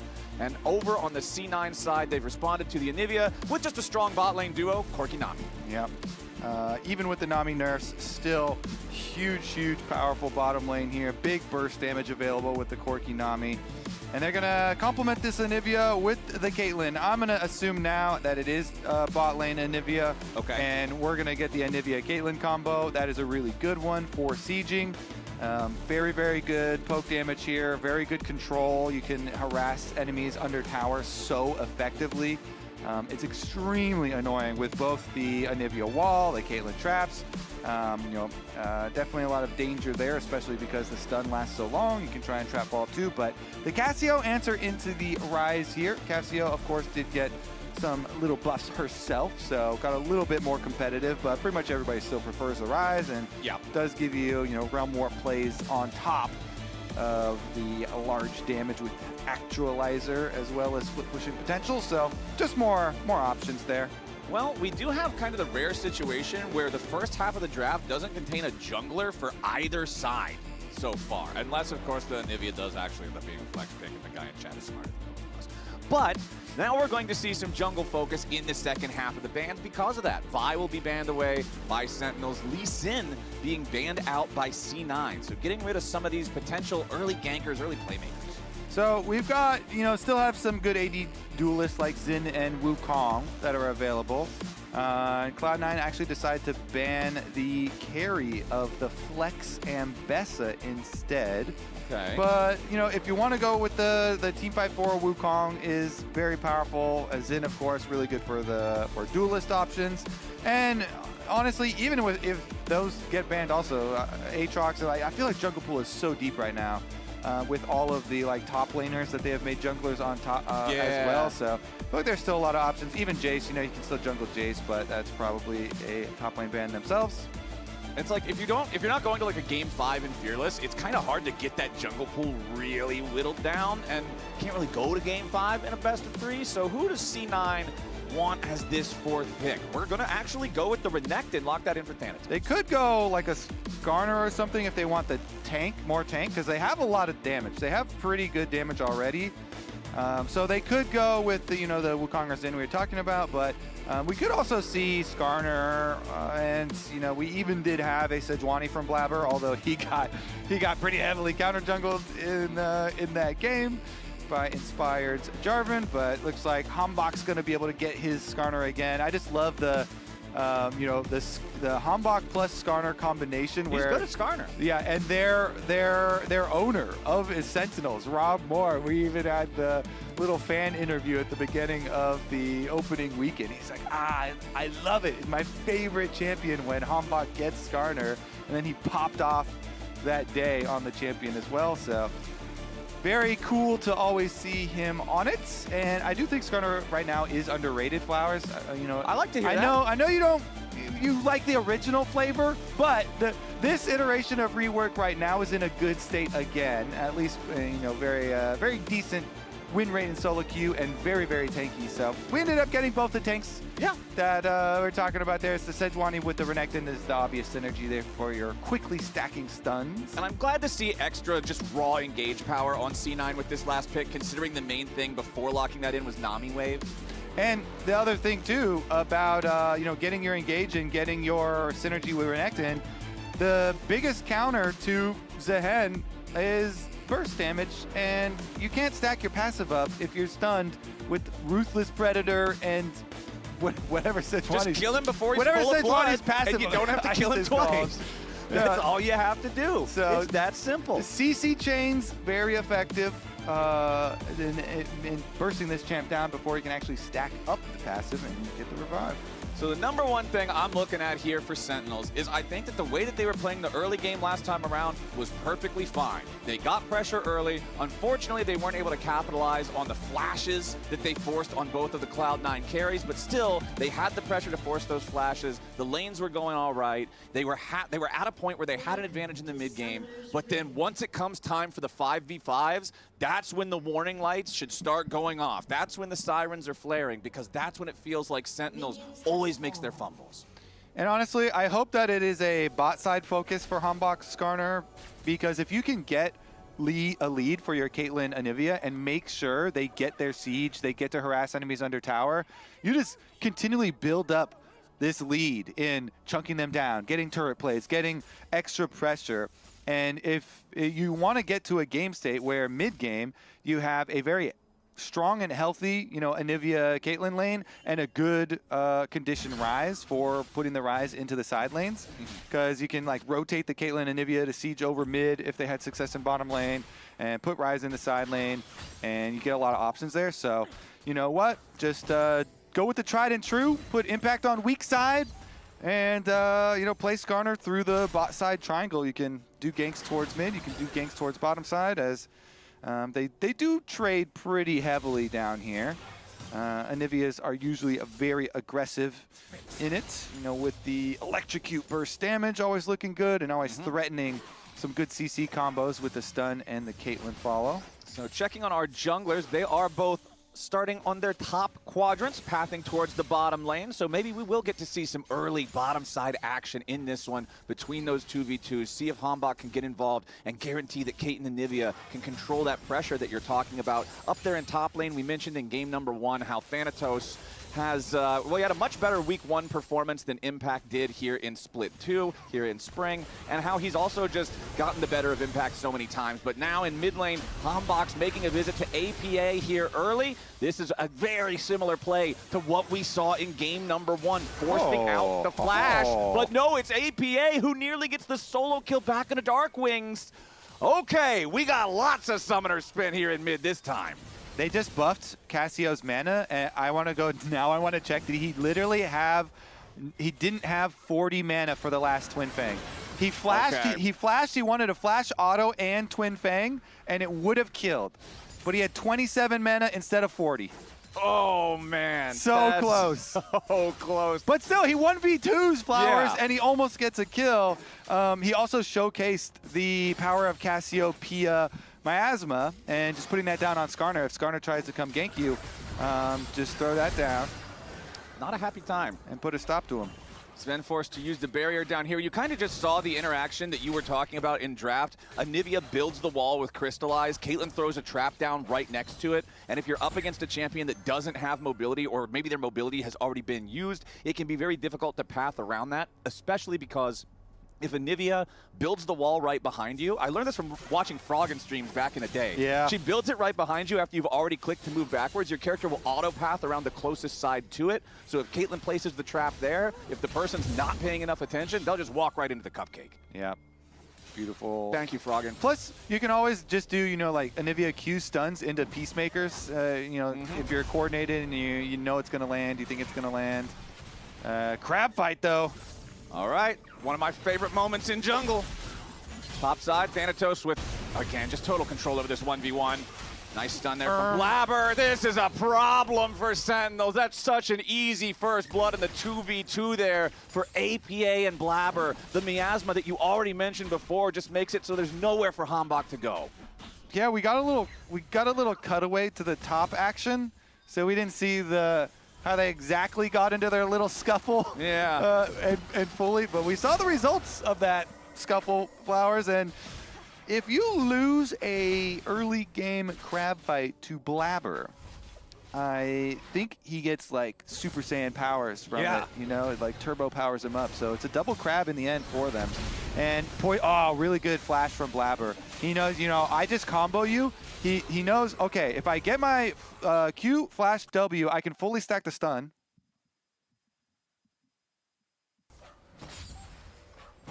We didn't hear that, but maybe the audience heard the check-in. But anyways, good identification here from Blabber on the window to go, because he stacks up a couple of stacks of his passive. Wait, hold on. They aren't even done yet. Hanbok wants to try to get something back in mid lane yet again. This time, APA, it's not the miasma that he slams the brakes on it with. It's the petrifying gaze. It's so difficult for Skarner to do anything to this champion. Yeah, man, it is looking all Cloud9 all day here, Flowers, with the mid jungle so far. Let's see, anything for Hanbok left? Just farm jungle, farm up his Krugs. Thanatos is going to keep some vision, and you just kind of have to sacrifice objectives now at this point. Feels bad. Yeah, Skarner's kind of limping around. But no, I totally agree with what you said earlier. Blabber was bloodthirsty. He makes the call to engage. Miasma right on top of Skarner. You can't E out, you can't flash out. You're just a big, dead, sad Scorp. Yeah. And Flowers is also a little dead and sad inside because I've been a big, dead, sad Scorp many times against Cassiopeia. It is a rite of passage. Yeah, you can relate. Yes, I've walked a mile in those arachnid shoes. But now, and she, Cassio also gets shoes now too. So yeah, I actually saw like the top post on the Reddit thread today was about Cassiopeia players, please buy your shoes. None of you guys read the patch notes, and all the Cassiopeias are slow now. So what rating is that in? That is hilarious, if true. Especially because it's your quest, right? Like, if you don't have shoes, your quest is mostly wasted. Yeah. So yeah, PSA, if you're playing Cassio, you can buy your shoes again. Just put them on your tail. It's fine. As Huhi and Rahel. Both of them? Just how does that work, Flowers? It's just you gotta tie the laces together in one big super boot. Oh, okay. And then you kind of like swing them around. You tie them around in a knot over the tail. Yeah, it's like you're a rattlesnake with shoes. Oh, wow, fashionable. Yeah, okay. rattle shoes. Cool, rattle That's shoes. what they call her, is old rattle shoes. But let's check in on the bottom lane here, as we did kind of set the expectation early that we wanted Huhi and Rahel to be able to control this 2v2. That's what you draft a Caitlyn lane for. You need pressure, you need push. Clearly they have an advantage so far, about 2 waves. They farmed the first 2 plates. Is this on pace for what we wanted to see? It is. It looks good for the bottom lane. I'm just a little concerned about the mid jungle, as bottom lane's getting a little heavy. Yeah, Sven's going to go ahead and use the barrier to trade with the Caitlyn ulti there, but now he's got to be careful. No, Huhi takes him down. He tried to fly over the wall to get enough distance with the Glacial Storm plus the last auto in the air, but Huhi now finds himself in a spot where you can't really get away, and unfortunately, he's also going to lose the passive for this one. It always feels the worst when you have a Resurrection passive champion and you just kind of die and then wait 3 more seconds to die again in the same spot, but at least they managed to get that 1 kill onto Sven, get Sentinels on the board. Yeah, exactly. I mean, really good. Caitlyn and Ivia here. And Sven kind of underestimated the damage a little bit in trying to split them apart and force the kill. And so they do get their 2v2 win. They continue their pressure. Like, that's everything that is good for Sentinels, is their bottom lane. Everything else has not been as good. The top side is just, Thanatos getting his lead versus Impact, and then mid lane. Oh man, and APA's timing on the Petrifying Gaze even catches Darkwings on the stun as he goes to turn, so he has to commit the flash and the ghost. He'll stay alive, but he lost so much of his HP, he's in dire straits to stick around and really make anything happen on the map. Yeah, does have to flash and ghost, so both summoner spells here for Darkwings. So even though Cloud9 don't get the kill, very valuable, allocation of resources there. Again, I guess, all Sentinels fans, just pull up a stream where you can just watch bot lane only. You know what? If we had like Pro View or something still, and Sentinels fan could just tune into bot lane. Just bot lane Sentinels game. Bot lane view. Well, Hambach's coming down here into that bot lane right now to see if they can get that payoff. Realm Warp also bringing in even more reinforcements. Ishtal's impact point blank means Sven cannot escape on that one, flash or no. He's not even going to spend the summoner spell to try. So Sentinels now ties the game back up. Yeah. Realm Warp, Darkwings doesn't get to do a whole lot, but the bot lane view is looking good. So he did get some FaceTime. He got to be on the cool show. Yeah, exactly. Sometimes you just show up to say, put me in the photo. Yeah, put me in, coach. Hambach as well, the Skarner getting some credit now, so being able to get the kill under tower is going to be nice to get tanky here, and we'll see the ramifications of this, because overall, this bot lane is making up for the rest of the map. So it's the first dragon to Cloud9 and the Grubs. Of course, the objectives are fully in their favor. Yeah. But we'll see how much Rahel and Huhi can carry. Well, the only other gold lead, the individual lead that's comparable to Rahel, is up there in topside. Yet again, it's kind of what we've been talking about with the story of these two. Thanatos versus Impact, I think in most people's minds, Thanatos is probably the strongest laning top laner in the LCS. Impact has been on more of a downswing recently, and when you have Renekton versus Daejeon, this isn't some classic counter matchup or one that you can just easily step back as Daejeon and avoid everything. Thanatos is going to have a great time. He's up 3 waves and change in farm. He's feeling great. Oh, it's 4 now. Okay, even more than I thought. Yep, Thanatos on his Renekton, and he's also got his squad here, 4 people. Oh boy. And remember what we said back in draft. The weakness of Zehen is if he just gets bursted down before he can stack his passive, and burst down he shall be. The kill even goes over to Thanatos.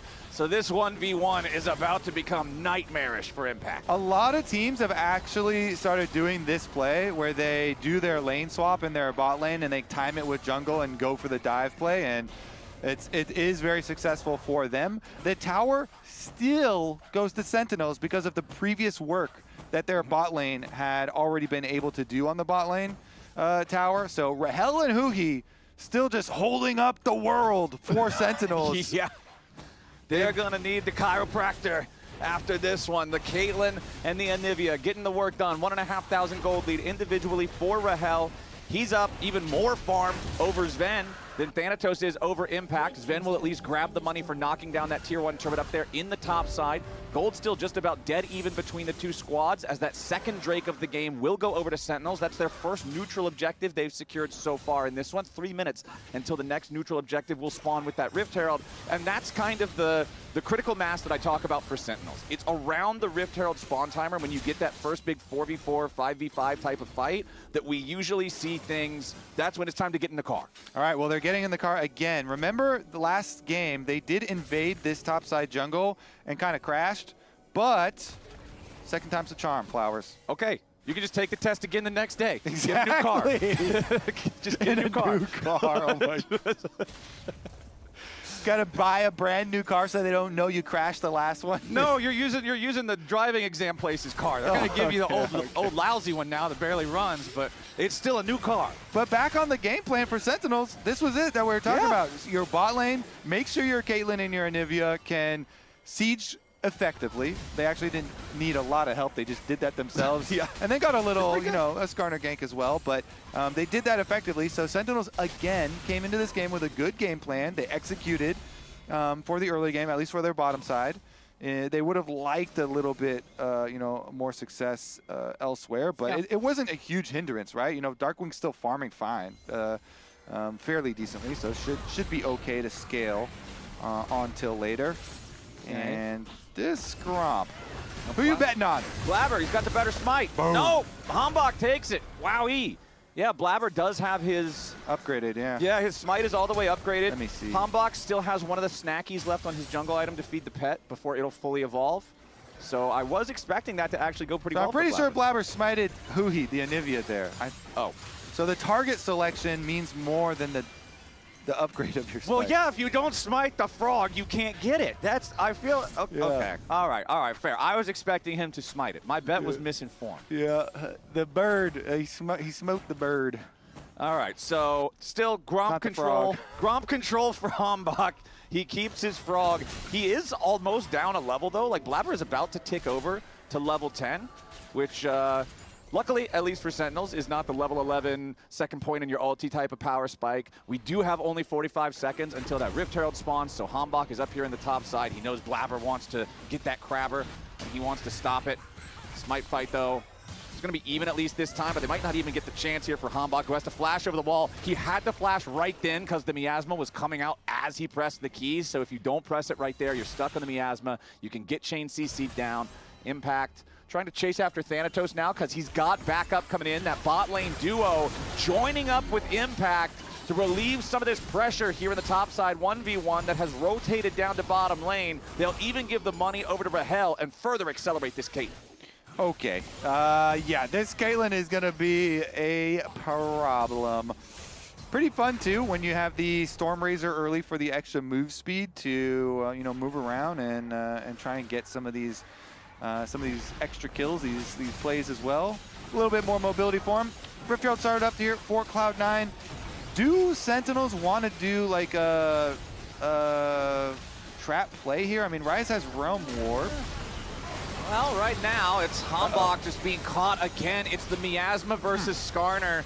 There's just no way to get away from it. Yeah, he's got health, but the only item, he's got Heartsteel and he's got a Giant's Belt. It's nothing but HP. This top river has been like the Bermuda Triangle for Sentinels. Every time Hambach goes up there, he either dies or loses his flash and has to run away from either the crab or the herald. Skarner goes in, nothing comes out. Can't explain that. True. Can't explain that. Don't know how. It's funny too because he just went over there by the crab, and Blabber was like, "Fine, I'll stop doing my crab and I'll attack you, Scorpion." And they got the flash, and so now the flashless Skarner comes over to say, "Hey, stop doing that, herald." Why would we listen to you? Okay, fine. Well, now you don't have flash. Now you're dead. Okay. Yep. Feels bad, man. Regardless, Rahel is trying to carry, man. Yeah. Focus up. We got to let Rahel do the work, Sentinels. If we're trying to take it to game 3, we've got to let Rahel do the work. Play around Rahel is the name of the game. Working towards that second fully completed item. Still has the over 1,000 gold individual advantage versus Sven's Corki, who's still got quite a ways to go stacking his tier, building that to where that can fully evolve once he completes the Manamune into the Muramana. Checking in on everybody else, APA and Darkwings are both stacking their Rod of Ages. However, APA is significantly further ahead on that one, about 4.5, 5 stacks further than Darkwings is. So everybody's scaling. As Thanatos decides scaling time is over, fighting time is now. Pops the Dominus, forces Grim Deliverance in response. Wants to continue trading here. Impact just trying to buy a little bit more time, but time favors the man with the team. And it's Blabber showing up first. Should just be able to get the stun, set this up, and Thanatos takes the kill yet again. Yeah, that was nicely done. He spaced him to let the passive wear out as well. Nicely done there from Thanatos, kind of toying with him at the end. Passive drops back down, go back in, kill off that Zehen, and Rift Herald down top lane. Oh boy, and Hambach is once again feeling the Blabber pressure. Point blank Glacial Prison, immediate full send on the follow-up, and every time Skarner dies, his health bar doesn't say Hambach, it says grounded. The miasma is there every single kill, and it's why he never gets away from these. Yeah, that's a rough one. It doesn't feel good. Big dead Sat Scorp. I told you. Yeah, that's it. That's Cassiopeia matchup, man. You did. You know, he's got 20 stacks on his Heartsteel to his name as well. That also don't feel good. No, that don't feel good, brother. That's one. Let's go. I think this guy's it. Yeah. I can cancel Z, guys.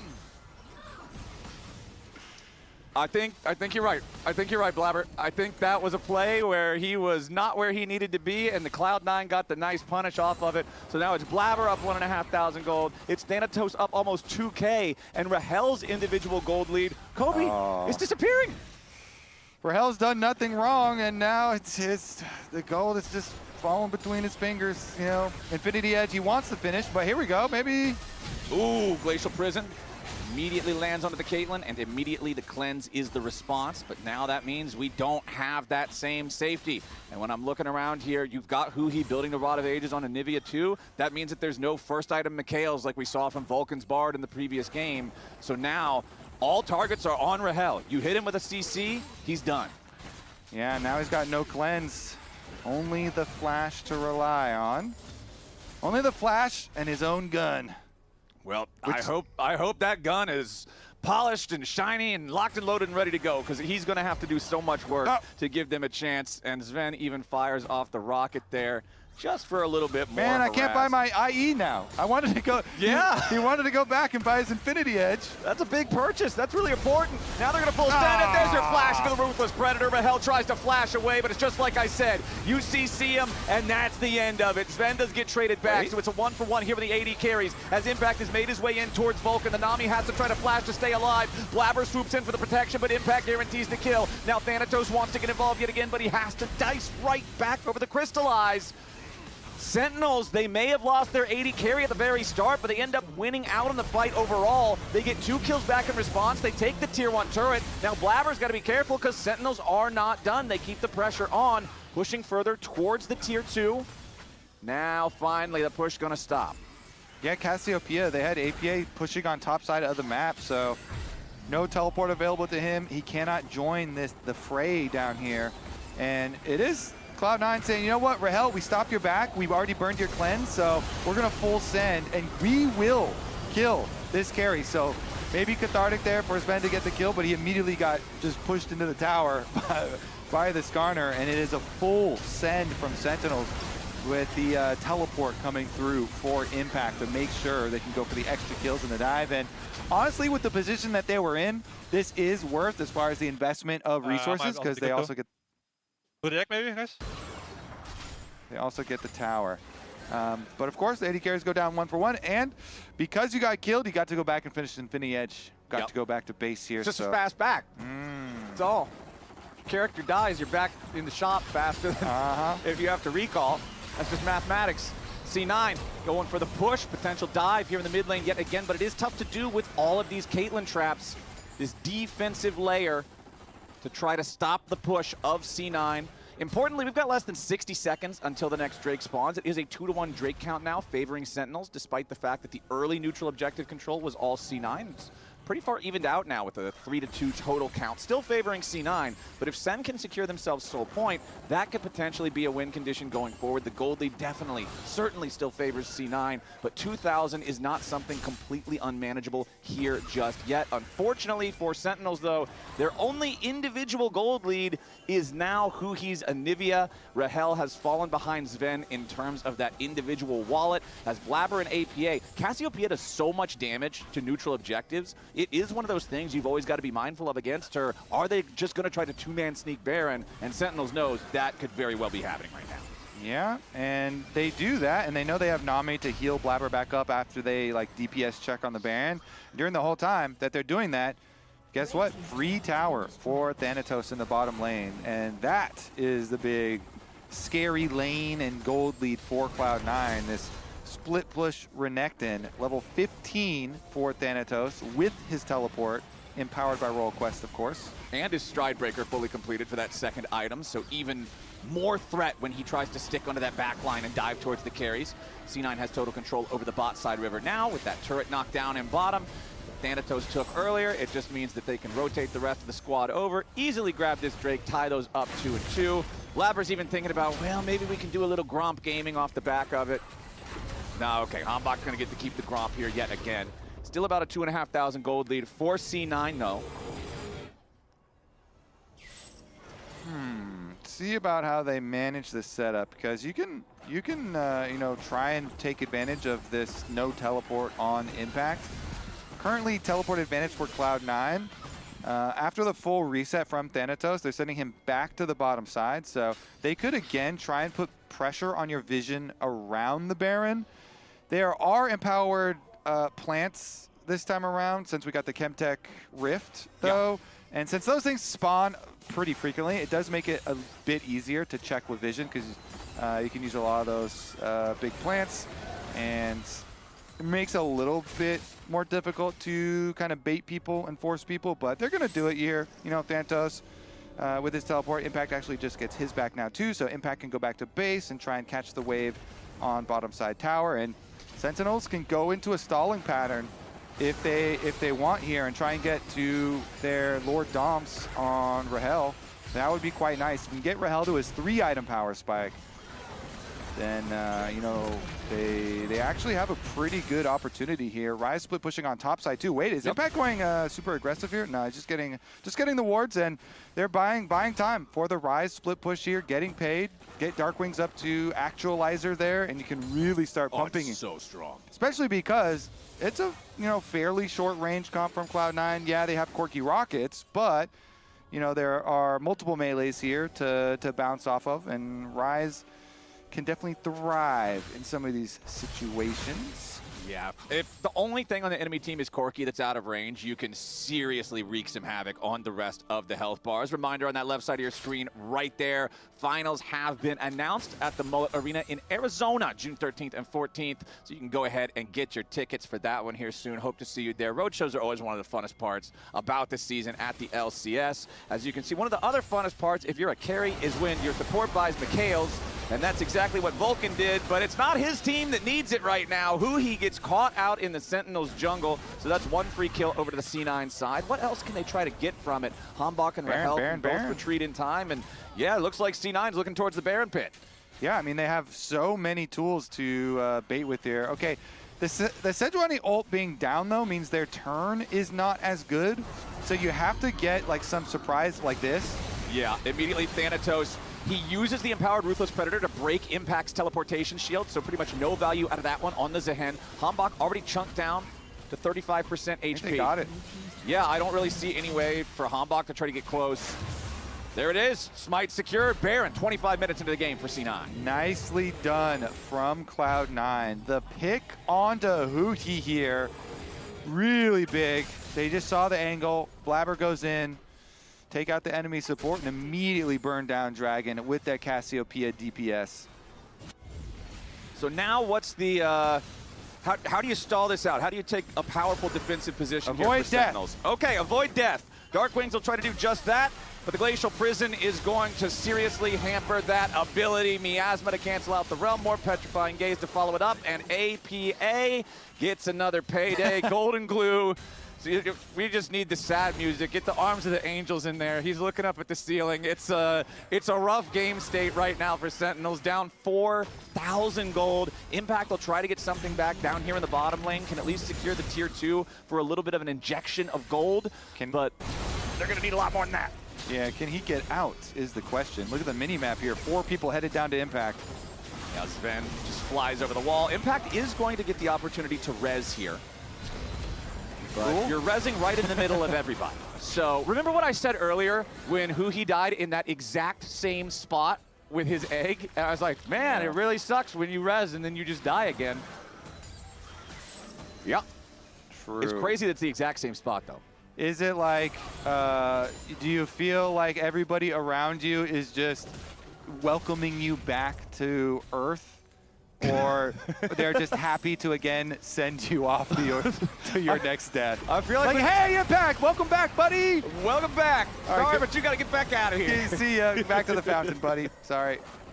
C9 are not done with just that kill, though. They want to keep this pressure on. They've still got their Red Bull Baron power play, which is up to plus 3,000 gold for another 60 seconds or so. So they'll put the pressure down there in bottom lane, grab the tier 2 there. The tier 2 in mid is still standing, but it's just got the smallest amount of HP. You can see the Baron and Power Cannon will be more than enough to shoot it down. They don't have to worry about making someone step too far forward, potentially get picked off by Skarner or by an Anivia stun. So now it's a 6,000 gold lead. Now it's nothing standing outside of the base for Sentinels. All tier 2 turrets destroyed. This next Drake will go over to the C9 side as well. And it's just, it's rough out there. If, and this is a big if, Flowers, if Cloud9 continue on to win this game versus Sentinels, their record this year will now be 8-1 in game score and undefeated in all series. 8-1 in game score is crazy. Number one, because we haven't played that many. Yeah, like you said earlier, it's kind of just surprising that they've played 9 games when we're only in week 2 of spring. But to have that overwhelming of a win rate against Sentinels, clearly whatever Sentinels are trying to draw up, whatever they're trying to draft up, these strategies they're crafting are just not working out thus far.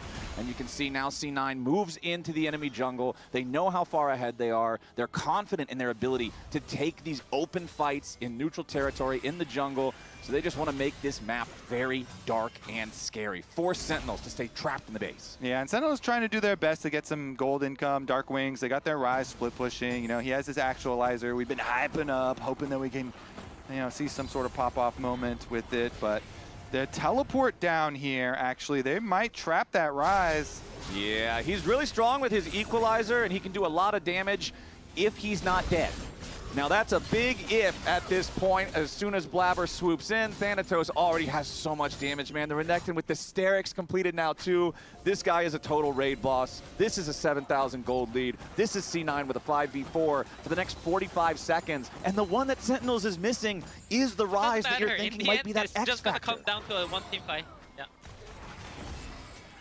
It's gonna come down to one team all fight. All good. I'm not gonna lie, brother. Usually once it's 7,000 gold, I think you usually need at least 2. 7,000 gold's a lot of gold. It's all good. 1 team fight. We're back on. All right. There. All right. You're a believer. All okay. good. All right. I respect a positive mental attitude. PMA. All right. C9 pushing up multiple lanes now. APA in the top side. Thanatos in the bottom.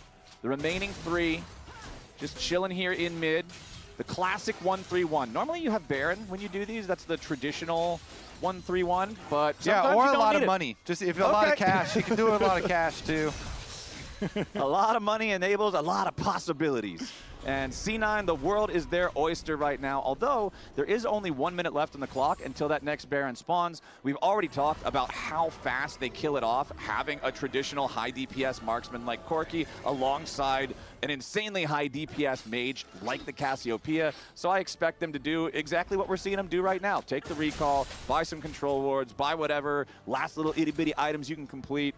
Go back up to Baron and dare Sentinels to come do something about it. I dare you. I double dog dare you. Kind of scary, yeah, because Sejuani ult is just such a good turn. You know, like you can just bait at Baron, Sejuani ult into Nami ult, and that is just so difficult to avoid, even if you do have cleanse. So, thankfully for Sentinels, they all, you know, everybody's got their flashes up as well, so you have summoner spells, but it's going to be hard, and you might be burning through those pretty quickly. Also, blue trinkets. Wait a second. Oh, Thanatos. Whenever anybody finds Thanatos in the jungle, you want to not be that guy. Big! But a nice It's pick big! on Sven. That is exactly what Sentinels needed. They've killed off the enemy AD carry. They realm warp in to look for more, and more is exactly what they've got to find. Vulcan and Blabber continuing to try to escape here. The exhaust on the Darkwings to slow him down. Sentinels will not secure another kill, but they have control over the topside river, and they go after the Baron. Hambach has had enough. He flash engages now on the Baron. Blabber gets walled. Yeah, Blabber's stuck on the wrong side of the Crystallize. The damage of the Sejuani is through. The shutdown over to Rahel. Sentinels take out the enemy jungler and head back to the Baron. It's 5v3. Impact and Hambach are hurt, but Sentinels just might still have a shot in this game. Baron, 32 minutes in. So, okay, Hambach here, he's had enough of your shenanigans, Sven. You walk up and auto me, the Skarner, guess what? Get the Ian flash in there, right into the wall. Beautiful follow-up, too. Had everybody close enough for the damage. He waited, he kind of turned around and baited him in, Flowers. Yeah, it's going closer. Oh, great. Hell yeah. It's like, okay, You're gonna come auto my Skarner? He did it. Hey, did it again. Go. He's really tempted fate here. Well, he knows Skarner has no flash now. Okay, bounce back over the wall, staying safe. Another miasma onto Hambach. This is the ow. He doesn't want to go back in there anymore. That's not where he wants to be. All right. Bubble there onto Darkwings, but now it's APA that could be in a little bit of danger. Impact trying to put pressure onto the C9 mid laner. Grim Deliverance. He's taking him low, but he can't take him all the way out. Finally, they get in, and Rahel gets the shutdown. Vulcan still trying to escape, but C9 have already lost Sven yet again. Thanatos can't fight everybody here in a 1v5. C9. Everybody's dead except for Blabber. The Realm Warp from Sentinels, they're going towards the mid lane. Are they just going to try to send it straight down mid? Yeah, they're going to win, Flowers. What did Hui say? What did Hui say on comms right before? It only takes one team fight. Holy moly, Sentinels! They were down 7,000 gold. It looked completely hopeless, and now they're trying to end the game. It's only Blabber standing between Sentinels and the Nexus itself. The Baron-empowered minion wave is already here. Blabber just wants to try to jump in, kill off the minions, waste enough time for the rest of the team to revive. Sven's up in 5, Vulcan's up in 2, Blabber's still cutting minions. Sentinels on the Nexus, ladies and gentlemen, it's a game 3! Holy! Hui with the good comms, good vibes. That's why you don't do toxic comms when you're losing, Flowers.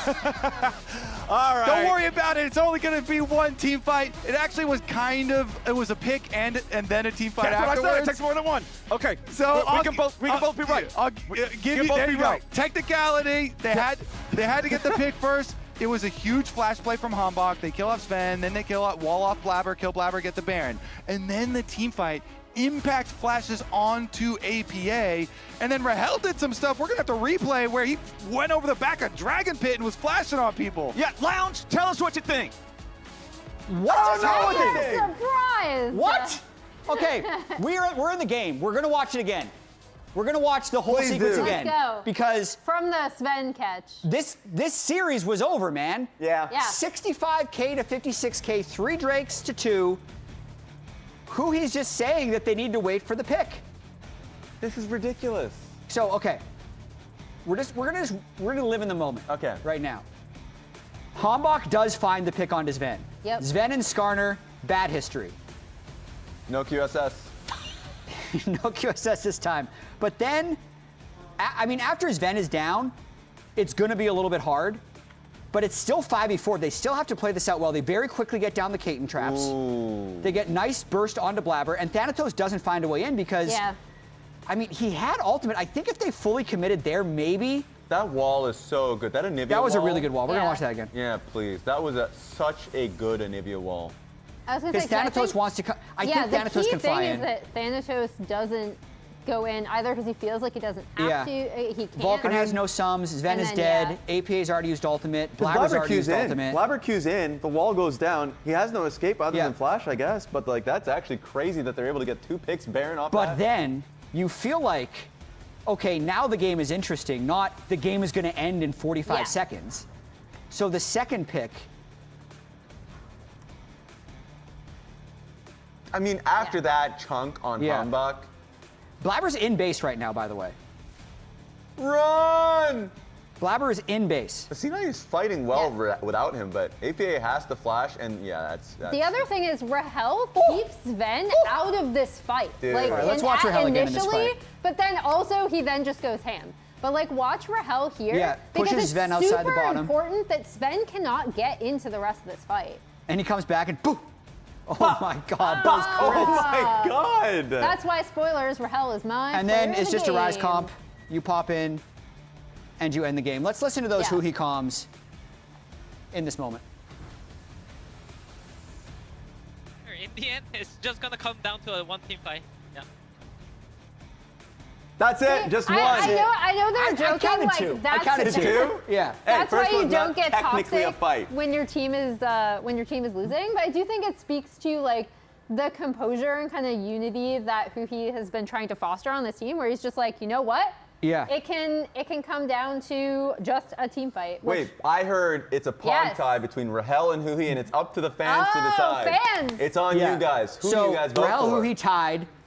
Is it the positivity or the Caitlyn 2-shot? It's Rahel. Keep it rolling. Keep it rolling. It's Huhi. Wait. It's because we played the comms. It's Huhi. That he just gave him confidence. Everybody that's Huhi. voting out for Hanbok and Impact, remember, it's now between these two it's just people. between Rahel and Huhi. No. You can only vote for The runoff Rahel. election's Run a little happening. bit. This is going crazy. Yeah, I'd say Huhi's Okay. I is think climbing. it's Huhi. Yeah. Okay, we're making the call. 3, 2, 1. Stop the vote. Stop. Oh, that got close. Okay, Huhi it wins is. player of the game. Congratulations. We said stop the vote. Oh my goodness, that's crazy. I can't believe that this is going to game 3. Yeah. I feel like you always want a Huhi on your team. You know? And Rahel, apparently. Like, we talk about how bot lane, it's so impactful. This is the votes just like this week's see. I said Huhi, Kobe, and the chat also said Huhi. And the Flowers rest of you went guys. with not only the Skarner, but the initial pick, which I do like. True, like, the flash pick on nice Sven. nice on Hanbok, having the composure for that. He was put down pretty early in this game initially. I can't imagine this going to a game 3, but here we are. Like, sometimes all it comes down, Huhi said it best, one team fight. Yeah. One It's team fight, a few crazy. picks. If you're My losing goodness. in solo With queue, Baron. if That you're was- losing on the LCS stage, you always want a Huhi on your team. Very true. There's a little bit of throwback there at the very end there with the pick. So C9, they're going to choose first pick. Sentinel's going to choose blue side. We're going to have game 3 coming up pretty soon. I would say that I'm still going to favor C9 for the majority of what they've done in this series. Yeah. But when you lose in that shocking of a fashion, Does they it might just disrupt you be enough? tilted Yeah. going into the last game. I think I'm flipping and flopping. You're going to I think I'm moving to Sentinels. Of course. Okay, games. Raz flipping again. Raz is already I don't have flip-flopping. flip-flops, Okay. but I would kick them off. I apologize, Sentinels. Whenever Raz flip-flops, you lose. So Yeah. Now I come back in definitely game know 3 to see C9's winning. C9 win the series 2-1 thanks to Raz. Prove it wrong! Hush. I have an angle here. Yeah. Okay, watch. Watch guys. You can look. Dami no flash too. Hush you. Hush. I'm killing Park Spree. I'm keep going. I'm rooting Renekton. Oh, nice. Then go Up to here, it. up here, Keep okay. going. We can end mid. Okay, go mid. I can root here. Yeah. And the mid. Go mid. Ulti. I'm ulting. Okay, bring King. Oh, that's fine. 괜찮아? 그랬구나. That's fine. I cover. Yeah, and that.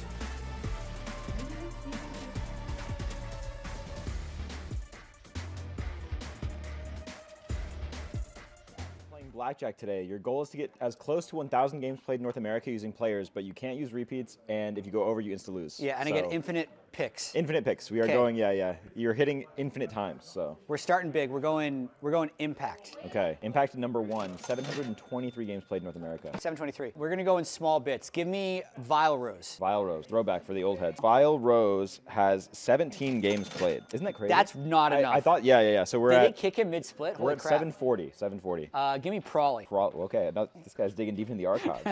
Prawley has 36 games played, so we're at 776. I'm gonna be adding a lot of cards. Yeah, we're getting a 9-card blackjack today. Yeah, this is like a challenge now. Give me Chaox.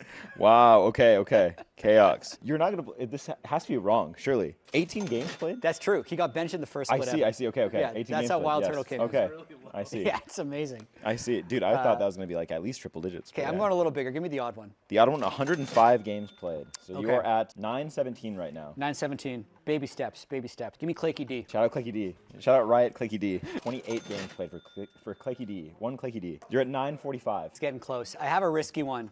This one's real risky. Give me Chowster. Okay. I think that might push me over. That might be over, but we'll see. Oh no. Am I over? He had 65 games, putting you at 1,010. Boo! Wow.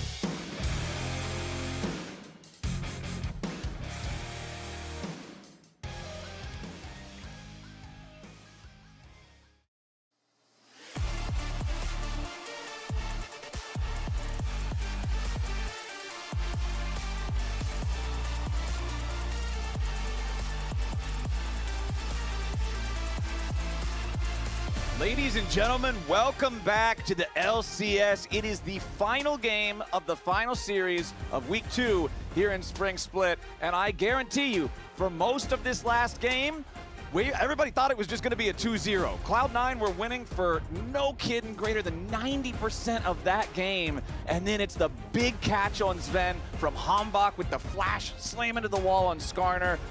The sequence of plays that happens after that takes, what, 2-3 minutes? And the C9 Nexus blows. If that. And it's just another lesson in you need to have good mental when you are playing League of Legends, okay?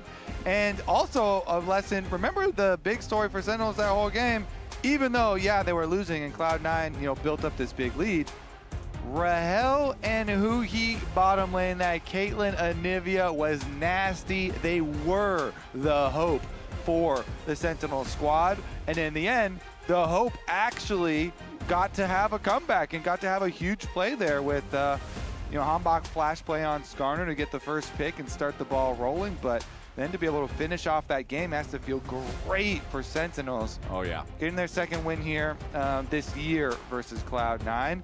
Still is definitely a pretty one-sided history, but in this particular series, though, just 1-1 Flowers all comes down to this game. There you go. That's the PMA. One single game to decide it all right here. So let's get into the draft, rolling through again. And I have to say, once again, the Talia is starting to think about that one as well. Darkwings prefers a lot of control mages, and APA is by far most played champion of the year is Talia. There's a lot of good pairings still available for it. Vi is up and washing around the pool, so let's see. Well, we've got Azir, Rumble, Poppy, Ziggs, and Karma banned out. Varus going to be that 6th ban here in the first half. C9 have elected to play first pick, so Sentinels have chosen blue side. I would not be surprised at all to see that Talia be the first pick that you're talking about. Yeah, Vi Talia is a really good combo at this stage in the game because that burst damage, those dive comps can kill Yunaris. So maybe that'll be actually a Sentinels angle that they go for in response to it. But Yunara Lulu is the expected here for Cloud9. Sven has loved Yunara ever since the champ came out. They played a lot of games very aggressively with the Yunara Lulu combination. Well, I feel vindicated in the stat that just popped up when that was locked in, because I was thinking after the week 1 games that we had seen, I was like, man, the Yunara priority just feels a little dishonest to me, because I feel like every time we see her, she's getting her butt kicked. And then the stats just popped up, 0-6 so far. Can I interest you in a Vi Talia, perhaps, to kick her butt? That sounds like something that might be able to apply boot to butt. Maybe they can actually accomplish that and kill off the Yunara. At least the Vi part locked in early. They could go for other pairings like Ahri or whatever type stuff they want to go for kills. But it's always good to have the point and click to take down these hyper carries and put a stop to the Yunara teamfights. And so we'll shift on through. Okay, they do go another route, and the Annie instead, the AoE route, pretty nice here. Flash Annie plays have been very big. Darkwings, though, we'll see how he can navigate this. Usually he's high DPS for the team fights, but not necessarily an initiator. And now we'll be on a quick timer here with Vi and Annie ultis and burst damage at their disposal. Cloud9, when you're looking at those dive comps that burst damage, they want a big old tank for the Yunara. And there's not much of a larger brick wall in League of Legends than the Scion. So that will be the pick here for Thanatos and for C9. Might go with their mid laner here as well. I mean, you kind of have to make a pick, right? Like whichever one you pick out of mid or jungle, they're going to ban towards the other pool in the second half, right? Maybe both then, because the pickup here for support, we're gonna get the Nico combination. Could be still be a APA's flex mid, because it's APA. Yeah, I honestly, like most mids won't play it, but he will. Yeah, honestly, it's actually does look decent here. It does look pretty good for a mid lane Nico angle too, so they can keep it flex for sure. Of course, it could be a way of like baiting out a Lulu ban. Or steal or something like that. Regardless, into the Yunara, you have some options. I kind of, personally, I like the Aphelios option. Okay. And Aphelios Infernum ults would go huge with this teamfight comp, with your burst damage on the side of Sentinels. I like the Aphelios into the Yunara because you can actually contest the level 1 with your green gun. There's a lot of work there. And then you scale super nicely, and you can have huge crit damage. You can have huge burst damage as well if you're good controlling your guns. But we'll see what angle they go with. Definitely a lot of them here. You don't want Nocturne and Nico engages. That pairing is super scary. No, so that's nasty. I do like the Nocturne ban there from Sentinels. No, the Lucian ban will be the first one to come through here from C9 in the second half. They don't want to have that Yunara have to deal with the potential early power down there in the bottom lane that Lucian can provide. And we will be seeing double jungle bans coming out from Sentinels and Golden Blue here. The Nocturne alongside that Wukong that they want to get rid of. All right. We did go, I guess Xin would be the other like primary AD jungle that is up. And Xin is a good dueler, is good early into Vi, and you could try and get some early skirmishes or objectives going your way. Some people do like invading Vi's early as well, because she is not the strongest early on. Let's see though, you're gonna also have to worry about the lanes and get some good lanes in order to do that. All right, what's it gonna be? Since they banned Lucian and Rakan, they could steal away this Lulu. Yeah. Yeah, you just take Lulu, and then it's not like they're gonna pick a Felios here. You can just pick a Felios on 5. Yeah. Could. Let's see what else they want to go for. Sometimes with Felios, you want like Thresh to have the reposition. Okay. So maybe with the Lulu, like it's just like Jinx also carry into it. Okay. Or do you want something still with its own mobility? Regardless, huh? I mean, everything is still flexible, right? Because you can do a Hambach or Impact with the Mbessa. I would prefer, just personally as the players, I think Hambach would be the better Mbessa player, and I feel more comfortable. Where would Vi go though? Oh, I'm totally trolling. Okay, I was like, has Impact been secretly working on a top lane Vi? That would be crazy. Oh, actually, yeah, I'm kind of scared, actually. Impact Mbessa versus Thanatos Gwen? Ooh, scary. Okay, well, the Malphite is the answer here for Blabber. All right, so they do get their very strong engage. Okay, very, very strong. Are we? Wait, is it mid lane Sion? Wait, is it mid lane? Is it mid lane Malphite for APA? And it's jungle Gwen? Yeah, maybe. I don't know. Hold on, I'm still confused. We got Xayah on the other side. I know where Xayah is going. Is it jungle Blabber or is it mid lane Sion? Can you go for the tank? You can go tank. That's what Annie. I was there thinking at first was mid lane Sion, and Annie can just never kill him. Yeah, mid lane Sion doesn't have a lot of plays, but it is very successful when it does get plays. And your Soul Furnace, and you can just sustain through Annie, and Annie's all about burst damage. Okay, so there we go. Now everything's making sense. Yeah. And we get the mid lane Sion into it, the tank. Okay. So we've got a lot of engage, a lot of burst, some dive power here on the Sentinel side. Mbessa, Annie, and Vi all going in together is very scary stuff. Xayah is also one of the champions that can peel for herself more effectively than others can. If Malphite's ulting you from a long distance, you can reactively use your R to dodge away from him. But over on the other side, yeah, we've got two really big meatballs in the Malphite and the Sion together here to be the front line, and Yunara to be that scaling threat that will deal the damage from behind later on.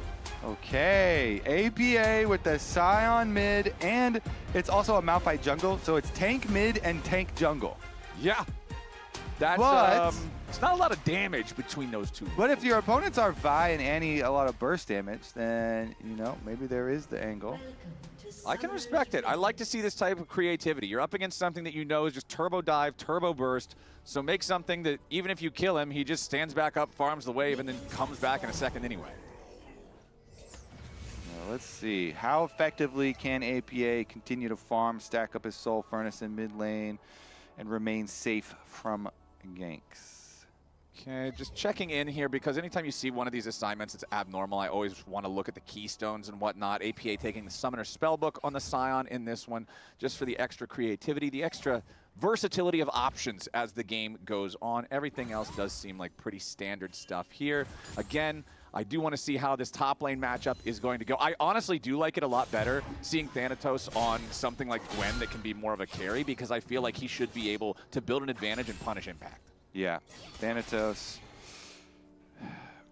Really big fan of Gwen. Definitely one of his favorite champions and has the carry potential for sure.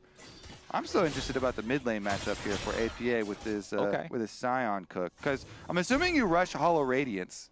That just seems so... probably. Like, that's the Galio It seems so good for, like, mid lane push and just sustain through any of the harassment and damage that the Annie's going to throw your way. Plus, you get the Explodey passive to make it so even if he has priority over the wave to clear it out, you just insta-respawn and clear it. You know? So, nothing to that. Yunara, 7 consecutive losses. The longest active loss streak in the LCS right now. Thank you, producers, graphics, stats, everybody, for vindicating yet again my feeling that this champ just hasn't been performing. Oh, they got 2 of them? There were 2 Yunaras on your screen there with the Nico turning into an extra one, so that's... If Sentinels wins this, that means she's 0-9. Wow, that's she that's loses crazy. twice. Is that how those stats work? That's crazy. Yeah, that's totally how the stats work. I could definitely be a stats guy. Statistician. So far, it is looking pretty good for Darkwing still, and he's getting some good push, and he's getting some good pressure as well. And both junglers, since both junglers are tank junglers that are really level 6 oriented tank junglers, and wait a second, Impact actually got some a good trait there, and gets control of top. I like that for Impact. Let's see if he can stand up to the test that is playing carry versus carry against Thanatos. Yeah. Because that is not an easy test to pass. I wouldn't bet on it. So, yeah, props to him. Let's see. We'll continue to check how it goes. Thanatos going to go for his recall now with his teleport. Let's see. Well, we talked about, remember game number 1 was after Cloud9 got in control, we talked about how important it is for Sentinels to have a positive mental attitude. Don't let yourself get tilted. Come into game 2, fresh new game. You're losing game 2 for 90% of it. You come back and win because you stayed. Positive mental attitude. Now coming here into game 3, the question is, can Cloud9 shake it off? Because I feel like, yeah, you're going to beat yourself up for the big blunder and the throw at the end of game number 2, but you are also winning for 90% of that game. I 100% agree, Flowers.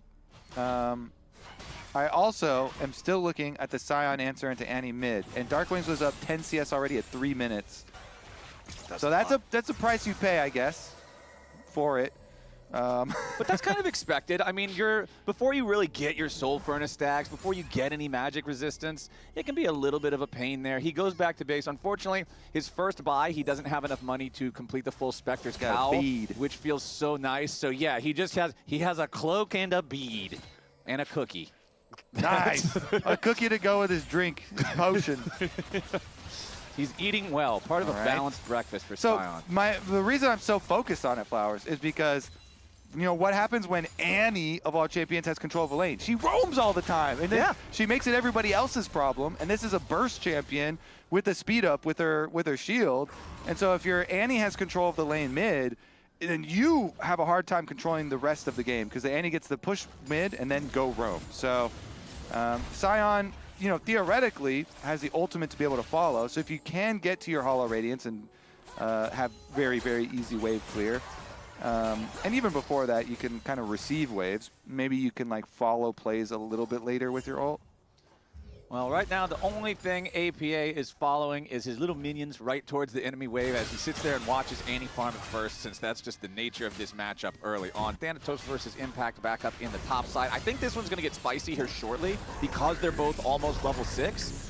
As now APA fires off the ulti in mid. Darkwing's forced to flash away as Blabber shows up and tags him with the seismic shard. So the slow would have been a serious threat there. But now APA just kind of hangs around. There's no way, right? There's he's good. He's good. It's the cookie. It's the cookie. He doesn't have to flash. He's not scared. You know, he's... Well, Blabber might be, because now it's Hambach, Huhi, and Rahel invading the C9 jungle. They knock Blabber down below half HP. They force him to flash over the wall. So we got some moves coming out in multiple places. Yeah. APA fighting Scion, Rahel now fighting Sven and Vulcan. Yeah, and Rahel eats a lot of damage from the blooming burst there, so he's down below half now. So the last time we had the mid-Scion in LCS was in 2024, in the beginning, in Spring. Insanity was the last one to play him. Okay. I think M&S did it when he was on C9 as well at some point. I know they played, you know, Cassante and a decent amount of other tanks mid too, but APA himself, the last time he specifically played Scion was in Tier 3 when he had just started in 2021. And the better part of those stats, Flowers, is that in his Scion games, 2 of his career, they lost both of those. Okay, well, that's not a good sign. But that was also a long time ago. That stat just made me realize 2021 was 5 years ago. That was a long time ago. That was a long time ago. That's crazy. Okay, I don't want to think about that anymore. He won his little fight he had with Tibbers there. He didn't flash. He didn't flinch. He was like, I can predict the Tibbers damage. It's just a slow burn. This is manageable. And his reward for that bravery is now he has his coat. Spectre's Cowl completed, going to make this lane feel a little bit cozier, a little bit nicer. Up here in topside, we have our level 7s now. I want to see when we get these ultis. And the reason you're highlighting this, Flowers, and it's so important, look at the amount of sustain now the APA has. He has the Spectre's Cowl regeneration, the Doran Shield regeneration, the refillable potion regeneration, and the cookies still coming. So now you're like the CS deficit shouldn't get much worse, right? He should be completely fine to soak damage, damage after damage after damage now, and just blow up minion waves. So he has weathered the early game deficit and should be fine to annihilate minion waves from here on out and sustain through a lot of the threats. So we'll see if the skies get clear from here on out. Exactly what you just saw mid. You pop Soul Furnace, you charge Decimating Smash, you let it go, pop the Furnace again for the detonate, you farm the whole wave, and there's not really anything APA, or excuse me, the Dark Wings can do about it, because he doesn't want to just vomit all of his spells into a Scion Shield. That's actually another cool thing. If you play Scion mid, if you can steal away Raptors, like the jungle camps, little Raptors and stuff, they count for your Soul Furnace too. You burn these things up, and you can be you get a lot of passive stacks. And those little chickens are garbage. They die to like one big smash. Yeah, it's hard to steal them away if the enemy jungle is actually there, because you're a mid laner and like they have a lot of tools to deal with it. But if you can snipe even just a couple of those, it feels quite nice. Stack up a lot of extra HP. Man, we still don't have any kills 8 minutes into this game, though, but I guess that kind of is the nature of you've got a tank against an Annie-Vi combo that normally wants to try to make plays around mid. Top side, neither one of our carries have really been willing to be the one that might overcommit. Things still with a slight favor towards Thanatos, but Impact just about one wave behind here. Again, both have ultis, but no junglers are paying attention towards this part of the map. Sentinels did secure the first Drake of the game for themselves a little bit earlier on, but no individual gold leads even totaling 200 just yet, as Sven and Vulcan will try to grab a little bit more money from the plates down here versus Rahel and Huhi, who are trapped under the turret for now. Farm, farm, farm. Blabber's got an ulti, though, and he wants to use it. So Malphite's going to say hello, push you under tower, and honestly, Sion's going to come too. The full roam here. Cloud9 will push the bottom lane out. Okay, Huhi's going to try to get away from this Malphite, but the point-blank unstoppable force locks Huhi up a little bit longer. There is no wild growth. He's only a level 5 Lulu, so that's first blood for Blabber at C9. Oh, they get the kill, and they can fully zone Rahel from the minions. Can they just keep this blockade up? Rahel wants to get back in for the minions. Recalls are channeling, so he's going to be able to get in there for the next wave at the very least. But, yeah, they're winning CS on bottom side. They make a successful gank and roam play here. So setting up Sven for success this time around. Blabber ends up being able to get the kill. They definitely needed to grab that kill because with the flash, he was close to getting under his tower.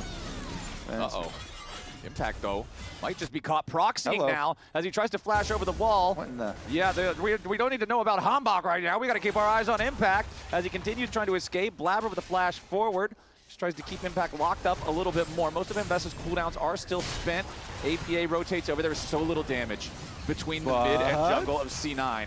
They need a little bit more. Flash, decimating smash, and APA gets it done. So C9 are going to find their second kill of the game there as Impact was just a little bit too audacious with his positioning. Yo, and APA gets to spam his taunt too, so that's like a power-up. That's a big boost for him. The BM bonus. You get to spam the Scion taunt there after the kill. Thanks, Impact. And as Impact was putting himself so far forward up there, the one thing I was going to mention, because I know you love mentioning when this item comes up in a game, your MasterCard power spike there for Blabber, completing the Zeke's convergence after he got the kill for that, or got the credit for that kill in the bottom lane.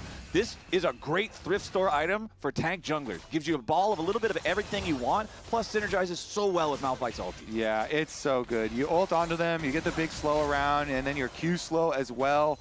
And there is a little like feature / bug in the game. I was gonna say, I'm not sure if it's intended or not still.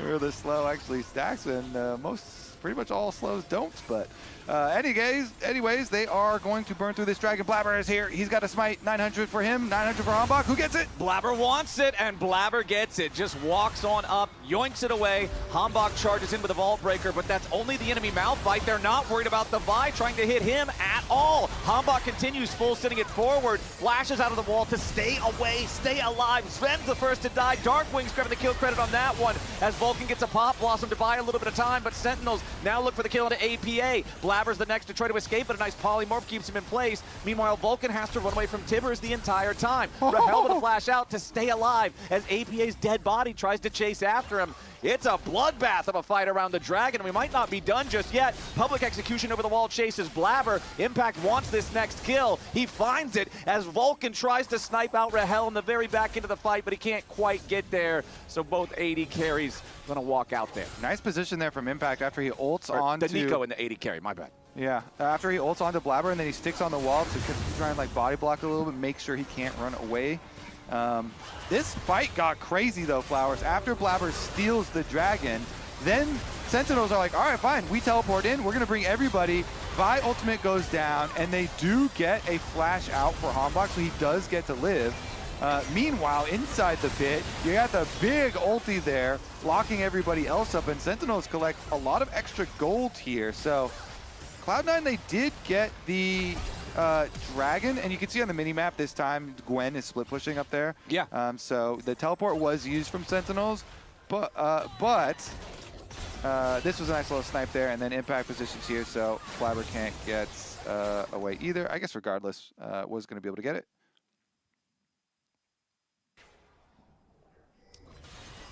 You can see sometimes there's not a whole lot of comms that you have about the play. Sometimes you just gotta focus back up and get ready for the next move. That next move is about 90 seconds from now. The Rift Herald will be spawning onto the map, and I gotta keep eyes on what you were talking about just there at the end of the team fight, Kobe. Thanatos not joining. Thanatos deciding he's going to stay up in the top lane, continue split pushing, see what he can do with that teleport advantage before Impact gets his own teleport back up to try to respond to anything. Thanatos is the only TP currently active on the Rift. Everyone else's is on cooldown. Let's see if they can actually do anything, because he's against Annie on the top side of the map, and he does have his needlework. I wonder how, if he fancies that all in or not, because currently he's giving control of the wave over to Darkwing. So looks like for the time being, it's going to be Sentinels pushing both mid and top.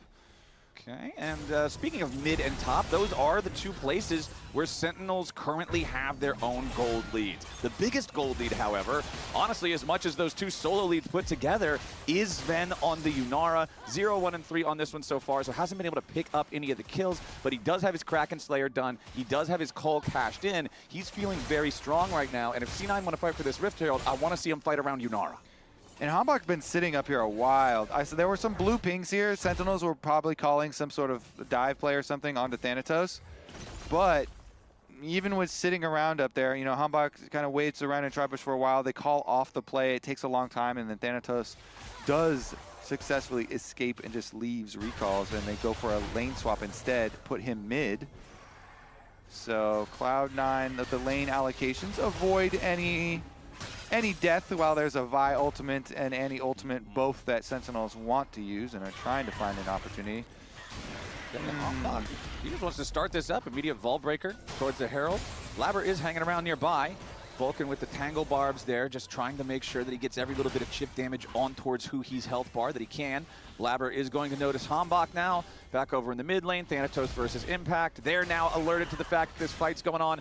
Hambach, that's the second Vault Breaker that he shortchanged in the past minute or so, so he's going to have to time that spacing a little better in the future. Down to 40% HP now, but he gets back over the wall towards Darkwings, but he gets juggled around, beaten down. Blabber taking the kill as Hambach's first to fall, but Vulcan dies to Impact on the right side of the fight right after. Now Thanatos has to be careful because Rahel and Huhi are moving his way. Sven finally has arrived here into the mid lane, but Hambach is down. That is a problem for trying to secure objectives on the Sentinel side, but they at least got the one back onto Vulcan. I gotta say, Impact's Ambessa has been a pleasant surprise this game. He's doing quite well on this, on a carry champion for himself. Some good confidence here from Impact, and 3 kills on him now. See if he's going to be able to you know, put the big pressure onto the Yunara later on. Of course, that is going to be a huge metric of success of this team. The Yunara damage and the Gwen damage are the biggest for Cloud9 and the biggest kind of problems that they're going to have to deal with. So if Impact and the rest of the dive here can annihilate him. Take a look at this, though. Thanatos versus Impact down on the bottom lane, already breaking out. Impact trying to avoid the sweet spots there with the Qs, and Impact just gets beaten down there in the 1v1. He did not have his ulti available to use. It was still on cooldown from before, and as soon as Thanatos recognizes that, he goes in for the kill. The entire time, it also means C9 has Drake control, so they'll pick that up too. Also, as soon as I compliment him.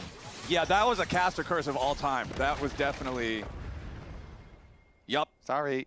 Yep, I think you crashed the Mbessa car on that one. Yeah, in the first game, Sentinels crashed. In the second game, Cloud9 crashed. And in the third game, I crashed. Yeah, these cars are taking a beating, man. Everybody's insurance is going through the roof. But C9 are now also going to rotate up towards the top side of the map. So not only do they get the advantage 2-1 in Dragons now, they get the Rift Herald without having to fight for it. Neutral objective game is going their way, and they're up 2,500 gold as a team. All right, well, honestly, yeah, like now it's just going so well.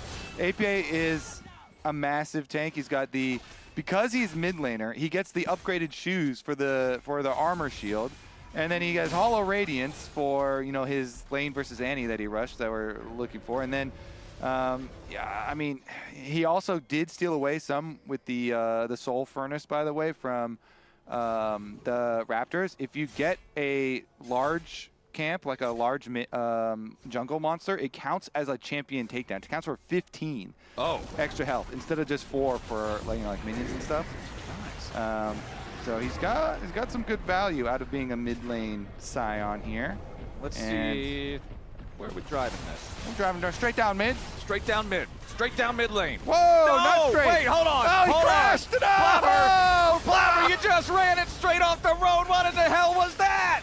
Huh? Flowers, our game 1 analogy of the car crash has just never been so real. It was just perfect.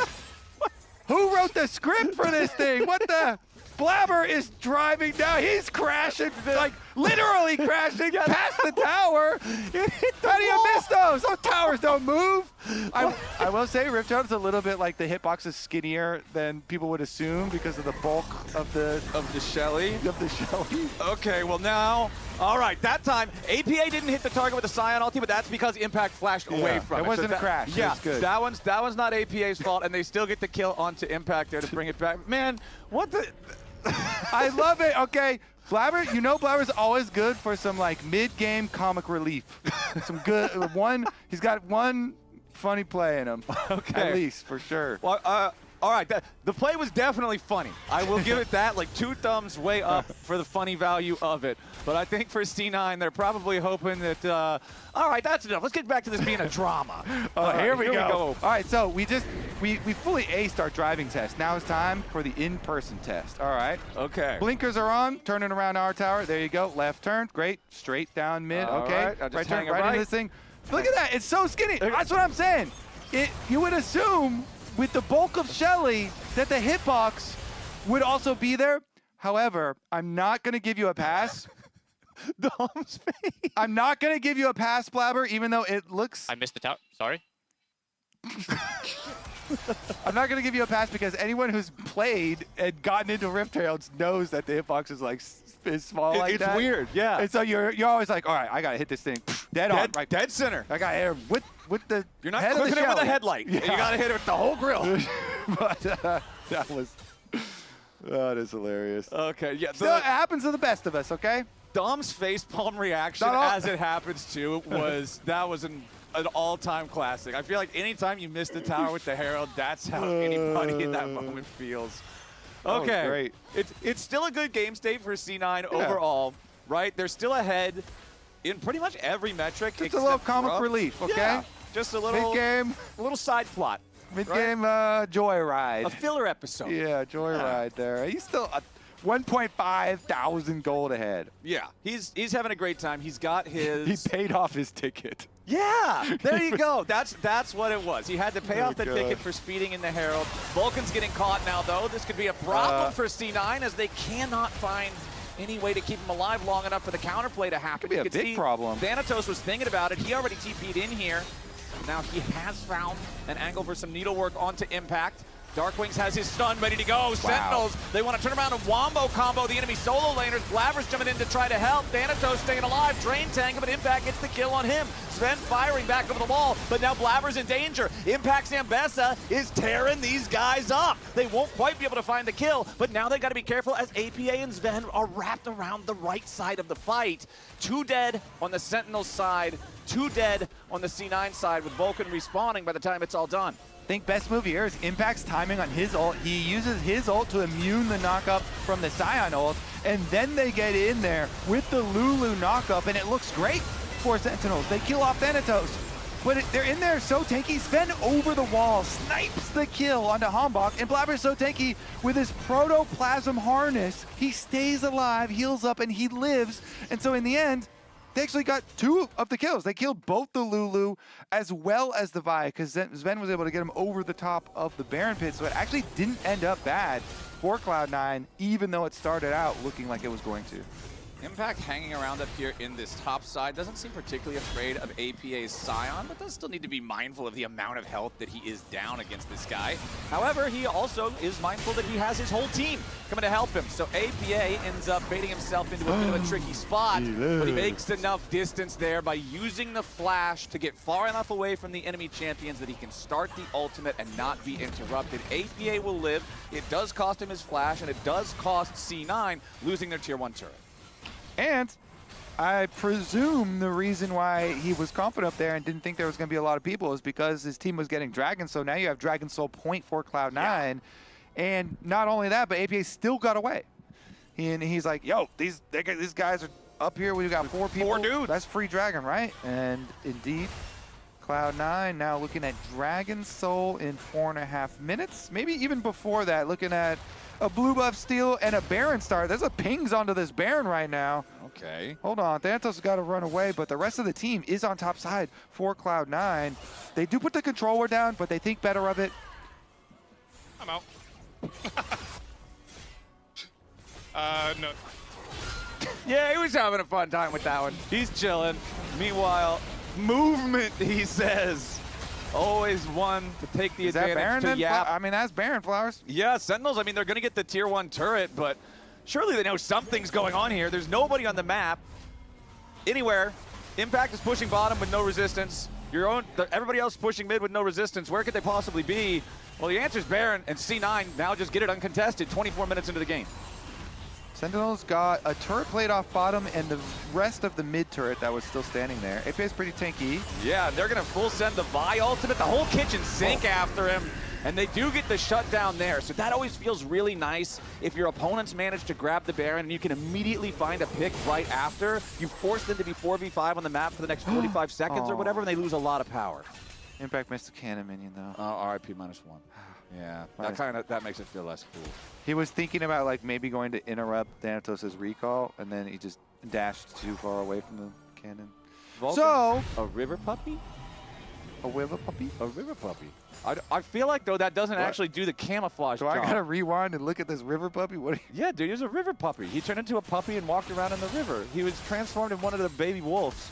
But I don't really know how this, like, works as a camouflage, because why would the baby wolf ever be in the river? Well, it hides you. It's just you hide you on the mini map, so that camouflages. Oh, okay. So you're just but playing I mini-map agree with you that if someone saw a wolf in the river, they would be a little suspicious. A little hesitant. I wonder what that's doing down there. Yeah. Why is the wolf there? But okay. But also, it's cute. Yeah, I mean, maybe that's just what you want to do. You just want to walk around as a wolf for a little bit. River puppy. Well, he wants to be cute. You know, he's headed to Coachella, going to take some Instagram pictures. Yeah, just be a Instagram celebrity dog. I'm just a river puppy. River puppy. Don't mind me. Just a puppy in the river. All right, we've got, so honestly for Sentinels, they've closed the gold gap some. It was closer to like 3,000 gold earlier. Now we're back down to about 1.5, 2,000 gold. C9 still trying to get some value out of this Red Bull Baron power play that is still in the negative, considering they just got Baron, APA died, and then that's kind of it. So they want to try to at least force this tier 2 turret down here. It's nice and crusty. You get a ton of extra. Nice and crusty. That's what it is, man. There's crust all over. You can get free damage. They can't touch it though. You can look. Oh, nope. There you go. it. There goes all the turret crust. C9's going to make the play down there, but meanwhile, back over in the mid lane, Rahel has the DPS for days. Hambach sets it up. Rahel knocks it down, and they'll make it a 2-for-0 over here in mid as Thanatos and Blabber both get picked. What the hell is going on? Flowers Cloud9 just dropped 2 kills just like that. Yep. Well, it turns out LDR being completed means Blabber and Thanatos both feel way less comfortable about their frontlining. That's true. You should feel very uncomfortable. Those feathers are flying through. You basically get no armor. You're getting shredded by Vi with denting blows and Black Cleaver. Whoa, Vi might get caught though. Yeah, he tries to vault break away, but man, the reinforcements are numerous. They even managed to hand the kill over to Sven's Unara, so a nice punish there by C9. Yeah, all right. We're going to have to start handing out our own punishments. You're going for Krugs on top side of the map when the rest of your team all in base, all on bottom side. That is some greed. Yeah, and it's a deadly sin, my friend, because here's the problem. That Ocean Soul you mentioned earlier for C9, that's spawning in 15 seconds. Hambach's not alive for 25. Shoot. Yeah, Golden Glue's going to have to hand out some punishment, bro. What in the world? You are greedy as hell. Well, it looks like that level of greed is going to be sin punished for the entire team, as nobody on Sentinels knows they can contest this right now. They're not even going to go towards it. Costly Krugs. Yeah, costly Krugs. I like that. Alliteration always makes everything sound a little bit better. But costly is like with a C and then Krugs are with a K, so. Well, it's because English is a silly language where the letters make the same sound, even if it's a different letter, right? I'm down. You get full points for that. It's why I always got pissed off at Chempunk Chainsword, because it's a CH and a CH, and one says K and one says Ch. You know what? It just don't make any sense. I'm with you, Flowers. Yeah. I'm ride or die. We got to do something about that. And the whole series today has been ride and die, because everybody is just taking these cars and running them off the road the whole time. 10 versus 10 now, though. 2,000 gold separates the game, but C9 did just secure Ocean Soul for themselves. They did. And you have such a tanky team. Did they secure it for themselves, or did Hambach secure it for them? Okay, I'm not gonna be BM. I'm just gonna say philosophical debate right now. What do you think, chat? Who secured that Dragon Soul? Was it Hambach or was it Cloud9? Hambach. I'm gonna need to see some votes with IDs. Yeah, I think you're probably going to get a lot of one answer in the Twitch chat. Who for that secured the soul? Well, I think that Ocean Soul is going to give a ton of value because you have such a tanky squad on the C9 side. Yeah. Ocean Soul is one of those things where if your team's really squishy and you're always just going to get snapshot insta-killed, it doesn't really do much. But with Blabber on Malphite, with APA on Scion, even Gwen is a drain tank, right? Like, there's so much value that you can get out of this. And now we have a TP coming in. Sentinels could find themselves on the receiving end of a pincer attack from C9. APA soaking the damage here in the middle at first, but he has to flash back away. Meanwhile, the attention gets turned over onto Darkwing, who's about to be focused down. Thanatos grabbing the first kill there as the Guardian Angel is forced out, and Impact kills Vulcan. Sentinels trying to scramble to play around Rahel. He chases after Sven. He wants the kill. Aggressive Zaya ulti, but no! Rahel overplays his hand, and C9 will take the fight from it. It's a 4-for-1 trade. That was crazy. Sven Pepega frogged Rahel while he was in the fight, running away from him right after he flashed at him. Holy, that's the end of the game, Flowers! That's the end of the whole series. Can we end? Yeah.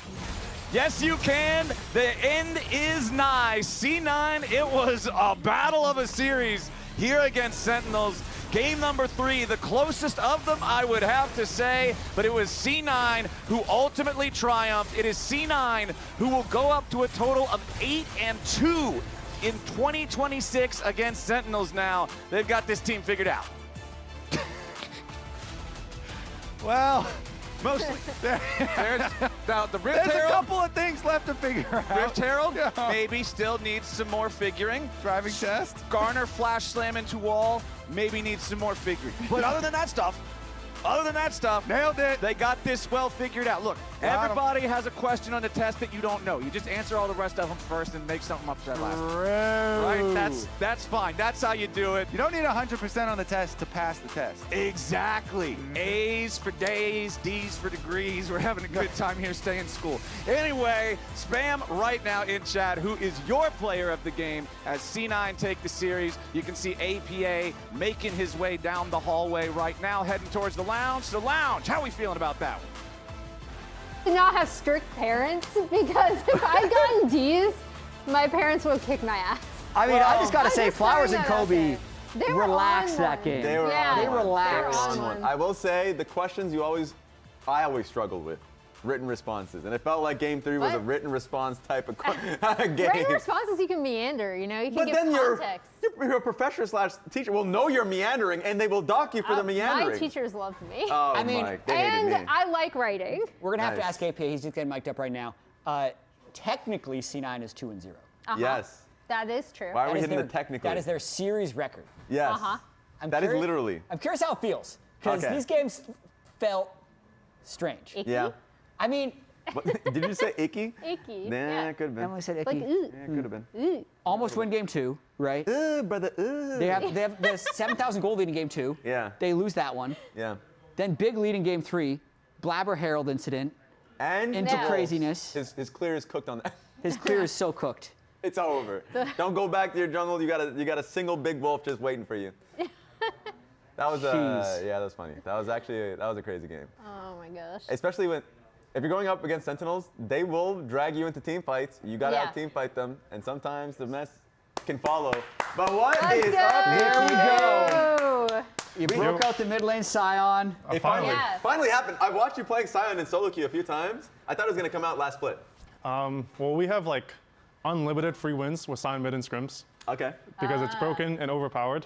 Nice. And like, I'm always upset when Thanatos plays it because I'm like, fuck, man, well, you took my free win away. Yes. But it's nice to finally put it out on stage because I don't know, we have like 30 free wins on it in scrims. Oh, nice.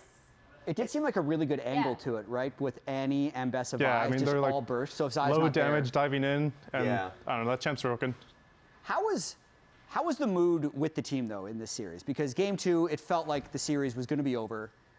2 team fights in a row lost. Yeah. And then even in this game 3, it got a little messy. You guys had a big lead and kind of started throwing it away before pulling it back. How are you feeling about the series? I mean, I was chilling.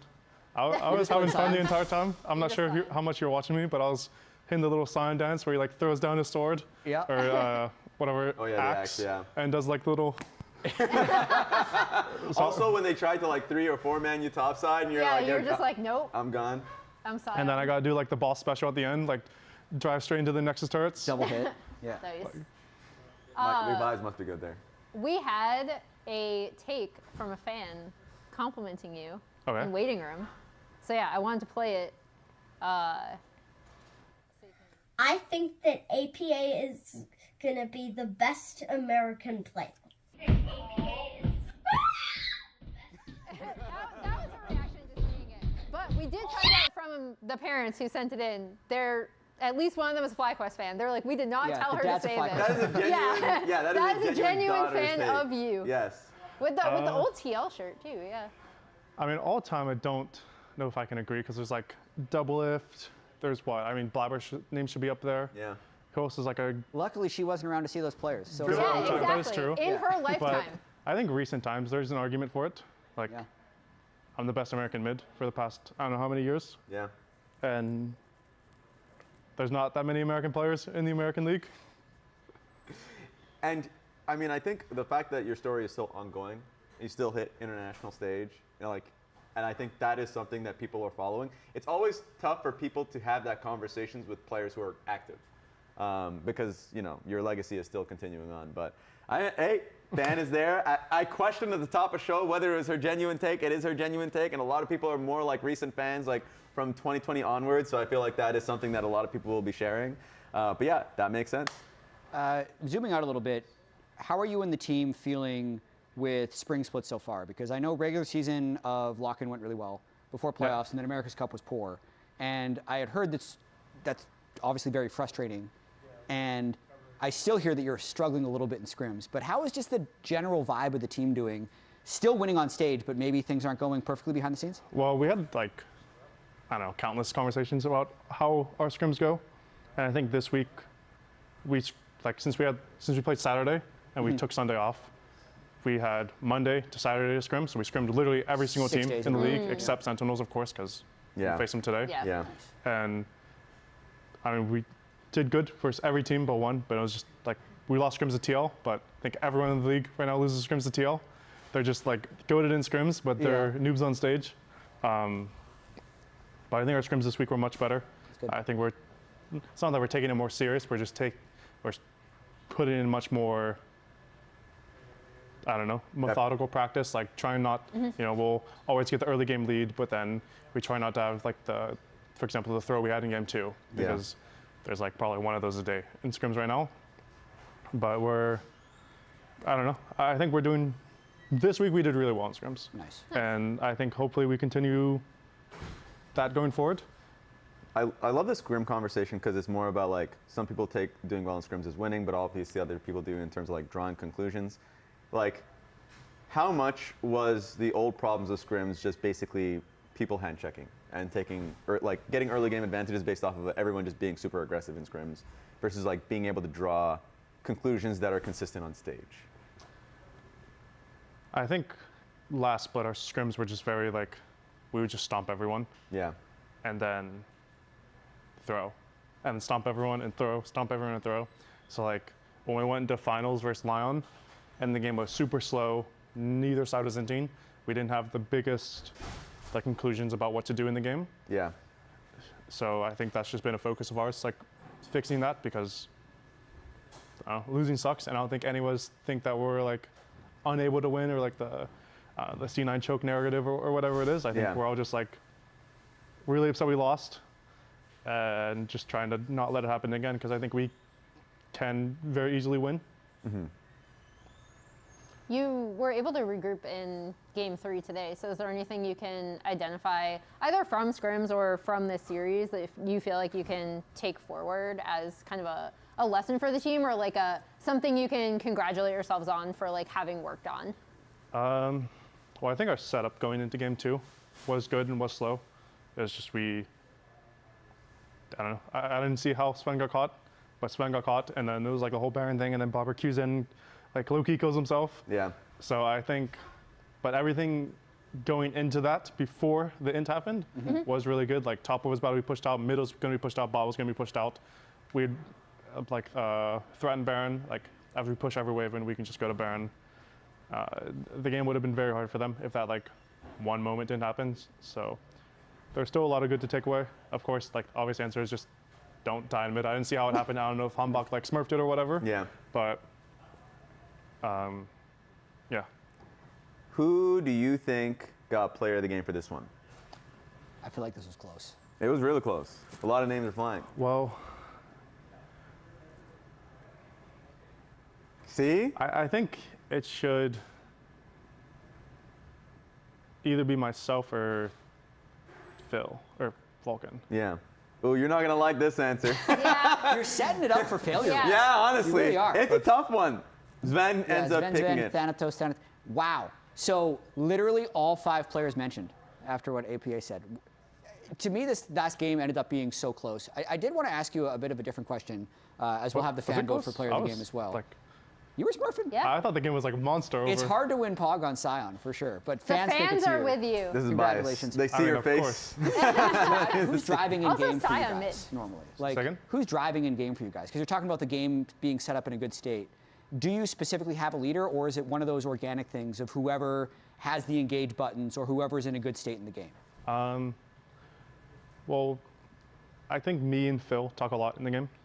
Like we'll try and drive the game forward, especially on stage. We'll talk a lot, and then like it's always the case when someone's strong, they should call the game. Call the game. You know, when Thanatos is 10-0 and scrims on Gwen, he should be screaming, "I want to do this! I want to do this! I want to do this!" And you just like salute him and say yes sir and like follow whatever he says. But I think a lot of early game is just blabber because he's a jungler. He's like always saying like Humbug's doing this, I'm going here, blah blah blah. Let's go to the Raptors, like whatever his plan is. Yeah. But now as it diverts more into mid game, like me and Thanos will have a lot of conversations about side lane, and then like we'll talk about. Me and Phil will probably have a conversation about general macro, and Bio will be talking about like, oh, let's go to their 13th Raptor respawn. Because that's really important in the game, of course. Yep. Raptors, Scrug. I will say, let's check out actually before we go into any of that today's pogs because I'm interested. It was a pretty hectic day, especially in the final series that I personally had as like match of the week kind of thing. Griffin really performed well. I think I was interested in how FlyQuest would do versus DSG because it was so close last split. What's your read on FlyQuest? I remember seeing the podcast for C9. You guys were singing praises about them, at least in scrims. Well, I think for the series today, I'm not gonna lie, I was really like, I thought Cryo was running the games down. Yeah. Like he was running the games down, like Griffin was running the games down last split in playoffs and versus us and Lion. Yeah. I think he had like a really poor series, but I mean, Fly played well. Like Griffin's always had like a strong idea of how to play jungle. And I think they're a middle of the pack team. Like from our scrims, I think they're all right. I don't know how to say it. Okay. They're all right. Like they're not terrible. They're not like bottom of the table, but they're not, yeah. Fair. I mean, you sang praises towards Griffin. Maybe he's going to be in our Samsung OLED Power Players of the Week. Let's at least roll that one to see who's highlighted there. Yeah, okay. Yeah, all right. I mean, dude, what did Saint build? What item did this guy build? 8.14. That's a very fast. A minute ahead of you. That has to be something cheap as hell. Let's try and pull this together. What, was it like a Galio? Maybe it was. Maybe like a Roa from Rise or something? It could have been. Like a Nivea? Yeah, it could have been. I forget what he played. Me too. We're investigating after this. So he played 3 games. They're checking at the moment. The stats are going to check on this because that's very fast. That is quick. I mean, Griffin stealing every single Raptor camp and having a 7th camp in the game gets him to 528 level 6. Thanatos fastest 100 CS. I feel like he's there pretty frequently. Yeah. Yeah, he's the GOAT. Yeah, he's the GOAT. Player of the week is going to be Griffin. Yeah. All right, there we go. The jungle gap. Whether or not it's Kryra or Griffin, but this is a huge bounce back for the guy because he had, I'd say, 4 poor series in a row going back to lock-in and really performed today. I mean, his CSD at 14 on average was plus 40, which is just absurd in the series today. Well, I think this game, was it this? Yeah, this game. This is the first game, yeah. In our back rooms, we're calling that FlyQuest is just like stat padding because you could do whatever you want this game. True. Like I feel like that's what our game 2 was. If we didn't end up miraculously throwing, it was just like a stat pad game. Like everyone was winning too hard. Yeah, I was gonna say things got a little silly towards the end, but then you also didn't really think that FlyQuest were gonna lose in that game. Yeah, I mean, people were down on FlyQuest simply because the Shadow Council decided they were going to go up against C9, Lion, and Team Liquid in a row from lock-in to this split. So finally, they get a matchup that makes more sense. Now, we got an answer on what item completion it was. Rocket Belt. Rocket Belt. Super cheap item. Makes sense. 2,600. That's all you need to do. You need to stat that on that. Next item, immediately go to Rocket Belt. Belt on everything. Let's take a look at the end of day standings just to get a glimpse of it because, yes, both you and Team Liquid are at the top of the table. Any surprise there? For me, not really. No, I think Lion's having some difficulties. Like maybe surprised that Sentinels lost their first series. Yeah. But everything else kind of makes sense. These are the matchups for next week, as you would imagine. Interested in the Shopify versus Lion personally. Just I want to see more of Shopify, where they're at. I know they were last place last split, but that's not what they were looking like so far at the beginning of the split, so I think it'll be a little bit better. Nah, that's scheduled. Damn! That's a yeah, I was scheduled gonna say that's how I'd be looking at. I'd be looking at Sentinels versus Fly. Sentinels the skill check for sure. Because I feel like both teams, like you mentioned, Fly are in the middle of the pack. I think Sentinels are kind of there too. Like they have obvious strengths, obvious weaknesses. So. Yeah. Agreed. APA, thanks for joining us. That's going to be it for this week of the LCS. If you want to watch more NA League, check out NACL. There's a lot Where happening. this guy came from. There's a lot happening. Of course, your Yeah. Maryville University may have lost to NRG. Did you get to watch the matchup? Because NRG looked very good. I was watching. Yeah? Nice. UG got jailed. Yeah, unfortunately. No. Rooting for your old team. They're still doing really well. I mean, I would say it's still them and NRG. They're going to be Top two playing teams. against Citadel next week. There's a lot of action happening, a lot of different picks. I mean, we got to see Munchie pick out the Master Yi. Yeah, that was fun. So that was a lot of fun. I mean, UG, you already mentioned him. He's been doing really well so far. Yeah, I this mean, week. he's a GOAT. Yeah. Sadly, just his residence thing. It's crazy. Let's start a petition. We must. That's tilting. That's tilting. But you guys can, continue to at least support him by just watching the NACL. Wednesday, Thursdays, Fridays. 3 days a week, 4 p.m. Eastern, 1 p.m. Pacific. You get to watch it on, of course, the twitch.tv NACL channel. Of course, we also have it on YouTube. If you just start the support Or Raz's network. co-stream. Raz co-streams it too, everyone. Raz is Just like saying, a he doesn't want to huge plug himself. I'll plug it for him. That's it for I'll us. show up in your chat this week. Damn. We'll be back next Saturday, 4 p.m. Eastern, 1 Pacific. Same time as always. DSG for C9's first match. And we're rating Pobelter stream. Woo. So make sure to say hi Ooh. from the LCS if you stick around for Pobelter. Goodbye. Bye. Take it easy. Look on this Azir if you get stunned. They don't have Mikhail's ulti. Just look stun. Look, go. Yeah. Look. Number not Azir, I have GA. Nice. Okay, penta. Oh, the number is behind here. I stun. Penta. Let me assist. Okay, I'm good. Holy. Nice. Sorry. FlyQuest gave him the penta kill to Masu! FlyQuest with the A! Long my TP angle. I'm looking. Look Zara. I'm looking any guys. I'm looking any. Yeah, run any guys. Sorry. Any do flash. I'm holding any. Just kill any slowly. I'm going. Any dead. Kill front. Yeah, he's Clear side damage. Okay. Kill Vi after guys. Kill Vi. I'm killing Zaya. Minor flash it. We're killing Vi. Zaya's ulti still. Die flashing. Nice one. We're killing Bessa. Oh, he's on. End mid. We're gonna. No, miss on end mid. Nice Oh my god, I'm bad this game. It is C9 who will go up to a total of 8-2 in 2026 against Sentinels now. They've got this team figured out.